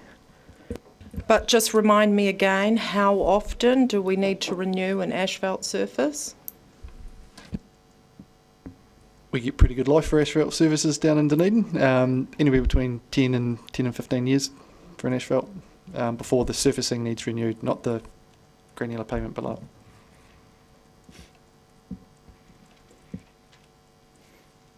Okay. Councillor Hulan. Can I just clarify, if, say, for example, we went for moderate, would that have any, that won't have any impact on budgets for other things we need to do? The other... Moderate, because we initially budgeted for high, the cost escalations mean that what we have in the budget is sufficient for moderate now. I mean, the extra work we need to do, it doesn't have any impact on that, does it? That'll happen regardless. No. Yeah. All right. Okay, everyone's clear where we're at now. Thank you. All questions have been answered. Okay, so this is the motion you have before you, and with the foreshadowed motion, if option A is defeated, we'll go to moderate budget at moderate treatment at existing budgets. So, Councillor Benson-Pope, would you like to speak to the motion? Thank you, Mr. Mayor. I think in the context of the civic and urban design improvements that we're experiencing, despite the disruption that many people didn't anticipate and hasn't been easy for a lot of people to cope with, I think clearly we have become more sophisticated in how we're going to manage those, and that's alluded to earlier in terms of the peripheral, the effect of the peripheral work. The wider situation, though, is that we are going to have a north end of the main street that will look stunning. We're also going to, sometime soon, commit to changes in the octagon, whatever they might be. And if you think this is hard, wait till we start looking about the numbers and design issues there. But I've always thought, very much like Councillor Mayhem, that Bath Street is quite unique. It's unlike any other street in the close city centre, and it has incredible potential. I'm glad to hear the comments that Dr. Hazelton has made about accommodations and initiatives being discussed with the occupants. But while I want to ensure that we've got good vehicle access into all the parking that's in there, and hopefully protect as much of the existing, if not all the existing parking that's there right now, because that is important close to the central city, I think the function of both Moray Place in terms of traffic flow and streets like Bath Street in terms of its social and cultural function are really important, and I think it will be a seriously missed opportunity if in the wider development of our whole city, of our core city, we didn't take the opportunity to do a really good job on Bath Street. The replacing like with like is not a goer as far as I'm concerned. And I was pleased when I saw this report didn't go the whole hog with the very high. I don't think that's necessarily desirable in these peripheral streets, but I would like to see a high quality finish despite the inevitable budgetary increases that we've seen since this decision was originally made. And clearly we don't have the opportunity to put this off because of the other work that we know we have to do in Bath Street. It's not unlike the driver for what's happening in George Street. And I think every time we say, let's do moderate or let's do a make do, then we do a disservice to both the look of our city and to our economic future, actually, and to our residents. It's not a huge amount in terms of the budgets that we deal with on a daily basis in this organisation, and I urge you to support that level of finish in what is quite a remarkable little street about to be reconfigured entirely for the better. So I'd like to agree with Councillor Benson-Pope. He's quite right that Bath Street is a peripheral street. It is not the main street. And it has got quite a lot of use. In fact, its main use right now is backdoor access to a large number of businesses. and in particular the car parking associated with those businesses. So it is much more used by traffic than by pedestrians. There are only 2 cafes on that Bath Street and no clear options of where new small boutique businesses might be installed there in the future, because the car parking is very important to those businesses that do front onto the Octagon or to Stewart Street or to Moray Place. And none of those businesses want to lose any of that car parking. All of those car parks are quite important to the function of those businesses, which in some cases are quite large and multi-storey.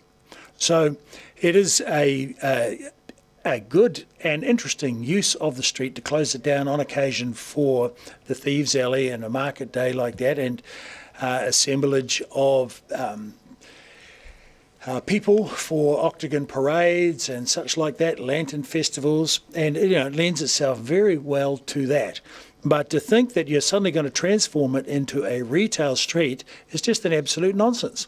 The critical function of that street is their access to those large and multi-storey businesses that it caters for, and the number one surface for roading in the city is asphalt. So it's appropriate that we maintain it in asphalt and do so with the existing budgets. We are in fact under significant budgetary constraint.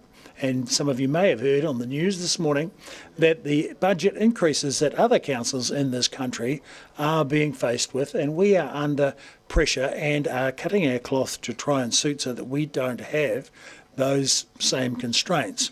And it is all very well to want the world, but especially if it is not going to be used by a great number of pedestrians, because there's no scope to increase, or minimal scope to increase, the retail aspects on that street, it would not be pragmatic or sensible or within good budgetary management to go changing that street to some very fancy surface treatment when it will simply not be used, because you'd have hours of protests. And furthermore, there's still no clear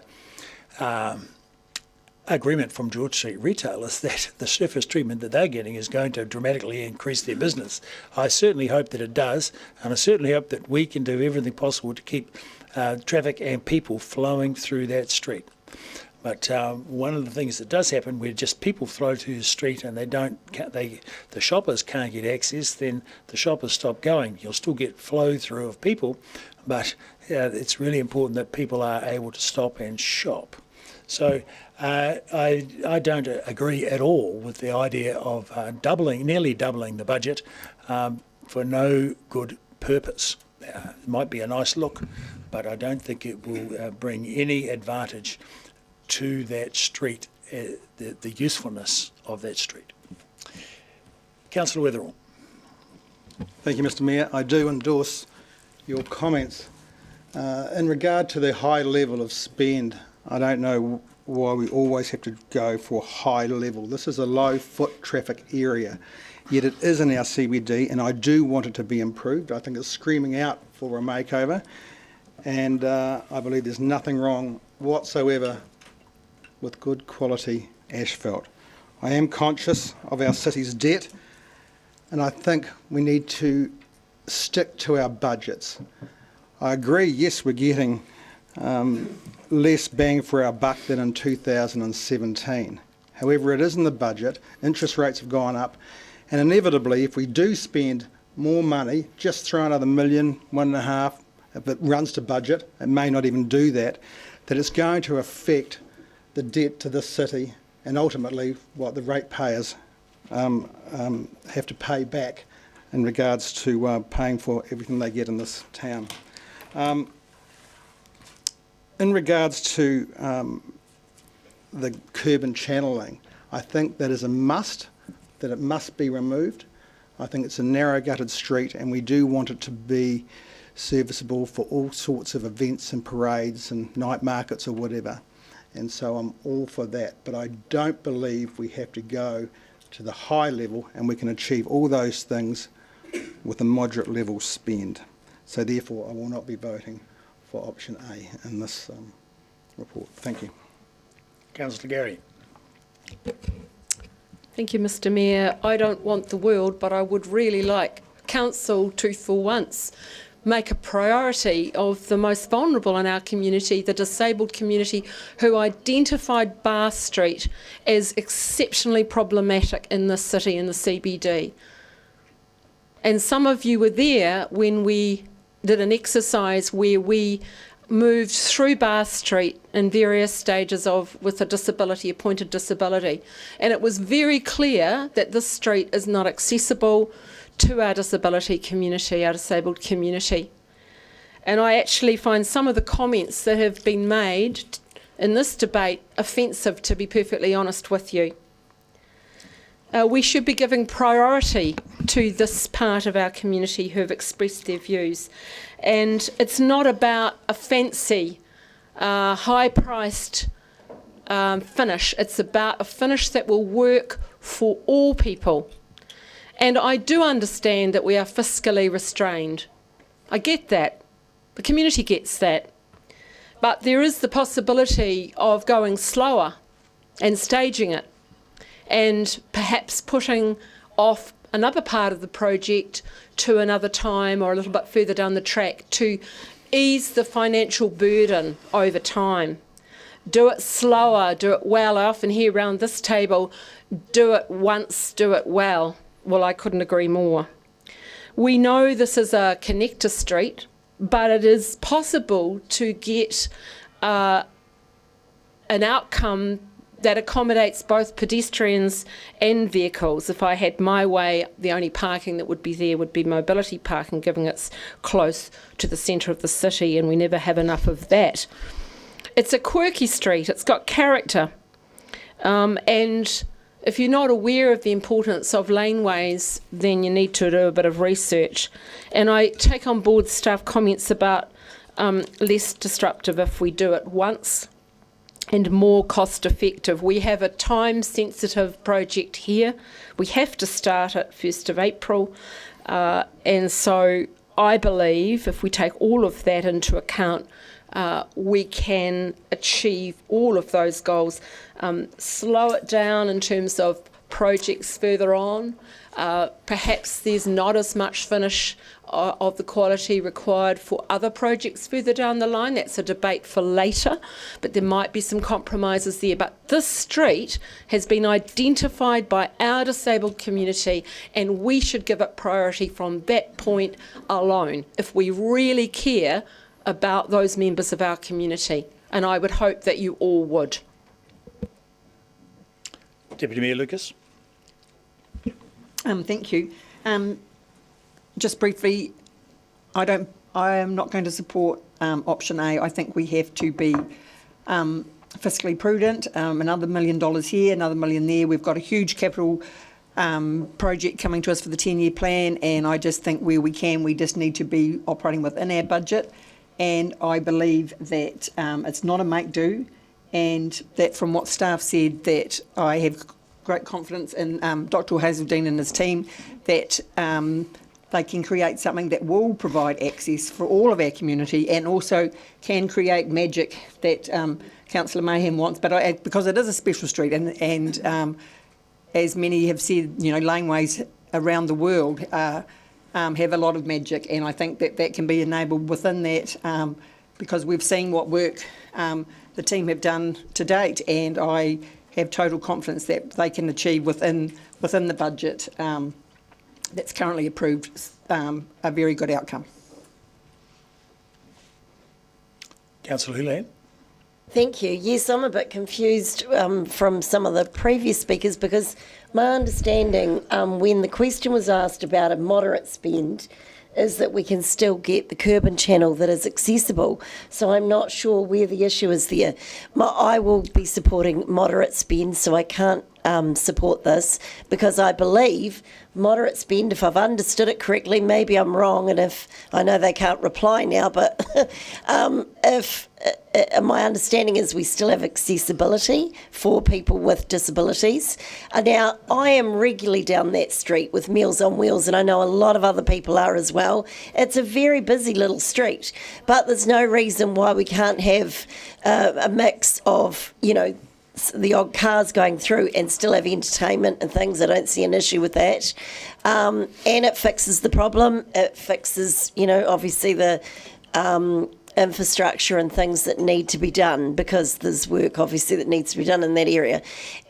But what I was talking about earlier that costs barely anything, it looks so amazing, is in Auckland they've got I'm not sure how to pronounce it, but I think it's, you know, the big railway station and bus area, Brittenden or whatever they call it. Britomart, thank you, I knew you'd all know.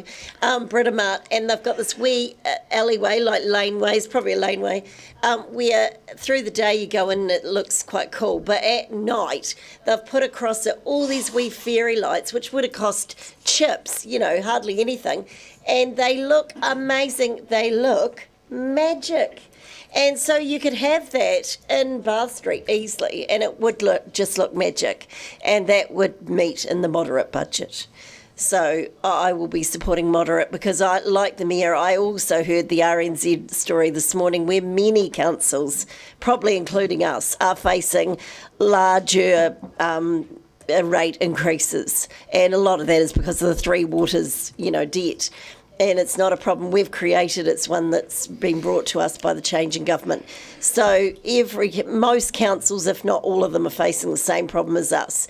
And to be spending, you know, an extra million here, it's then an extra million there, another 2 million there and here, it has to stop. We've got to be fiscally prudent as well. And this option gives us a chance to do it within budget and do a good job. I see it as a win-win. Councillor Mayhem. Thank you, Mr Mayor. In 2017, the report said 1.5 million. In 5 years, we've seen that double. If we do a moderate level of surface, and in 10 years' time, you can guarantee that resurfacing will be trebled. So to what Councillor Benson-Pope said, I think that's a hidden false economy in saying we're being fiscal now, because inevitably it's going to be more expensive for us to resurface something in the future. Council already voted on doing this. It's going to happen in the afternoon of the 1st of April.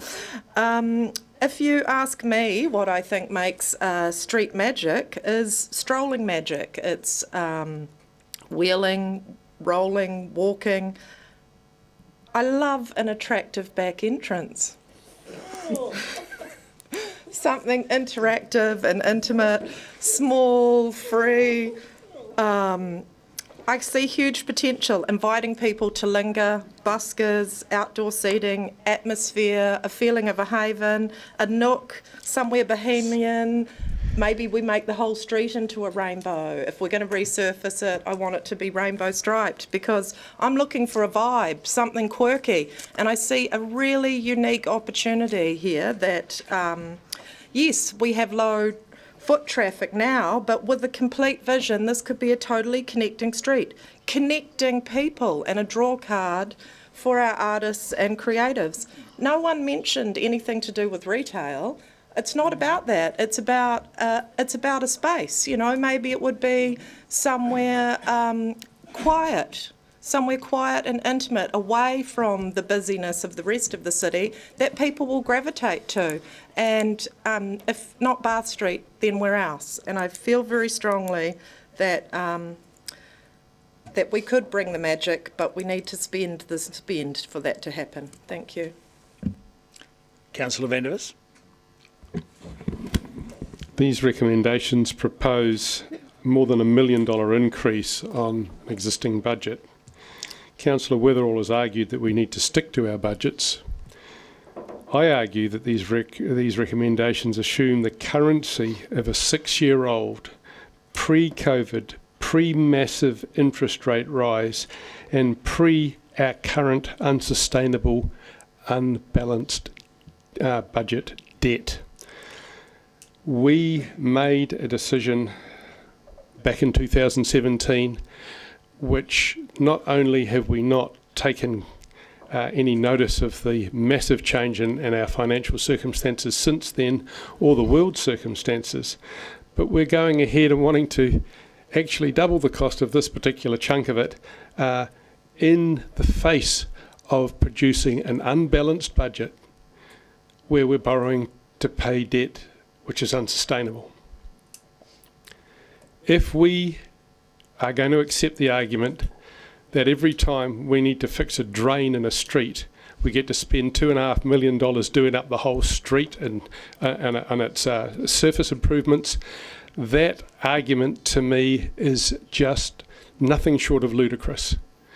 There is no reason why we can't fix a drain in Bath Street and simply tar seal it over at virtually minimal cost. The idea that we have to do up the whole street and spend $2.63 million of borrowed money essentially to do it, I think is quite frankly ludicrous. I'll be voting against any expenditure at this stage. We need to be heading the other way. We need to be deferring expenses. We need to be cancelling things that are currently in the budget, not adding to them. Adding to them is head in the sand, pre-COVID, pre-high interest rate thinking that is simply inappropriate in my view. Councillor Walker. Thank you. I'm typing frantically here. Thanks, and thanks for people's feedback here. Just a few comments from me. I mean, Councillor Weatherall asked why we always go for high options. We don't always go for high options. We sometimes go for high-level investment simply because we're actually ambitious as a city, actually. And we care about, as Councillor Gary alluded to, some of the most vulnerable people in our community. We have to think of those people. And we also care about fulfilling our strategic directives, those directives that we've made and voted on and made decisions as councillors. I use that street pretty much every day, actually. And I regularly see way more people down there than I do cars. And I have nothing against cars being down there or parking, that's fine. And I think Councillor Mayhem touched on this. I think in response to what the Mayor said around us expecting this to be a retail area, it's not a retail area. There's no ambition for it to be a retail area. It never will be a retail area. It's what it is, though, is potentially an arty, bohemian, bespoke destination street of the sort of which you see in a plethora of the best and most progressive cities in the world, actually, and the sort of place where people do flock to. And the Central City Plan, let's not forget, starting with George Street, is something special, even now amongst those people who were initially against it, and they were against it for good reasons. But a lot of those people now that they're seeing the great work that's been done and the work that will ultimately be completed are coming on board, and they talk about it actually with pride. So to me, not to progress Bath Street as promised in 2017, along with other areas that we'll talk about in a wee while, it's sort of I guess to me is a bit like at home building a bespoke new kitchen or bathroom in your house to the highest level with the best surface tops and whatever, but then deciding at some point you want to just put in the old toilet again or just keep the old washing machine and the old dishwasher. I just think that's crazy for a forward-looking progressive city like Otapoti, Dunedin, actually. And if we are to fulfil our strategic ambition that that past council agreed on to be one of the world's great small cities, we need to be brave as councillors and stay the course. And that's where it comes back to cost. It always seems to come back to cost, and it should, because we're charged with being fiscally responsible.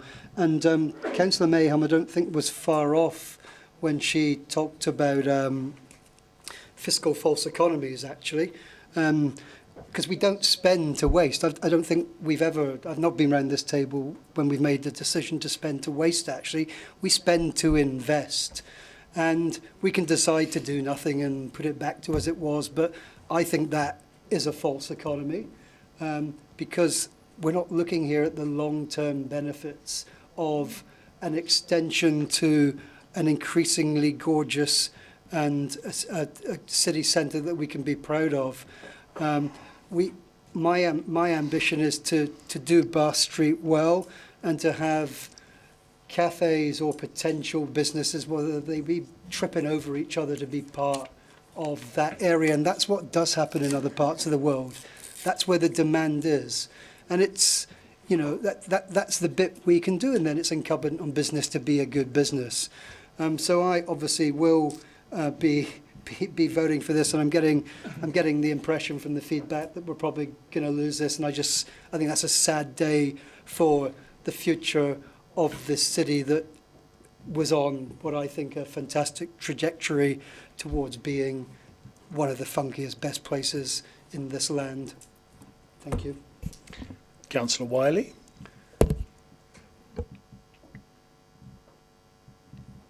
Thank you. Interesting debate, especially sitting back and not being around the table and just sort of trying to work through the angles and what we have in our papers and what the staff were saying.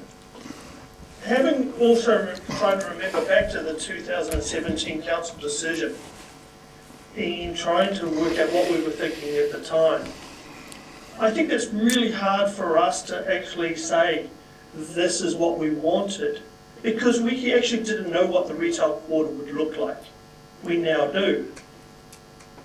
And when you look at the advantages, provides a similar level of amenity, look and feel to the retail quarter. That's great for George Street. But Bath Street is not a retail street. It's a service street. It's a pathway for people to transfer through. It is not going to be George Street. It's not going to be high retail. It's not going to be all the things that we advocated for the retail quarter. When we look at how Bath Street functions, we want a street that actually is going to service the needs of the clients in those buildings. We don't want to change everything just because we want to fit it in with George Street. We actually have to fit it in with the city and the tenants of those buildings, the building owners, and actually everybody that works in that area. And when you think of the laneways in Melbourne, and it's often been referenced here, many of them are pathways through. They work because you actually can move through them. Yes, there can be traffic that moves through them as well. And I think that's the part of it. I sort of take umbrage at what Councillor Gary said. You know what, this street is not going to look after the disability community. Well, I think the staff are good enough to make sure the levels we get payments that are actually flat, that are actually moved through, easily to move through. We're not going to replace the street like we're going to have a bond on it.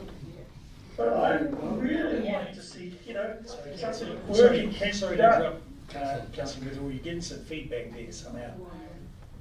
I'm not sure how I've got it at this end. It might be, sorry. It's come right. It's come right. Okay. So, yes, something quirky can be done. And it doesn't matter what the finish is. It's how we actually activate the street after it's finished. Who would have thought an Ed Sheeran mural would have livened the street up the way it did? And then we had some around the table who disagreed with that at the time. The key thing is the Bath Street has to work for those that utilise it the most. And I think what we do know is we have to dig it up, we have to do the work. But let's ensure it's a functional street when it finishes. And sorry, I can't support option 1. Thank you. Councillor Ackland. Thank you, Mr. Mayor. I won't be supporting this either. Numerous reasons. A lot have already been covered, but to to spend an extra 1.13 million on adding funk and magic to a part of town which is not a big focus in terms of a part of town, I think is just ridiculous. If you want to have an area that is funky or magical or something like that, it's what you do with it, not what it's made of. And the intention of the street, other than being a road for vehicles to be able to drive around, and in particular vans, trucks, etc., for the unloading purposes for a lot of the buildings that are in that street. Yeah, you're talking about functionality. It doesn't have to look beautiful for that, but it does need to be functional. And we've been told by staff that it will be functional. It'll be better than what we've got now. And in terms of the surface, the design is yet to come. But my understanding is whether there's curb and channeling like we've got now with a footpath and a road, or whether it's all one surface, is yet to be determined. But it could be either way. So I think that when people start talking about our vulnerable citizens, the vulnerable community, being basically ripped off in terms of not doing this area at the high value, I think at the very best is mischievous, because there's nothing here to say. Point of order. Point of order. Disrespectful. I did not use the words ripped off. So, You use very similar ones, thank you very much. okay. Okay. To be honest, I didn't hear what the councillor said, whether he said that somebody said the words ripped off, or implied that people were being ripped off. Sorry? Implied. Implied. So, no, I'm not going to uphold the point of order. Just carry on. Thank you. So let's get back to that whole point, that this area will be way better for our vulnerable or our disabled community than what it is right now. I don't know how you're ever going to get from one entrance into Bath Street out the other one with a total flat surface, because that's just impossible, because the part that goes up to Stewart Street is a hill, and I don't see how that's going to be even to the rest. So I have full faith in the staff and the work that they would do to make this area such that it's functional for what it needs to be. It's way better than what it is. It is appropriate for people with mobility challenges, and at the moment I just put myself into that category because walking down hills is not easy. Another comment I just want to make too is that whatever was promised in 2017 wasn't promised, it was decided to be put into a long-term plan. It's not a promise being broken, and if you think it is, wait until the next few weeks are done, or as we get back after the holiday period. I think you'll find there's going to be a lot of promises that are in the long-term plan that are going to be broken. So I'm really, really disappointed that we have to actually make this decision right now on this one, because it is jumping the gun when it comes to the long-term plan. But I do appreciate there's other work that has to be done in the area, and we have to decide what work's going to be done on top of it. I'll certainly not be voting for this, but I would certainly consider a moderate spend. Thank you. Councillor Barker. Thank you, Mr Mayor. I kind of want to start with D, that notes that the business case will be used as a basis to review the Centre City Plan. And when I went back and looked at the Centre City Plan, it mentioned things like Bath Street being a rat run, the public disorder or whatever was happening in there. So I do think we need to have that overall plan and go back to seeing what we want to do. And I guess that my heart is with the Octagon as well, and part of the plan was actually around the Octagon. So my concern is if we spend money on A, that we may not have money for B, aka the Octagon. And when we talk about vulnerable people, I'm really, really conscious, having done Meals on Wheels as well, is about that pick-up point and the importance of the parking on that street. I'm very aware around the disabled access as well, and that's why I asked around whether stakeholders would be involved in making some of those decisions or support around disabled access. Also, it was very challenging to look between the high quality upgrades and the moderate quality upgrades, because we still have, with moderate quality upgrades, the upgraded paving in selected areas, off the shelf furniture and limited layout changes, which was I don't know how we compare some layout changes in high quality to limited layout changes. So there was in moderate areas of new paving with upgraded paving in selected areas. So it was very, very unclear as to what the difference between high quality and moderate quality actually meant. So I think first of all, we do need to revisit those aspirations for the central city and the central city plan and what our vision is for the whole of that area, because we've kind of lost it. The octagon has kind of fallen out of that.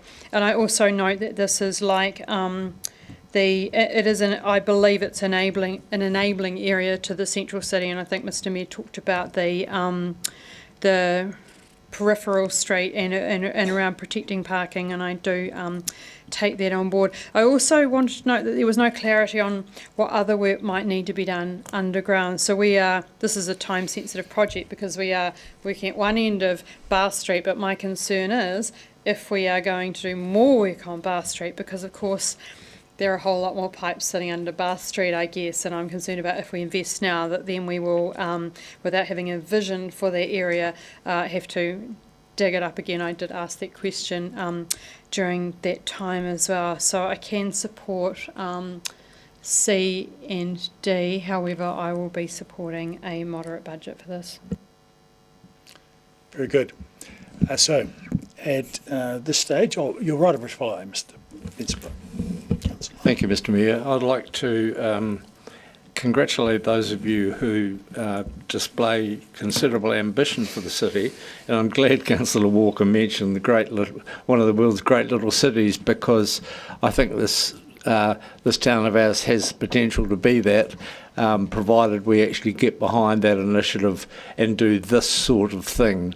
We've done it in George Street, we're doing it elsewhere, and I don't think I've ever seen as many cranes of various descriptions on the skyline of Dunedin, ever.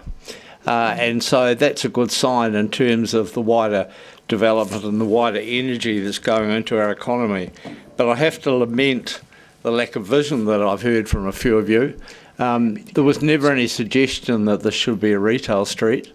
There was never any suggestion, there isn't any suggestion, that access to any of the buildings would be affected in any way. There was never any suggestion. In fact, I specifically said that I would hope that almost all, and then all of the parking currently there could be retained. So in terms of mischief, well, there's been plenty of mischief in the completely irrelevant comments that have been made, and as I say, I lament the lack of vision that many of you sitting around this table continue to display about initiatives of this kind, which are so important for the city. No one comes to Dunedin or will ever come to Dunedin because we have the best water disposal system or the best sewer pipes in the land. They come here because of the urban infrastructure, because the city's attractive and enticing. And what I'm suggesting here is that we add another little gem to a street that has got such fantastic potential right in the heart of Dunedin. And I think you'll be doing yourselves and our residents a considerable disservice if you don't support all parts of this motion. So, with that, I'll put the motion in two parts, A and B together, and then C and D together. By division, please. Yep, and if A and B should fail, I'll draft a moderate budget option for A and B. So. For resolutions A and B, Councillor Ackland. No. Councillor Barker. No. Councillor Benson Pope. Councillor Gary. Aye. Councillor Gilbert. No. Councillor Houlihan. Councillor Lucas. No. Councillor Mayhem. Yes. Councillor van der Vis. No. Councillor Walker. Councillor Weatherall. No. Councillor Wiley. No. Mayor Raddick. No. Motion lost. 5-8. 9-4. No. 9-4. Who?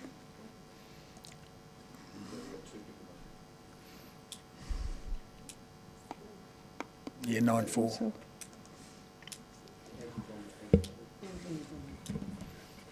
Apologies. Yep. It's okay. No. So, part C and D. Part C and D. Councillor Ackland. Aye. Councillor Barker. Aye. Councillor Benson Pope. Councillor Gary. Aye. Councillor Gilbert. Aye. Councillor Houlihan. Councillor Lucas. Aye.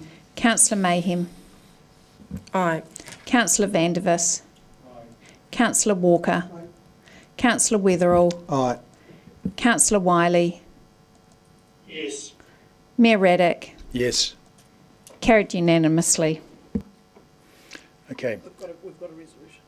Great.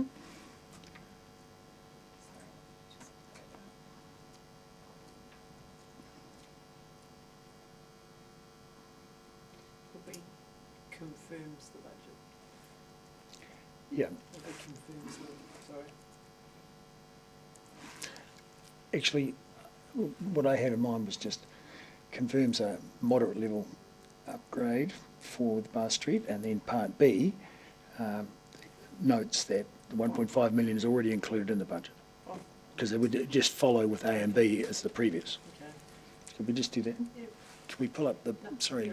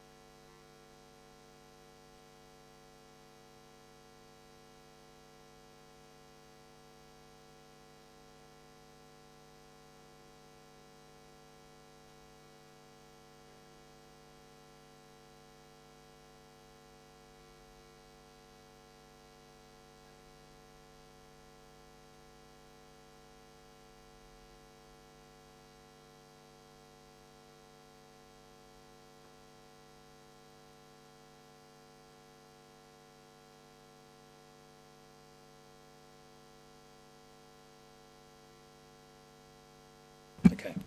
So I'll read the motion out for the benefit of Councillor Wiley. That the Council, A, confirms a moderate level upgrade to above ground amenity on Bath Street, and B, notes that 1.5 million is already included within existing budgets. So, Ms Adamson will put them, seconded by Councillor Eklund. Did you have a question, Councillor Vandervis? Yes. Is it appropriate for us to have just voted to have a business case and then put the cart before the horse and agree to spending 1.5 million on something we haven't seen the business case for yet? There's an element of truth in that, but it's because of the Bath Street work. But And that Chief, the Bath Street work is separate from the business case because of the infrastructure issues that we know we have to resolve. So we have to fix the pipe. So in fixing the pipe, we need to replace the surface, and the pipe work has to start on the afternoon of the 1st of April. How much of the surface of Bath Street do we need to replace? And I note that it's many hundreds of metres long to fix a pipe. If you look at the plan, A decent amount, Councillor, if you look at the diagrams that are in your papers. And the, most of it. Most of it's a decent chunk. I still believe we have a problem in that the previous resolution is essentially made redundant by this. That's a central city plan. It's the overall plan. That So from a process point of view, Councillor, the 4 resolutions sit independently. So the C and D from the previous resolution are still valid, and this is an alternative to A and B that was lost. And so collectively, none of them are at odds with one another. Thank you for your view. And that is my advice to the council, and so I don't see that there is a procedural issue with what is being proposed.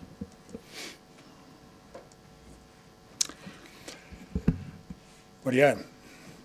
So we'll put parts A and B together and by division.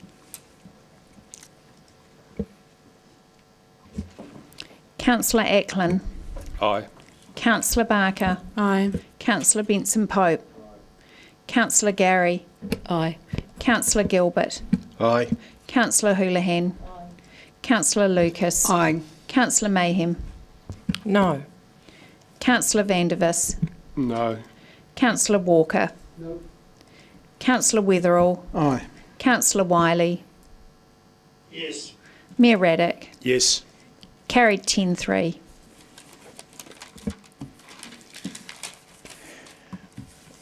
Rightio. Item 10, we're on to item 11. A break? Yeah. We've had a few, but anyway, so we'll have a 10-minute recess. Seconded Councillor Walker. All those in favour say aye. Against? Carried.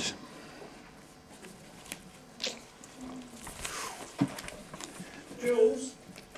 Hello, I can hear you.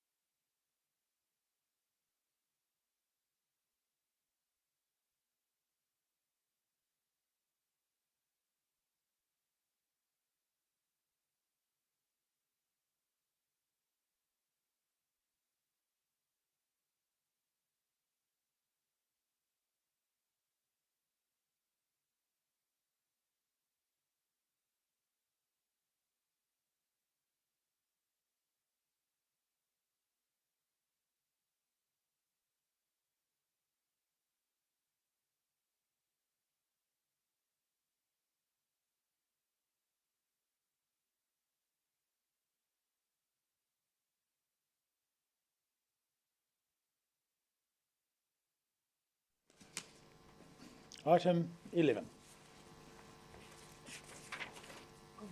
Letter of expectation for Dunedin City Holdings Limited and Group.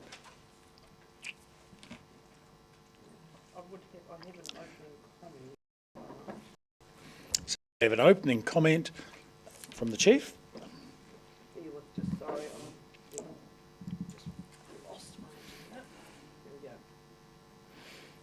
So, councillors, you'll be aware you were given a draft with an opportunity to provide feedback where we have accommodated the feedback, but there was some that we received that was, as the councillor put, black. It was a black and white, so we've chosen one of the options, which was as drafted, because the letter of expectation broadly aligns with current council policy and strategic direction. If councillors wish to make a change to that, then that we didn't feel that we could add in those things. So that's why some of your feedback isn't represented here. But this is your opportunity, if you want to raise it with your colleagues, to test whether or not you want to make that change. So, are there any questions? There being none, then I'll move that we consider the draft letter of expectation. Adopt it, really? Whatever you do. What do we adopt it, Sharon? What do we do? I've got consider, authorise and authorise. It says, that's the recommendation. No, so it would be approved. Should be approved. A should be approved. Yep. Now that you've considered it. Okay, so it's been considered and there are no questions, so we now approve. So the motion will be that council approves the draft letter of expectation and authorise the CEO to make any changes following any feedback, which is none. So we don't need B anymore. So we don't need B. And authorise the mayor to sign the letter. So C becomes B. B is deleted. So we've got A. The current B will be deleted and C will take its place. And it's been seconded by Deputy Mayor Lucas. So I'll wait till you've got that up. It's up. Righto. Approves draft letter of expectation, authorise the mayor to sign it. Okay,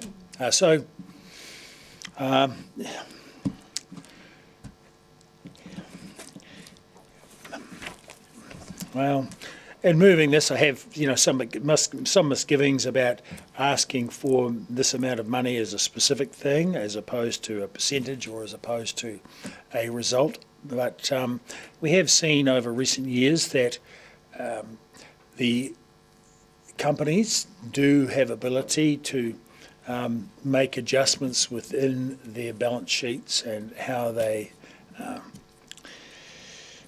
organise their finances within the group. So the various companies within the group can work together to produce a result for council. And I think the important thing to be considered here is that the council control companies are there to serve council and the ratepayers.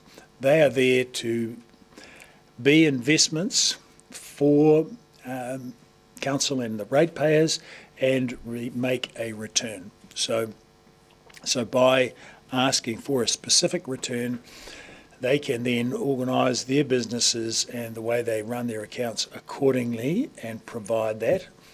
My ultimate preference would be that return, that dividend to council, was happening on an increasing basis and be quite a bit larger if possible. So that's really the only thing I have to say on the matter. I think we have quite a lot of debt in the companies, and so continuing to service that debt on an ongoing basis puts quite an impediment on the companies. So those are things that we do need to consider over the long term. Anyway, that said, I'll open the floor to other comments. Councillor Vandervis. I agree that it's well past time that we demanded a return from the companies for the benefit of ratepayers. a dividend return on what is approximately $1.5 billion worth of assets that we own, that we have had directors running for us but haven't had a dividend in 7 years. The dividend that we've asked for, demanded essentially, of $11 million is not a commercial return. It'd need to be something near a 45 or 50 million to be a commercial return, but it's a start. And it's something which will be very welcome, I'm sure, for our budgets, and something which I believe the companies, although they may have to borrow more since they're heavily borrowing anyway, are in a reasonable position to provide. And in a way, it's a shot over their bow to remind them what they're actually here for, what they're there for. Demanding a dividend return on this massive investment that the city has is, I think, a quite reasonable thing to do. What I don't think is so reasonable is what we see in the climate change paragraphs 9, 10, 11 and 12. I recognise that mine is a minority view around this table, but to ask our companies to provide returns and then saddle them with our questionable requirement that they, as companies, become net zero by 2030, something which I don't believe they can do anyway, but that they must try, and under 12, they must basically buy emissions trading scheme credits in order to somehow get there. An emissions trading scheme itself, which has many, many issues and questions, I don't think it's reasonable. Demanding a dividend of our companies, I think, is necessary for the ratepayers. Demanding that they become net zero carbon by 2030 when they, in the case of Delta, for instance, compete with companies that don't have that requirement. Companies that must use diesel, companies that must have line losses when they send electricity a distance on lines, companies that must export logs to Asia and have a big carbon footprint for doing that. To insist that they all become net carbon zero by 2030, to me, is not just unreasonable, it's unworkable, and it's virtue signalling. It's not possible, it won't happen, but it will mean an increased amount of borrowing, major losses to the companies in the meantime, and we are essentially asking the companies to do the impossible by getting a dividend on the one hand and then not being able to run their businesses efficiently on the other. For those reasons, I can't vote for this. I'm quite happy with the rest of the letter of expectation, but the climate change sections 9, 10, 11 and 12 to me need to be deleted.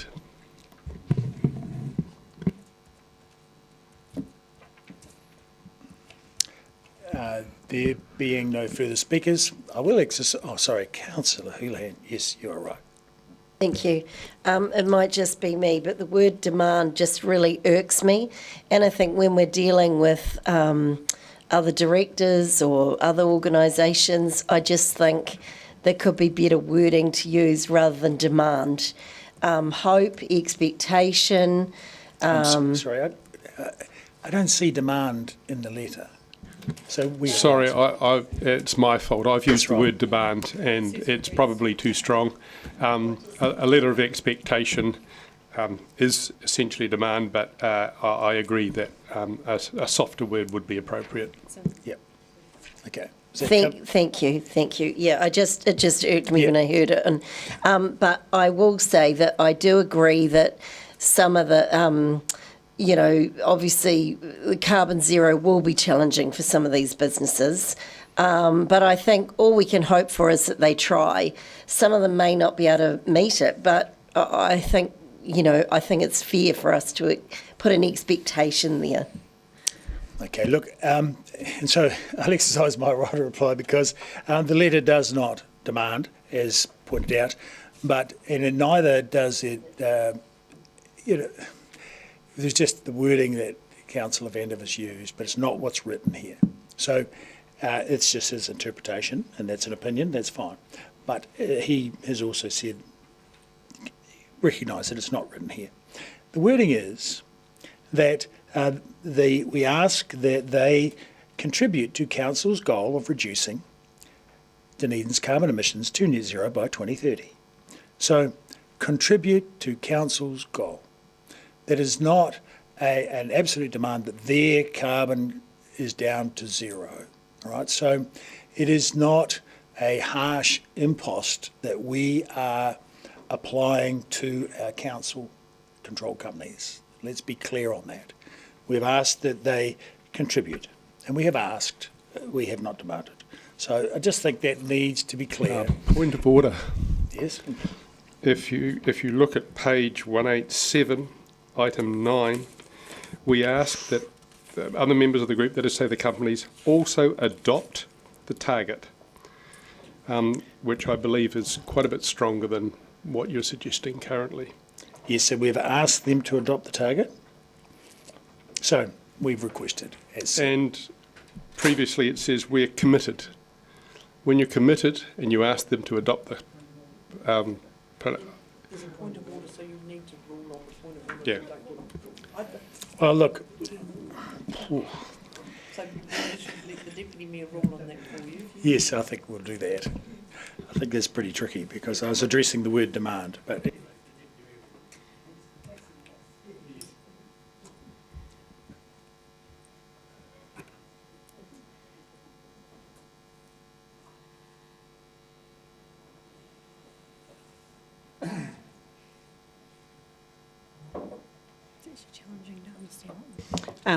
Thank you. I'm not going to uphold the point of order. The Mayor and in the letter, they're not demanding anything of the companies. Okay, so I'll finish off. We're just asking, but we're asking nicely. Anyway, that being said, I'll now put the motion that you see on the screen behind me, A and B. So all those in favour say aye. Aye. Against? No, recorded, please. Thank you. Item 12.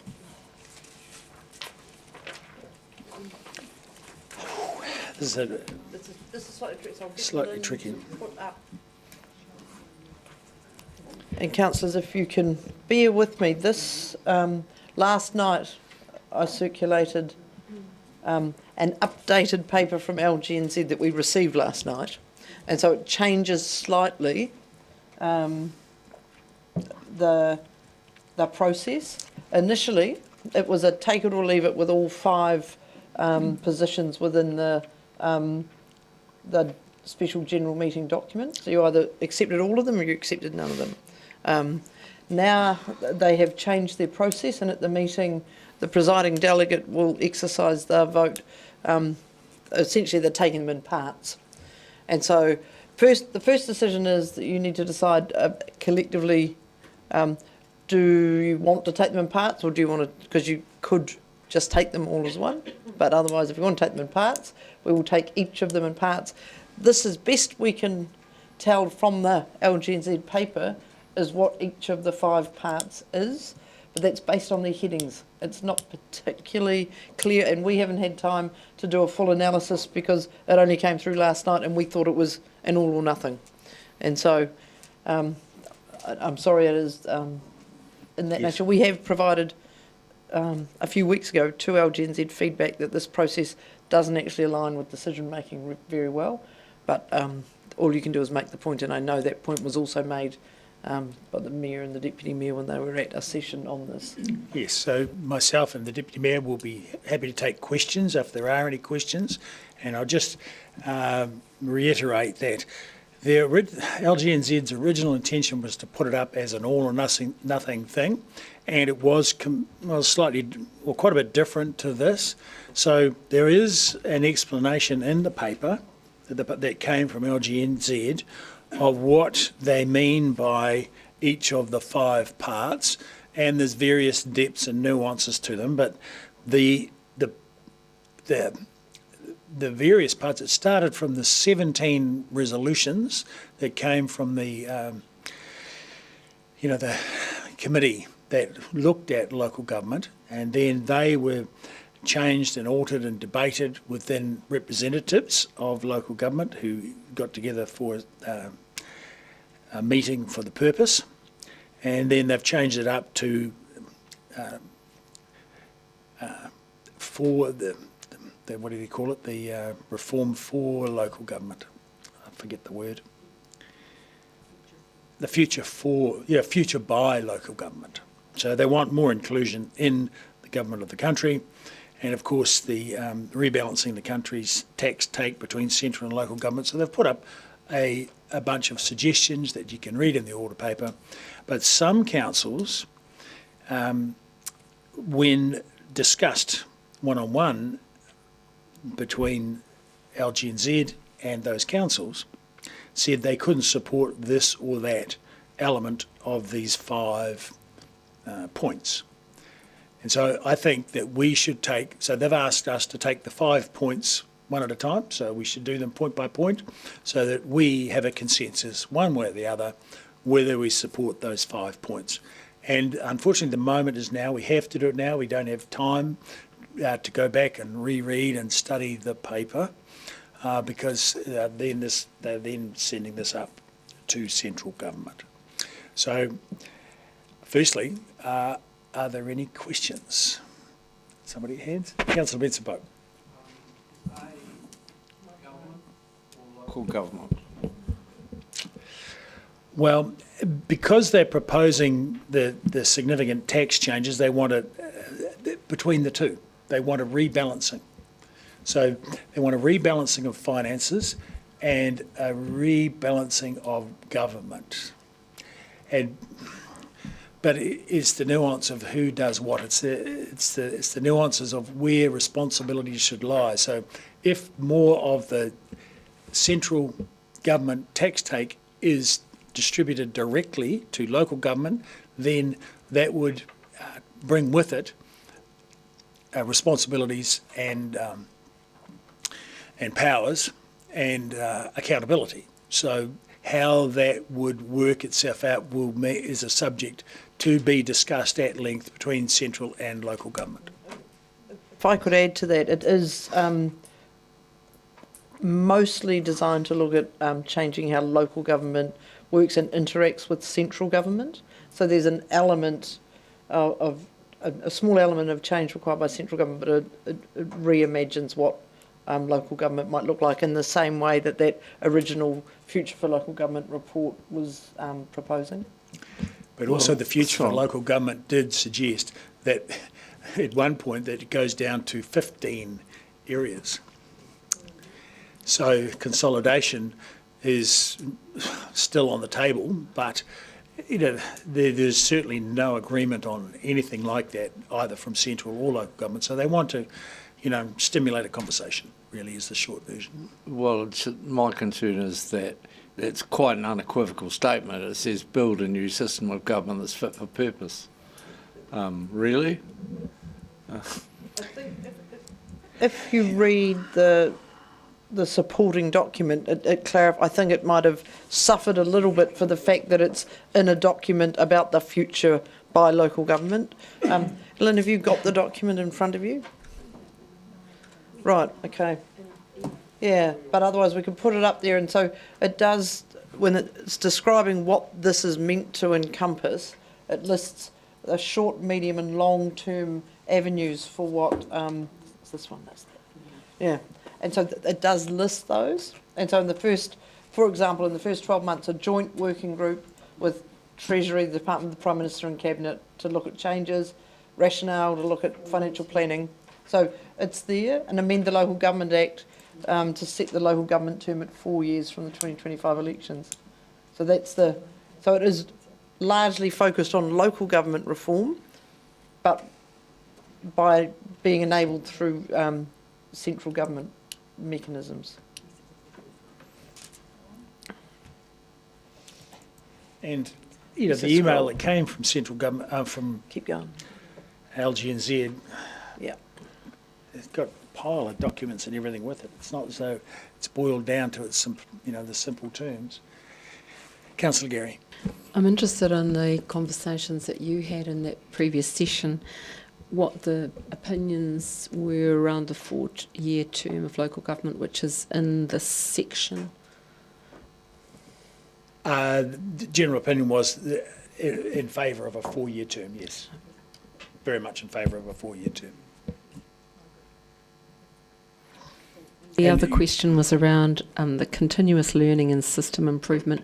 I'm assuming that's about professional development, yes? Strong. Very strong about professional development, yes.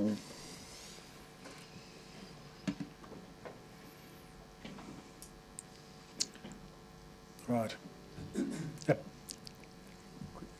Just have a question around the participation rate of councillors, because I've just added up, there's basically around 883 councillors throughout New Zealand, and then they've had 164 members that participated from 19 councils, of which there's, 67 throughout New Zealand, so they've only got an 18% participation rate. So I'm just wondering, was your feeling, and I know it was pretty much mayors that were at the LGNZ thing, would that be correct? Were there many councillors, or was it just... Yeah, there was quite a few councillors, and yeah. I'm just wondering, because I feel like we've almost not quite been picked off, but the yes/no was very simplistic, and now there's the really high-level stuff, and I'm quite concerned about what we're signing up for. And I read all the comments, the online comments, and the... was it the survey that some did, and there seemed to be quite a few people not agreeing with the direction that this was going. So from what you went to, did you feel that there was that all councils supported this, or was it divisive? Look, I think I would hark back to the very first meeting that I went to, which had the greatest attendance. So there were a lot of mayors, deputy mayors and councillors at that. So there were, a couple of hundred, I suppose, in the room. And that was where the sticky note exercise was done. And the results of that sticky note exercise has come through in an email, and that was an email that I recirculated to councillors, because that showed... And all of the comments that were on all of the sticky notes were reproduced there.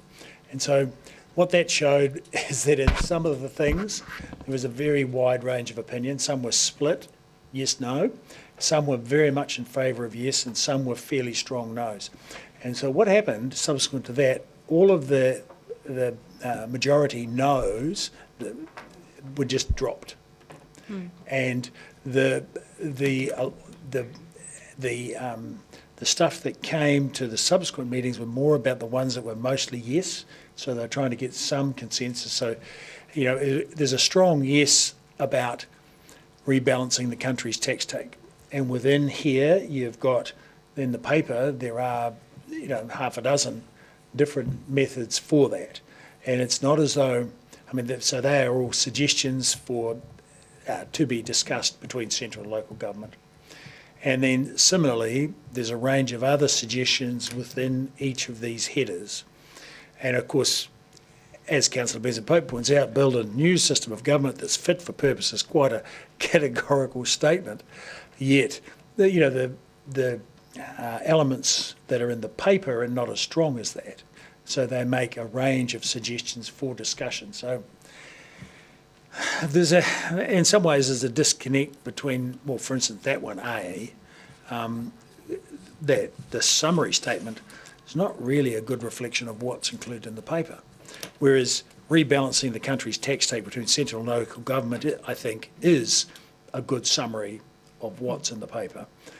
But how it gets rebalanced, is take a whole lot of negotiation. So do you understand because the first bit we got was a yes, no for everything, and now there's a yes or no for the 5. So do you know what the reason, or were you just as surprised to get this? Where do you know what the reasoning is? No, I've only read the paper. I've skimmed through the paper. And oh, you do? Okay, cool. I only got it last 2. I'm happy to say, according to the email from Susan, it was because a number of member councils had requested the ability to move things by parts because they agreed with some but not all. And in the view of LGNZ, if they are going to be a genuinely representative organisation, they thought that aligned with their process, really. But it's problematic at the same time because some councils have already taken a position using the old method. So I'm interested, it seems to me from reading the detail, which I did, that it's simply a matter of, or first of all, that they said really clearly this is not the document that will be taken to central government. It's a document to explain the position, but that they will take a different, it will be in a different format. This is not being taken word for word and advocated. Is that's what you understand, Councillor Lucas? Yeah.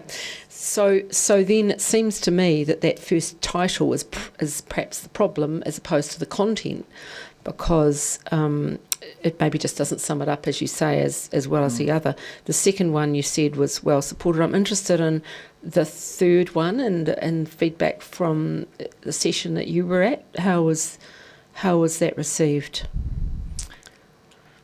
Well, we weren't in we were both in the tax take session, the money session. So I think if we were in the session, my observation of that one, if you were in that session, then you got a lot more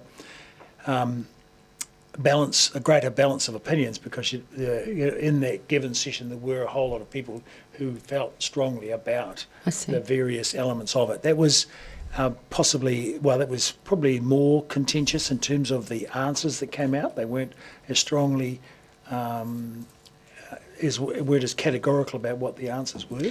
So in the finance section, we got a very strong 90-something% approval for those, because we worked to refine the points that we could get agreement on within the group and within the room, and then we did it again within the group, and then back to the room, and ended up with 90%. These other ones are more like 70. This process we're going through now is a refinement of that, really, isn't it? Because there might be some of these headings, policy, advocacy areas, that may in fact be put aside. They're looking for the ones where there's consensus, are they not? That's the purpose of it. So did you get any sense of 4 around aligning central, regional, local government, and did you get any sense around the 5th one? My thought for D is aligning. Well, so that there's more discussion between central, regional and local governments in terms of what are the nationwide priorities, so that central government takes regional and local government views into account as they're setting national priorities, and there's a lot more discussion about that. Sorry, I think you misunderstood. I understood what it was. I was interested in the feedback you sensed in that session. Did you? Well, I think most people were, aligned. Well, all of these attracted a majority of support. Right. Thank you. I think the least of them was just under 80. It ended up because the wording got changed to what was here. That was evolved. All of those 5 things went through that multi-stage process. And the others were dropped for now. And the others were dropped. So it ended up with consensus in the room. There was a strong consensus in the room. Well, a fairly strong consensus, from a minimum of 70-something% to a maximum of 90-something% for the finance firm. So my final question is, if you were to sum up, or Councillor Lucas was to sum up the first one differently, how would you define that area?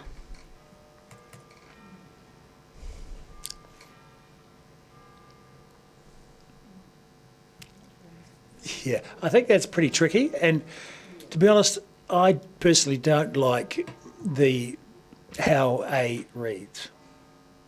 Build a new system of government that's fit for purpose. My God, talk about, the sky's wide open. Where do we start on that? And, Was it more around refreshing, or did you feel it was more than that? These points, so these A to E were not discussed. So this is LG&Z's distillation of what the answers that came out of the group discussions were. So this is their summary. So someone at LG&Z has written this as their summary of the points. So you have to delve into the document. And, it talks about the consensus program. And it covers off localism for year 2 of the professional staff. Yeah. That were talked about in the early sessions as well. Yeah. And it's very much localism. Then we've got a pile of paperwork and discussion coming back, and then it's simplified down to just this. Well, to be fair, I'm happy with the, B, C, D, and E. I'm not happy with A. Sorry, I've lost you. B, C, D, and E. 2, 3, 4, and 5. Oh, thank you. Yeah, sorry. I've got the rim. Sorry, still numbering on the and screen. the thing, and yeah, sorry. Yeah. Right. Okay. Yeah. So I'm not reading that. So, question. No, it's 4 o'clock. Do we need to go the 6-hour thing? Well, I think we will. So yes. So I'll move that we extend the meeting beyond the 6 hours. Seconded, Councillor Gilbert. All those in favour say aye. Against? Everyone. Okay. Carried. So,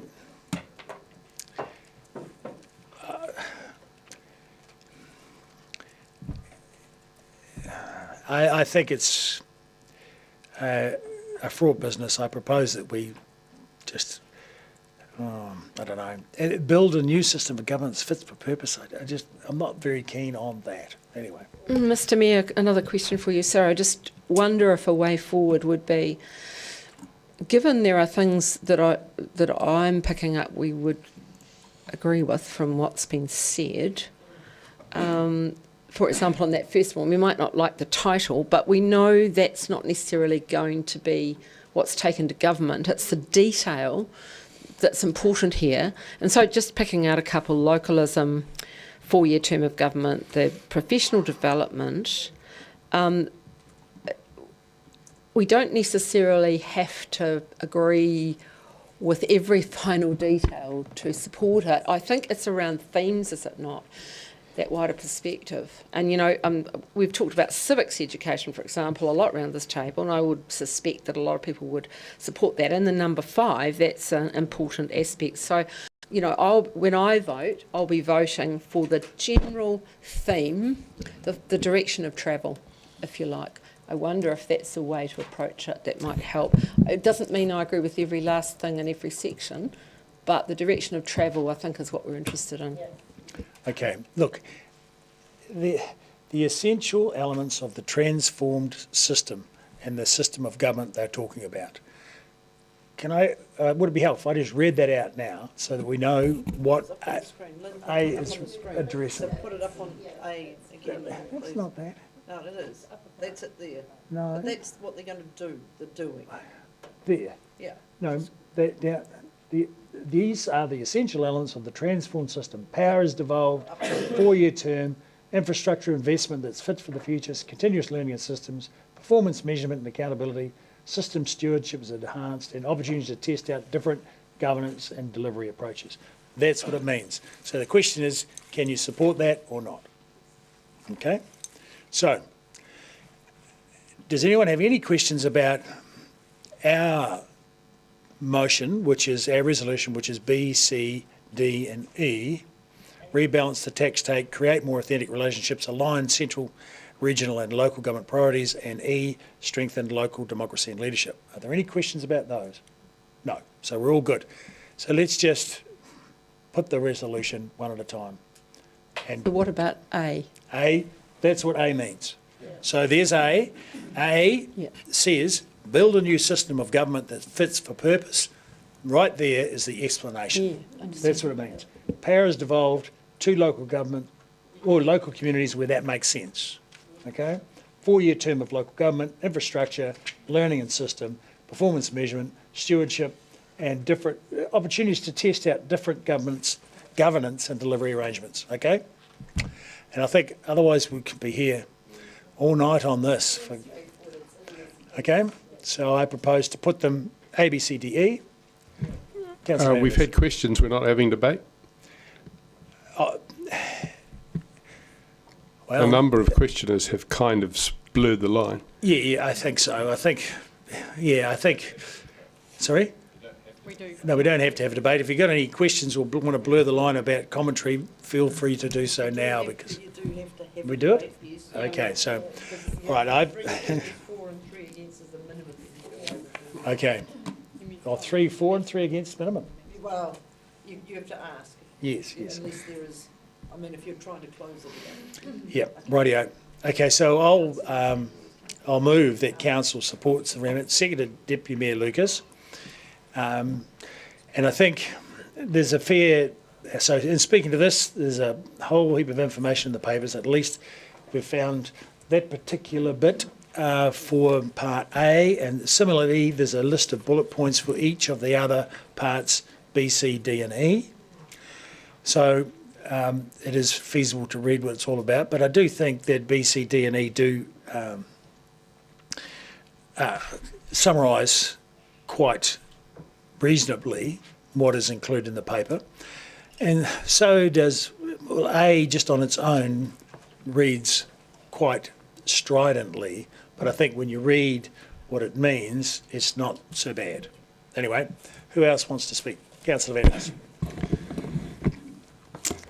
I'm not sure that LGNZ can be trusted to be representative. If you look at how LGNZ unrepresentatively sided with Labor over the government Three Waters takeover, and were then faced essentially with a council revolt, most councils up and down the country not wanting to opt in, LGNZ found themselves in a bit of a pickle, having sidled up to the government. They're now sidling up to us and trying to reinvent themselves and trying to create a space for themselves. I believe that LGNZ is now trying, in fact, to justify its existence, and I wonder whether LGNZ is a good idea for us to even be part of. I personally think that we would have, despite being a Labor stronghold, we would have much more effect in government by focusing on our local members of parliament, and that LGNZ are basically trying to create this space for themselves where our attention gets diverted to them and they claim to be representing all councils up and down the country. I don't see how that is going to work. The build a new system of government that is fit for local purpose, I agree with you. I think it's, I mean, that could have come out of a Bolshevik pre-revolutionary manifesto. It doesn't mean anything, and yet it could be interpreted to mean all sorts of things. And you know, claiming that the government needs to change to be fit for purpose. LGNZ itself lacks fitness and purpose, in my view, and I wonder what the purpose of LGNZ is, other than to be a self-defining group of people that are just trying to make a space for themselves between councils and government. I think we need to be more direct and not indulge LGNZ, which would be my reason for voting against these strange ideas. Not that any of them is particularly obnoxious, but they're just really awkward, all of them, in my view. Yeah, in my view, we should save ourselves the money and the time going to LGNZ conferences and put that effort into making our case to our local MPs the way government, I think, was supposed to function. LGNZ is an unnecessary add-on, in my view. Okay. Councillor Gary. Thank you, Mr Mayor. I'm not here to discuss the benefits or worthiness of LGNZ, but what I will say is, as the new president, Yes, there were comments that they didn't represent everyone in the Three Waters debate. I would suggest this is an effort to get a consensus and represent the sector. And I know that I attended over a number of years the consultative hui's that took place as the Future for Local Government panel went around the country asking us what we thought. I don't recall seeing the member who just spoke, the councillor who just spoke there. I may be wrong, I may be entirely wrong, but I do remember what I heard, and I do remember things like the real focus from councils around the region, in this region, very supportive of localism, which is the first point on that first one. I accept that perhaps the first heading is not as helpful as it might be, but as I said before, this process is at the end of a very long consultative process, and then it's been through another process I've not been part of, but the Mayor and Deputy Mayor have answered questions on, which was to have a look on where there was agreement. And it's a really good technique when you've got a vast variety of opinions. You find out what do you agree on and focus on that, and that's what's happening here. So vast agreement on these 5 points, and for ease of voting, they're summarised into a heading, and okay, we've got problems with the first one, but if we delve into it, as I've said before, there are things we can agree on, like the 4th term of local government. I've heard people talk about that around this table, may not be everyone agrees. We've talked about needing help with our infrastructure. We even had that conversation today. Professional development is something I've harped on about for a long time, right back when I was on the community board, and I am really pleased to see that there, and I'm really pleased to see that was a strong view. Will all of these things come to fruition? No, probably not. And it is not the paper that is going to be presented to central government, but it does give local government New Zealand a steer on what direction of travel they should take, what themes they should take forward, and where there is consensus. So I would urge you to vote. If you can endorse most of what's in each of these sections, then I would really urge you to support it so we can at least go forward and LGNZ can get on with the job of advocating, because the moment that the government sees that we can't agree on something, we sure as heck won't make any progress with it. Thank you. Councillor Hulan. Thank you, Mr Mayor. Yes, I agree I think actually both councillors raised some good points, but Councillor Gary is correct. I think if local government can't get a consensus, you know, the government are going to say, well, what is this organisation doing then? And yes, they have in the past gone ahead with Three Waters and didn't engage with the sector. However, now, like Councillor Gary said, I think what they're trying to do is bend over now, you know, dare I say but is engage with the sector and make sure that they're putting across the views of the councils.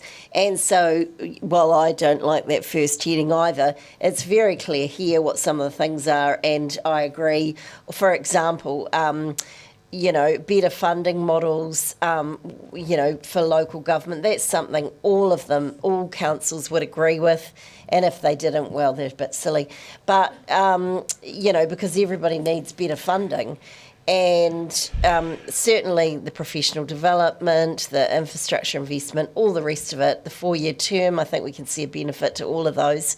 And I'll be supporting all of them, because I think what they've done here very clearly, they've listened to councils and then they've put headlines but summarised all the comments, that not all of them, but the majority of comments that were made at the time. And it's the purpose of this is to send a message to central government to say these are the things we want you to consider. Otherwise, what will happen is the central government will make the decisions for us and give us what they think we want, not what we want. So what we want is central government giving us what we want, not what they want. Councillor Barker. Thank you, Mr Mayor. I guess I went into this process with quite an amount of cynicism, given what had happened with the the three waters issues, but I have watched the process and I've also given feedback to the process because we've got some members here that can go to the LGNZ conferences, but not everyone can. So I think I copied you all into the email that I sent. It's like how does every councillor get involved and how can we vote? And I note that 4 councillors engaged with the process online. I actually thought the process was really good, where you could move the little measure the slider thing to see how much you supported or didn't support and put the comments in. So I feel comfortable with the process. And I do support these things. I guess the challenge is that it's gone really simplistic. I was really annoyed when it came in and said yes or no on everything. I'm slightly more comfortable, not overly comfortable, with being asked to vote on these 5 things, but I actually do now believe in the participative process. And Local Government New Zealand is our voice, and it really is our only voice in some ways. When we talk about, actually we're talking to our local MPs, we kind of don't really have any local MPs in government at the moment, and there was something in the paper that talked about, yes, they'll talk to Auckland when the Auckland Mayor comes and talks, but they wouldn't talk to, and they mentioned the Mayor of Clutha by name, that it's really, really hard to get in those doors. So we do need those voices. And I also noticed that we used to be, what was coming towards us was the future for local government, and also that it's changed to being the future by local government. And I think this is our opportunity to have our voice. So although I'm pretty annoyed with the process coming in so late, we still have that opportunity to add our voices to it. So I support A to E. Thank you. Thank you. Councillor Mayhem.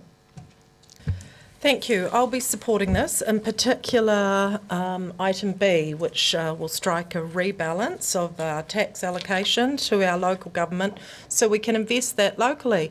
Localism is power to the people, harnessing power, knowledge and skills, the views of our local people to strengthen our communities. That's why I'm here in this seat.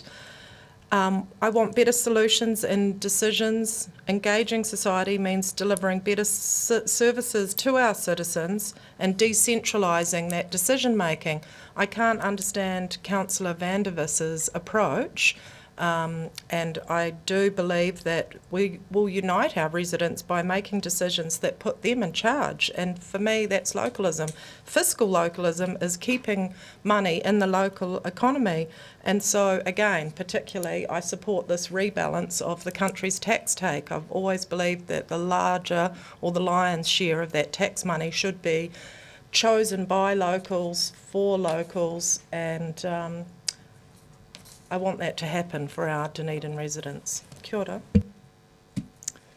Thank you. So I will exercise a slight right of reply, simply to say that I think it's really important. I think LGNZ is an important organisation for local government. It's very distressing that a couple of councillors have left it, because I think there's strength, and especially there's strength in a unified position. And as a couple of councillors leave and try and strike out and do their own thing, it just is divide and conquer. So the government can pick off who they want, and then just the net result is that everybody gets less, whereas together everybody gets more, in my observation over time. And I think having looked again at these bullet points, it's really good to have that explanation of Part A, and I think certainly with the other bullet points I'm happy with the sentiment and the themes expressed throughout, and I think it's good enough for me to support to go forward. And the critical thing is that LGNZ did put a lot of effort into inclusive participation in this process. So they went round the country, and then they went round councils, and then they pulled together some representatives of councils, and they really did go through a lot of process. And to me, it was really enlightening to see the stickers go up on the wall. You know, there was green for support and red for not, and then a yellow in the middle. And that essentially a traffic light system, and it was really clear where all the support was. It was really quite good, very large room, and people went round the room so you could see who was supporting what, and it did build a consensus within the room. So I think it was a pretty effective process in its own way. and further refined as time went on. So I think it is, I think it's worthy of our support. Having said that, we'll put the motions one by one, starting with A. The Council supports LGNZ to build a new system of government that's fit for purpose. Can I put all those in favour say aye? Aye.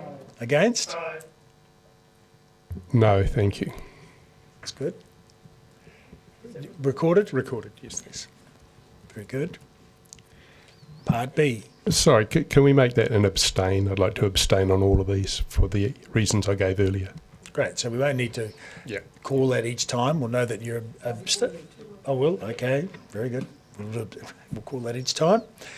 Okay. So part B, rebalance the country's tax take. All those in favour say aye. Aye. Against? Against?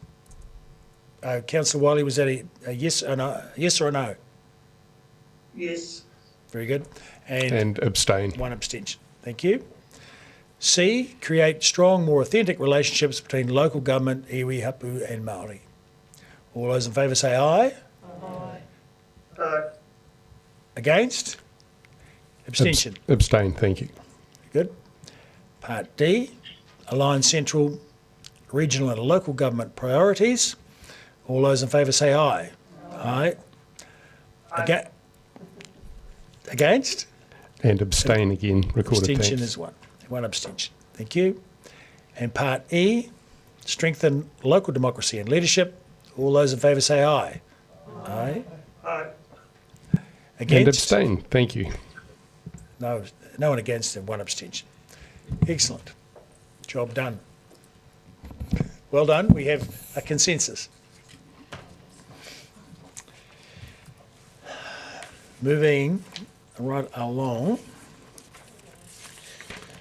So at this stage, we're going to exclude the public again.